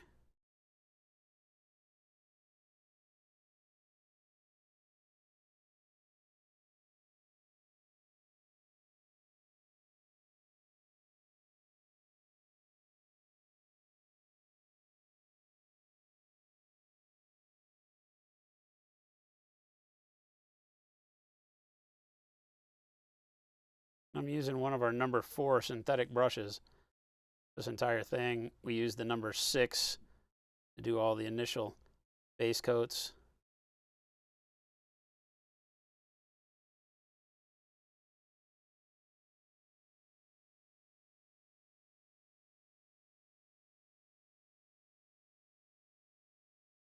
Man, I gotta tell you, I am really enjoying this. Who's game if we go till we finish? Anybody game? I know some of you in Europe, overseas, are gonna be like, nah, man, I ain't got it in me. It's late, bro. But it's only 4 o'clock here. Could Cosmo be a one day and done? I don't think so. We never do that. So I don't want to get ahead of myself here, but maybe.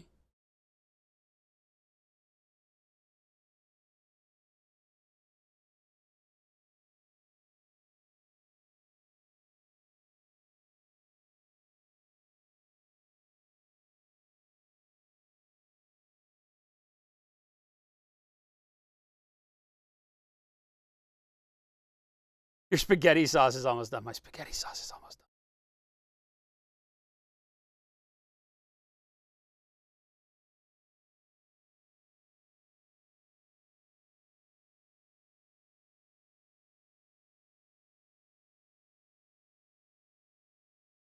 done. Ah, paint on finger bad. It'll have to be turned in. Maybe that spot's good. Maybe that's where we're going to put these little highlights. I rested my finger someplace and got gunk on it. Probably here on my hand. And immediately got it on the model. That's okay. We rebounded. It's fine. It's fine.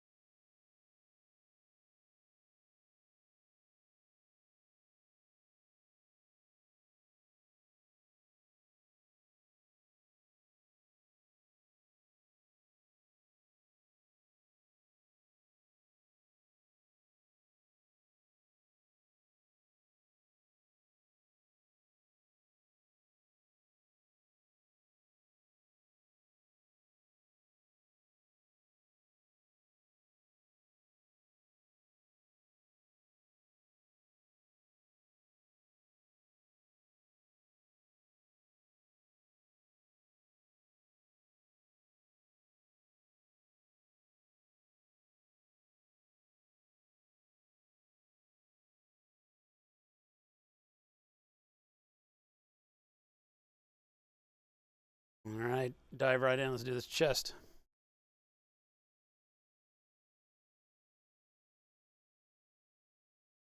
Liking this color of yellow too. I may just have to make this color. This may become a color we just do. This is a good color.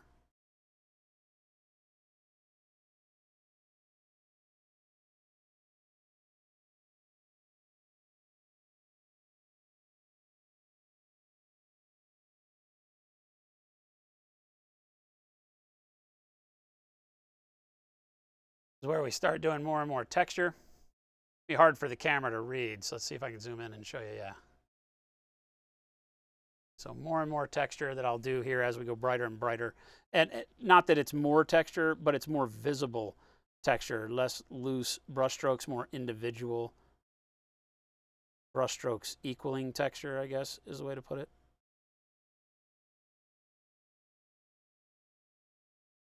Right. So use those individual strokes to equal highlights.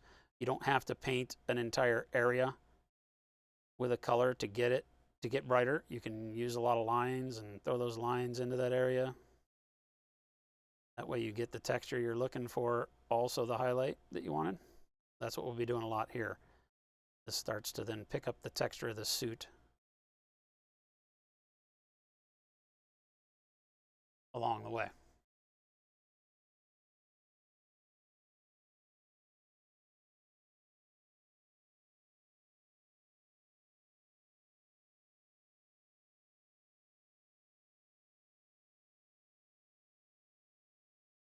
Been painting a barbarian while listening. You've gotten more tonal shades than you would normally do on the Mini. Hearing you talk about light and shade and getting dark, mid, and highlights on every part of the Mini. Awesome.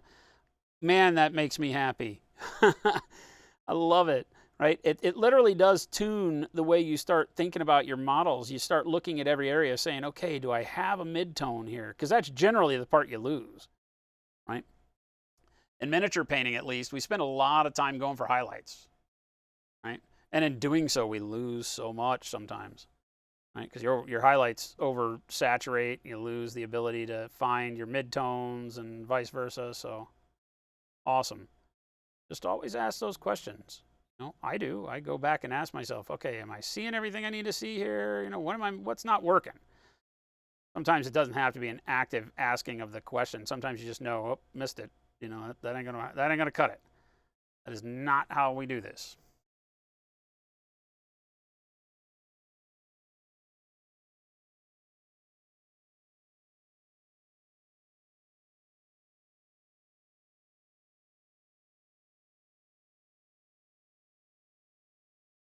It's funny because the last few days we've been painting Stormcast Eternals in the fastest way possible. It's like this stream, you never know what you're going to get, right? So we've been painting our Stormcast so we can be like, hey, how fast can we get 50 models on the table? And we've been like, bow, here's the way. And so now we're Now we're spinning. I mean, this is still painting faster than I normally do, but it's a nice alteration.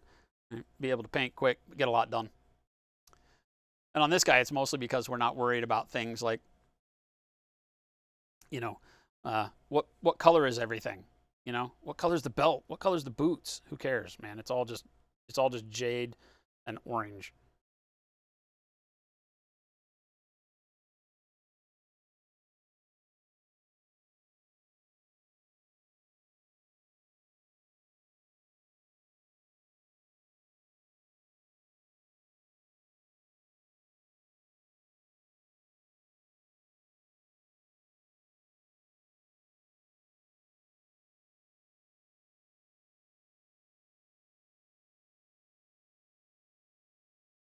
You don't just lose your midtones, you ruthlessly murder them in the quest for brighter colors. I love it. I absolutely love it. You know, I guess knowing is half the battle, right? Like, we always joke about this, but, you know, G.I. Joe had it right. Like, just freaking admit it. Like, I'm screwing this up because I can't leave well enough alone, you know? And then realize where it is that you could start to pare back, you know, and do less of a thing and get more out of the whole model because of it, kind of deal, right? Because that's really what it amounts to, is it? In so many cases, we're just going through and, like you said, murdering it, throttling the midtones out in our search for brighter highlights. I love that. That's a great way to state it. Jojo, what's going on, man? What does yellow taste like? Don't eat the paint. What are you talking about?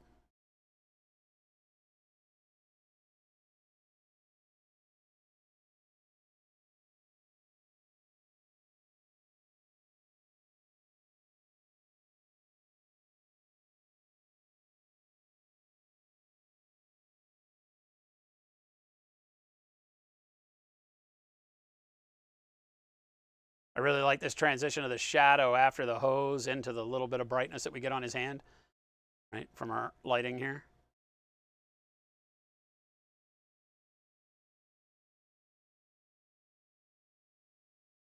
I'm digging it, gang. Kosmo looking good. And fast. Holy hell. This guy was just primer at the beginning of the show. Not gonna lie. Might be the fastest we've done, like, you know, fairly exaggerated technique like this. A lot of times I overthink it. Today's been a lot of fun. I kind of told myself I wasn't going to do that. I was just going to step in and let it rip. You know, what's the worst that could happen? Chat makes fun of me because, oh my God, that was the worst idea ever.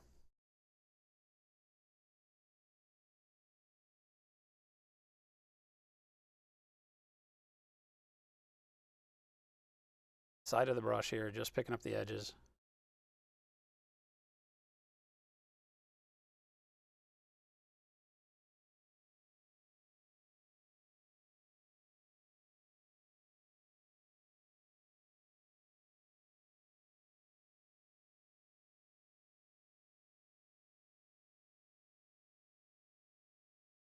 What does yellow taste like?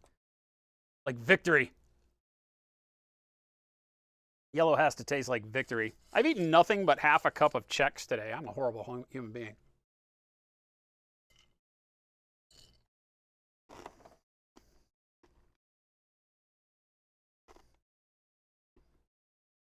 Sorry if I crunch in your ear.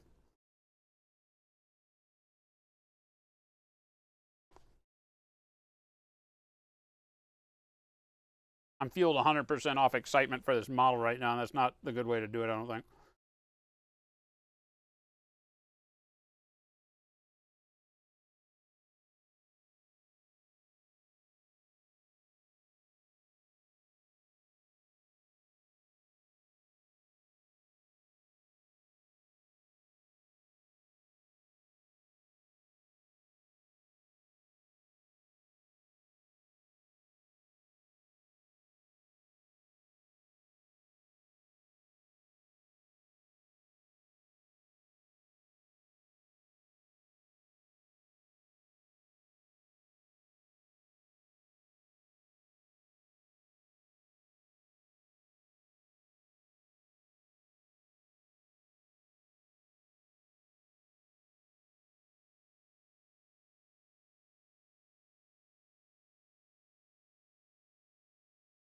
How you been, Joe? How's everybody else doing? Everybody's quiet. Everybody's absorbed in the painting right now.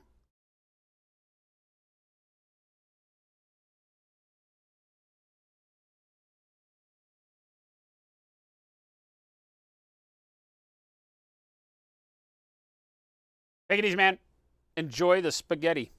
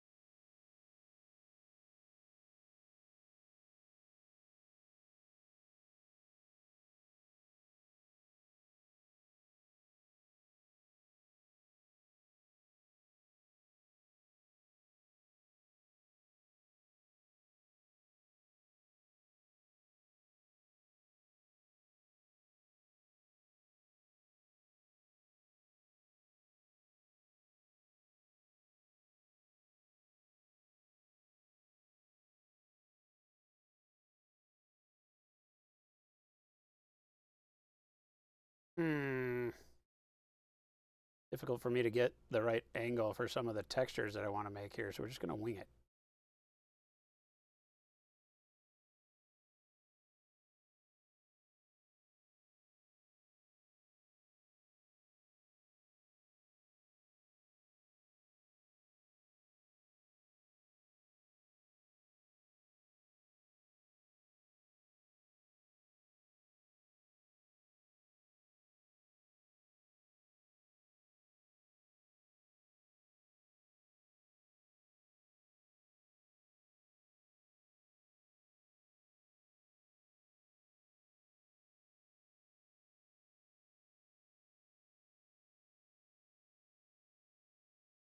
Need to be able to get this yellow in and along here. I want it building up out at this end over here. Can't get a good brush stroke direction that I'm comfortable with to get there, so we just throw it at it. Throw paint at it, Fuse. It'll work eventually.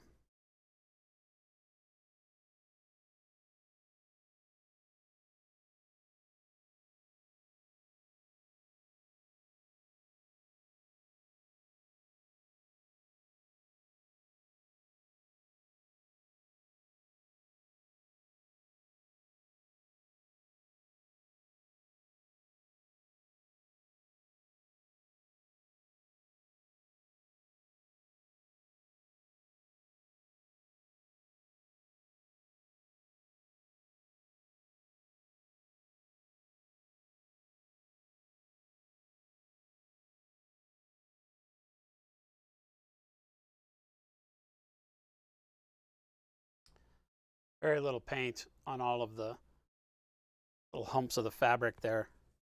Try to keep all that orange still alive. And paint is not near thin enough.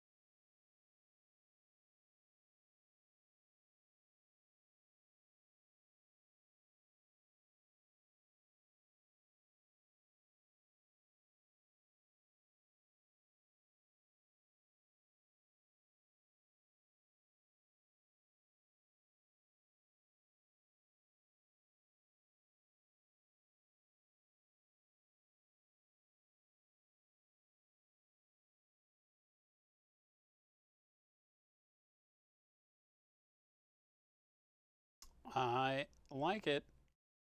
What do we think, Chet? What do we think?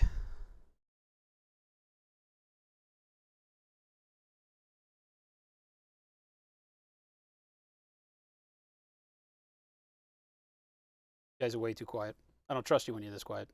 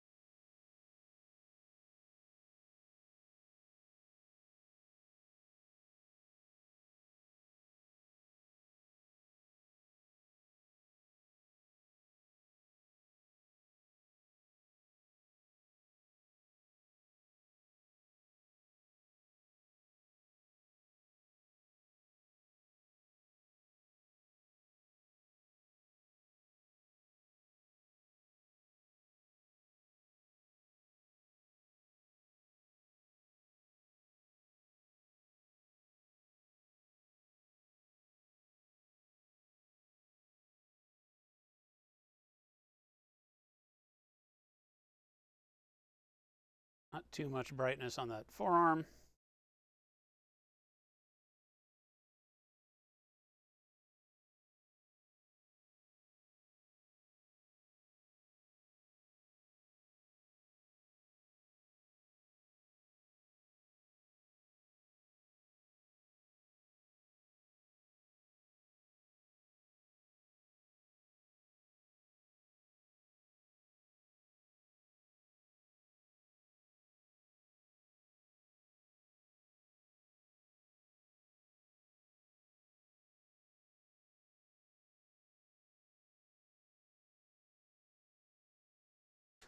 All right, a little bit on the flag. Get it cooking. Then I want to do the face. I'm sold on the color that I was holding off on for the face. I want to be able to drop that on there. Anybody want to guess what color we're going to use for the skull?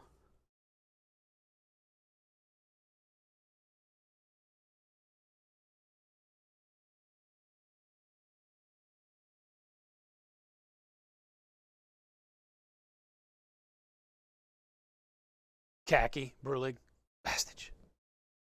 Yes, just because you said it. Repray says purple. Nope. No purple.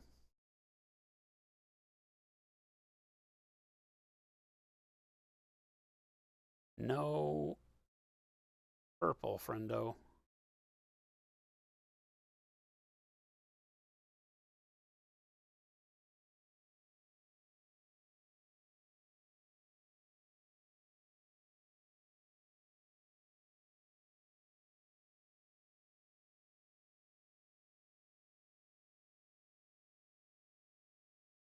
That it? Khaki and purple? Best guesses? People dead.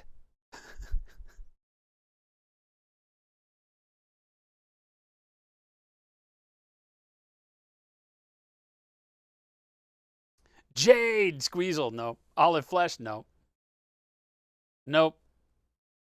Jade, no more Jade, please. Although, no, Jade actually probably wouldn't work too well there because we do have some Jade shadows on the helmet, you know, with this whole monochromatic flight suit look that we've got going on.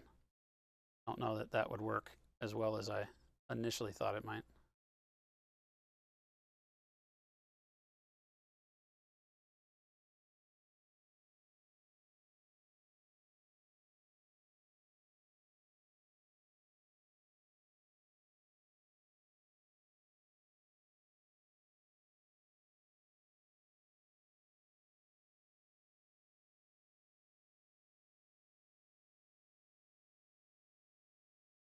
Soylent Green. Yes. No, wait, that's people. Which terms of service says we can't use people, we can't paint people by using people somewhere. Just, I bet if we read the terms of service, that's a thing. I'm not going to guarantee it, but I feel like that would be a thing.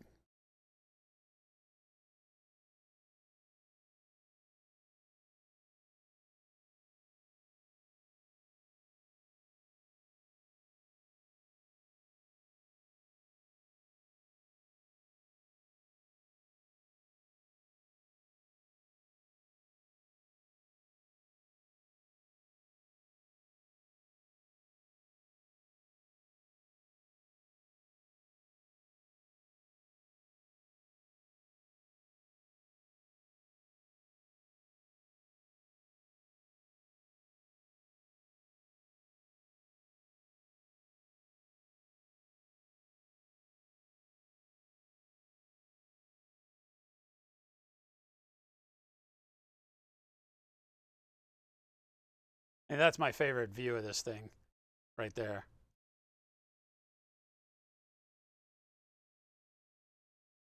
All right, let's go in. Let's go in. Let's give it some color on the face. Simple green is just liquid Soylent Green. I mean, Agent Orange, transparent white. Transparent white, the skull's already white. You people. Can't take you people anywhere. Can't take you people anywhere. I mean, jeez.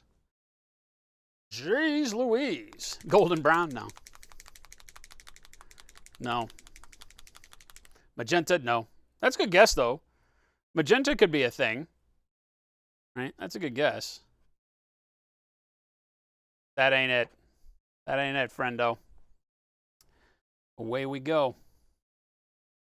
Make a thing.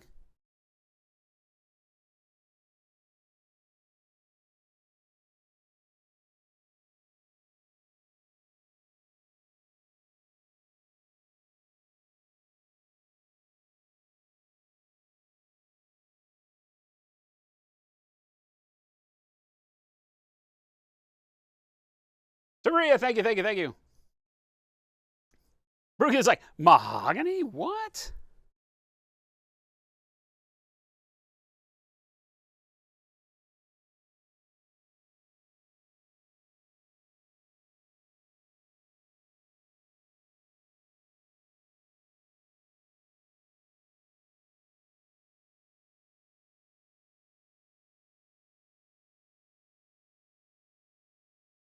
Taria went for some over-the-top, crazy, artsy-fartsy look on this guy. I'm really happy that I did. Having a lot of fun. And he should be finished really quick, which is always a good thing, right? I'm using way too big of a brush here, so I knew I was going to have to come back and do a bunch of this surrounding part over again.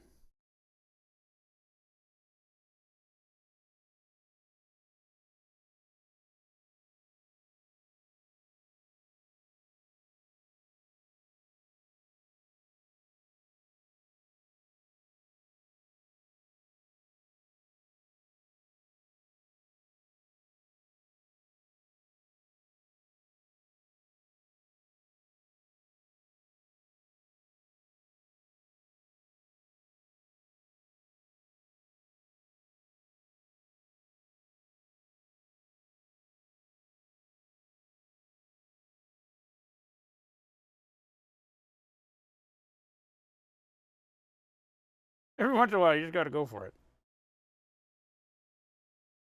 Your words have not been spoken.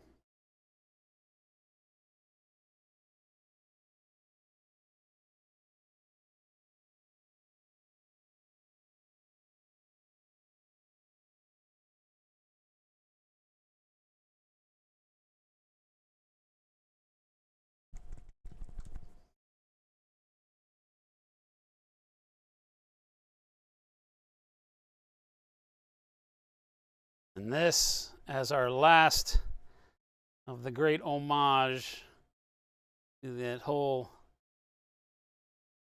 Metal Hurlant crowd.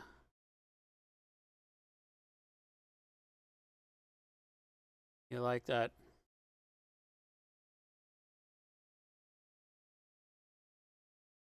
Crazy over the top artist sci-fi. Here you go.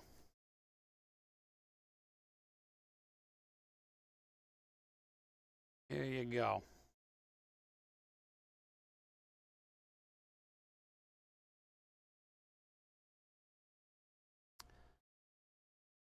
The last hurrah, the surprised.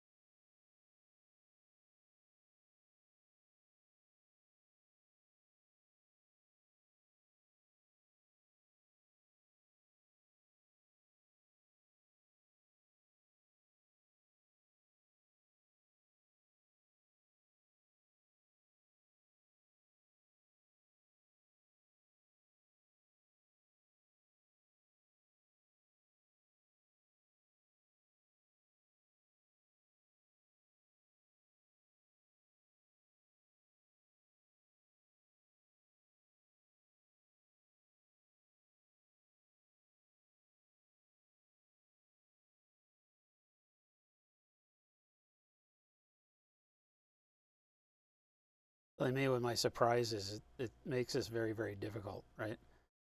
I really need to not be trying to jam this brush down in here. We'll have to just repaint all of the stuff around the face here.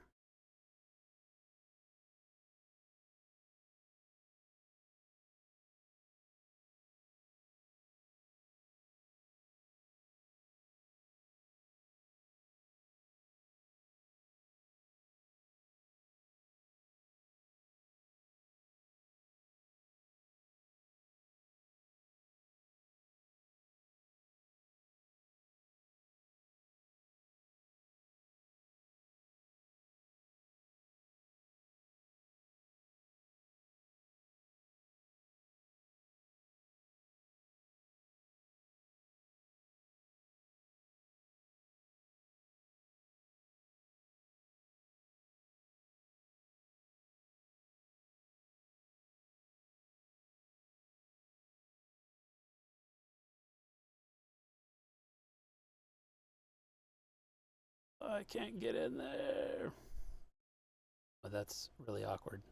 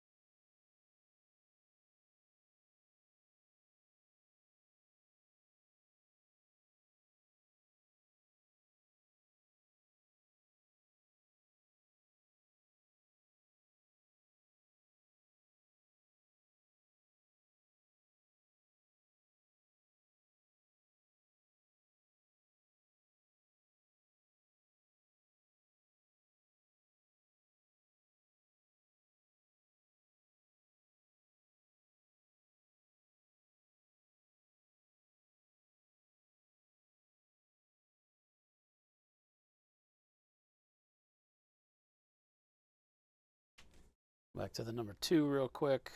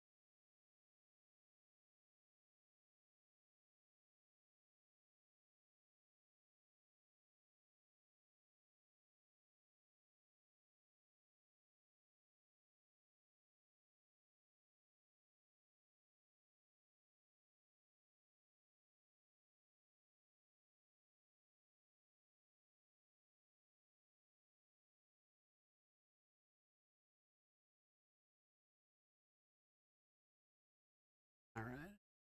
This one more time.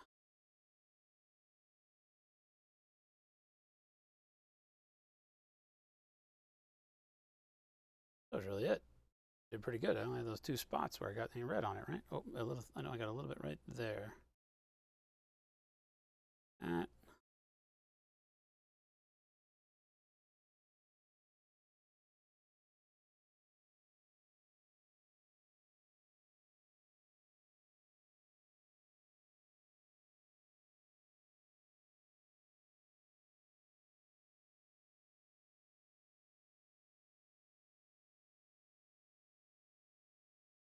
Put my finger there, so I was waiting to do that.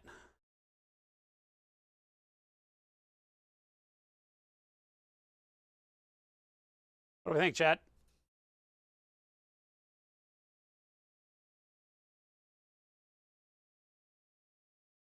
It's 4:30. We started at noon. 4.5 hours. What do we think? That look pretty good?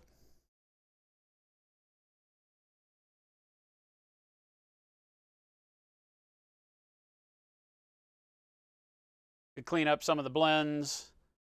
But I think for the biggest part of what I set out to do, I'll show you let me see if I can show you the reference that I put together and let you see. Maybe we can make this work. Let's see here. Let me go this. I'll show you the reference I did this morning, and you can tell me if I nailed it or not. Go here.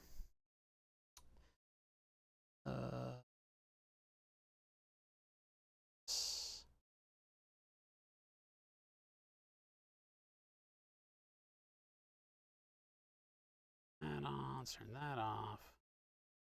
That off. This on. Boom. All right, let's see if we can, I can just switch it back and forth, right? That was just a real quick in Photoshop what I wanted to do. What do we think?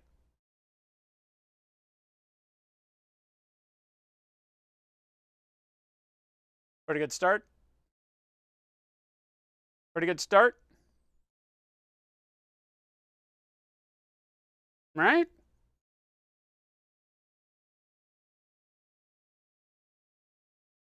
Right? My blends are a little bit better in real life than they are in Photoshop. said not very many people ever, but ouch.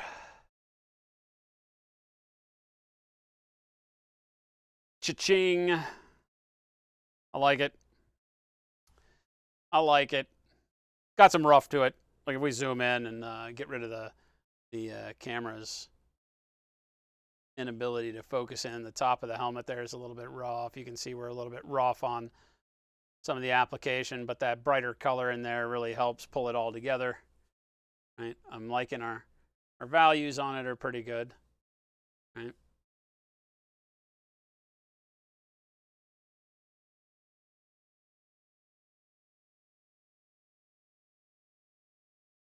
Pretty good study in number 1, painting fast. Number 2, painting outside the realm of realism, right? And being able to drag those colors kicking and screaming to make them do whatever you want them to do without worrying about it a whole lot. I think it works pretty well. MTV guy, yeah, exactly, right? What's going to be on the flag?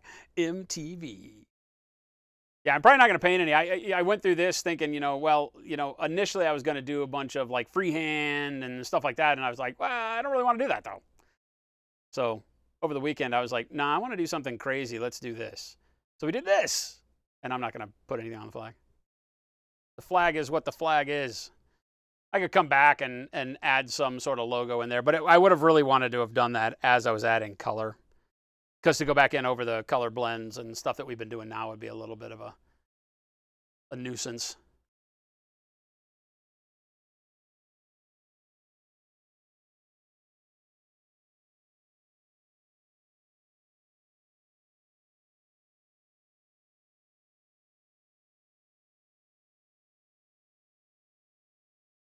Pretty happy. I think that's the money shot right there.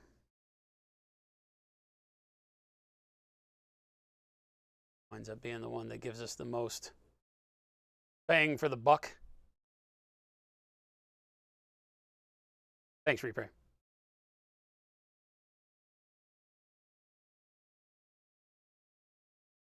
That'll probably be the one we use. Probably clean him up a little bit, but I mean, holy hell, that's one day. Kosmo, done. Kosmo was supposed to be a week-long painting thing. Done, finished, done. I'll clean him up off stream. Those are the photos. Studio version done. Kosmo, Deidre. Bingo. There's your Q2 models.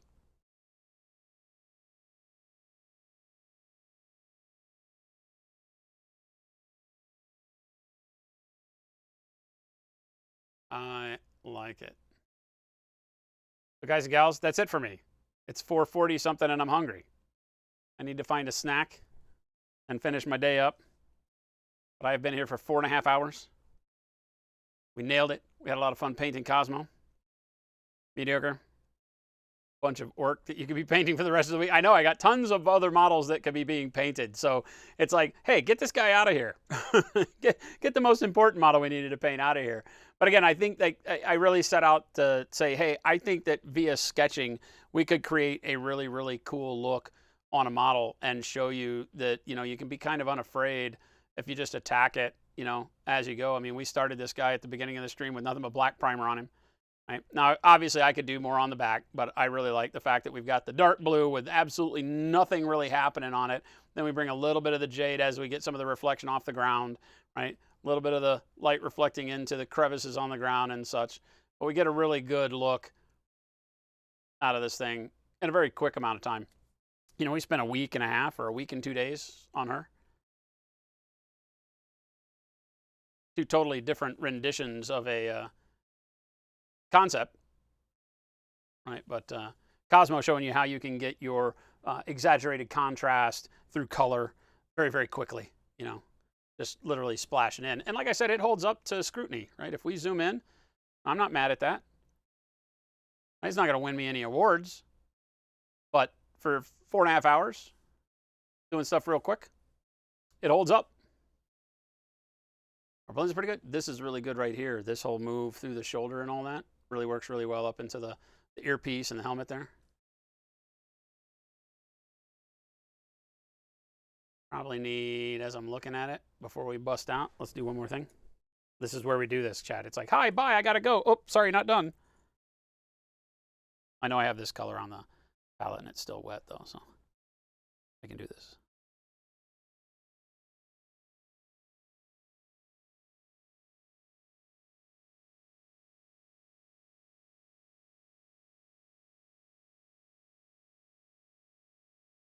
A little bit of brightness on the inside of the helmet lip here.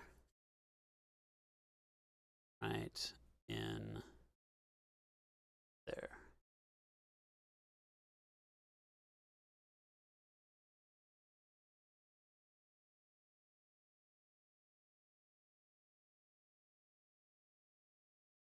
There we go.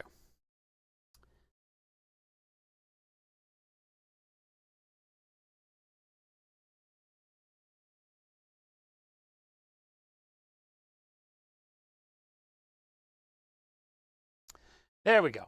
Like on the hard surfaces, the top of the helmet is cloth, but the face mask, the face shield, I'll probably go a step brighter with like pale yellow. Here, while we're talking about it, let's just do it. We've come this far, chat. Let's just make it happen. Let's just make it happen. It's quick, it's down, it's dirty. We can do this. We can just still be able to get some material difference out of this. This will be as close to white as we get on this guy. We would want to have, even when doing something as artistic as this, you still want to be able to have your materials stand out.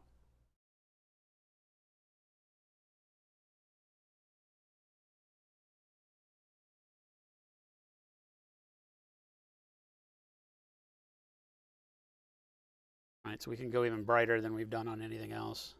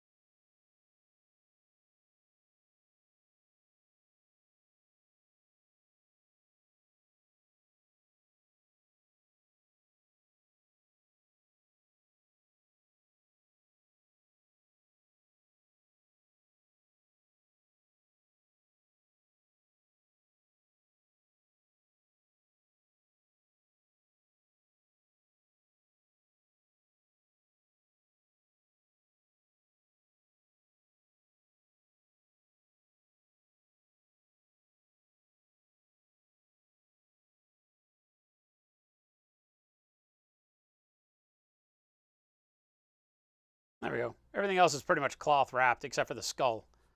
So just a few little pin pricks of brightness on there. And it starts setting a little bit of that apart. Because we've got to do this one. There we go. See how much brighter the face mask is than the cloth on the helmet at that point. Bingo. Now, We go home.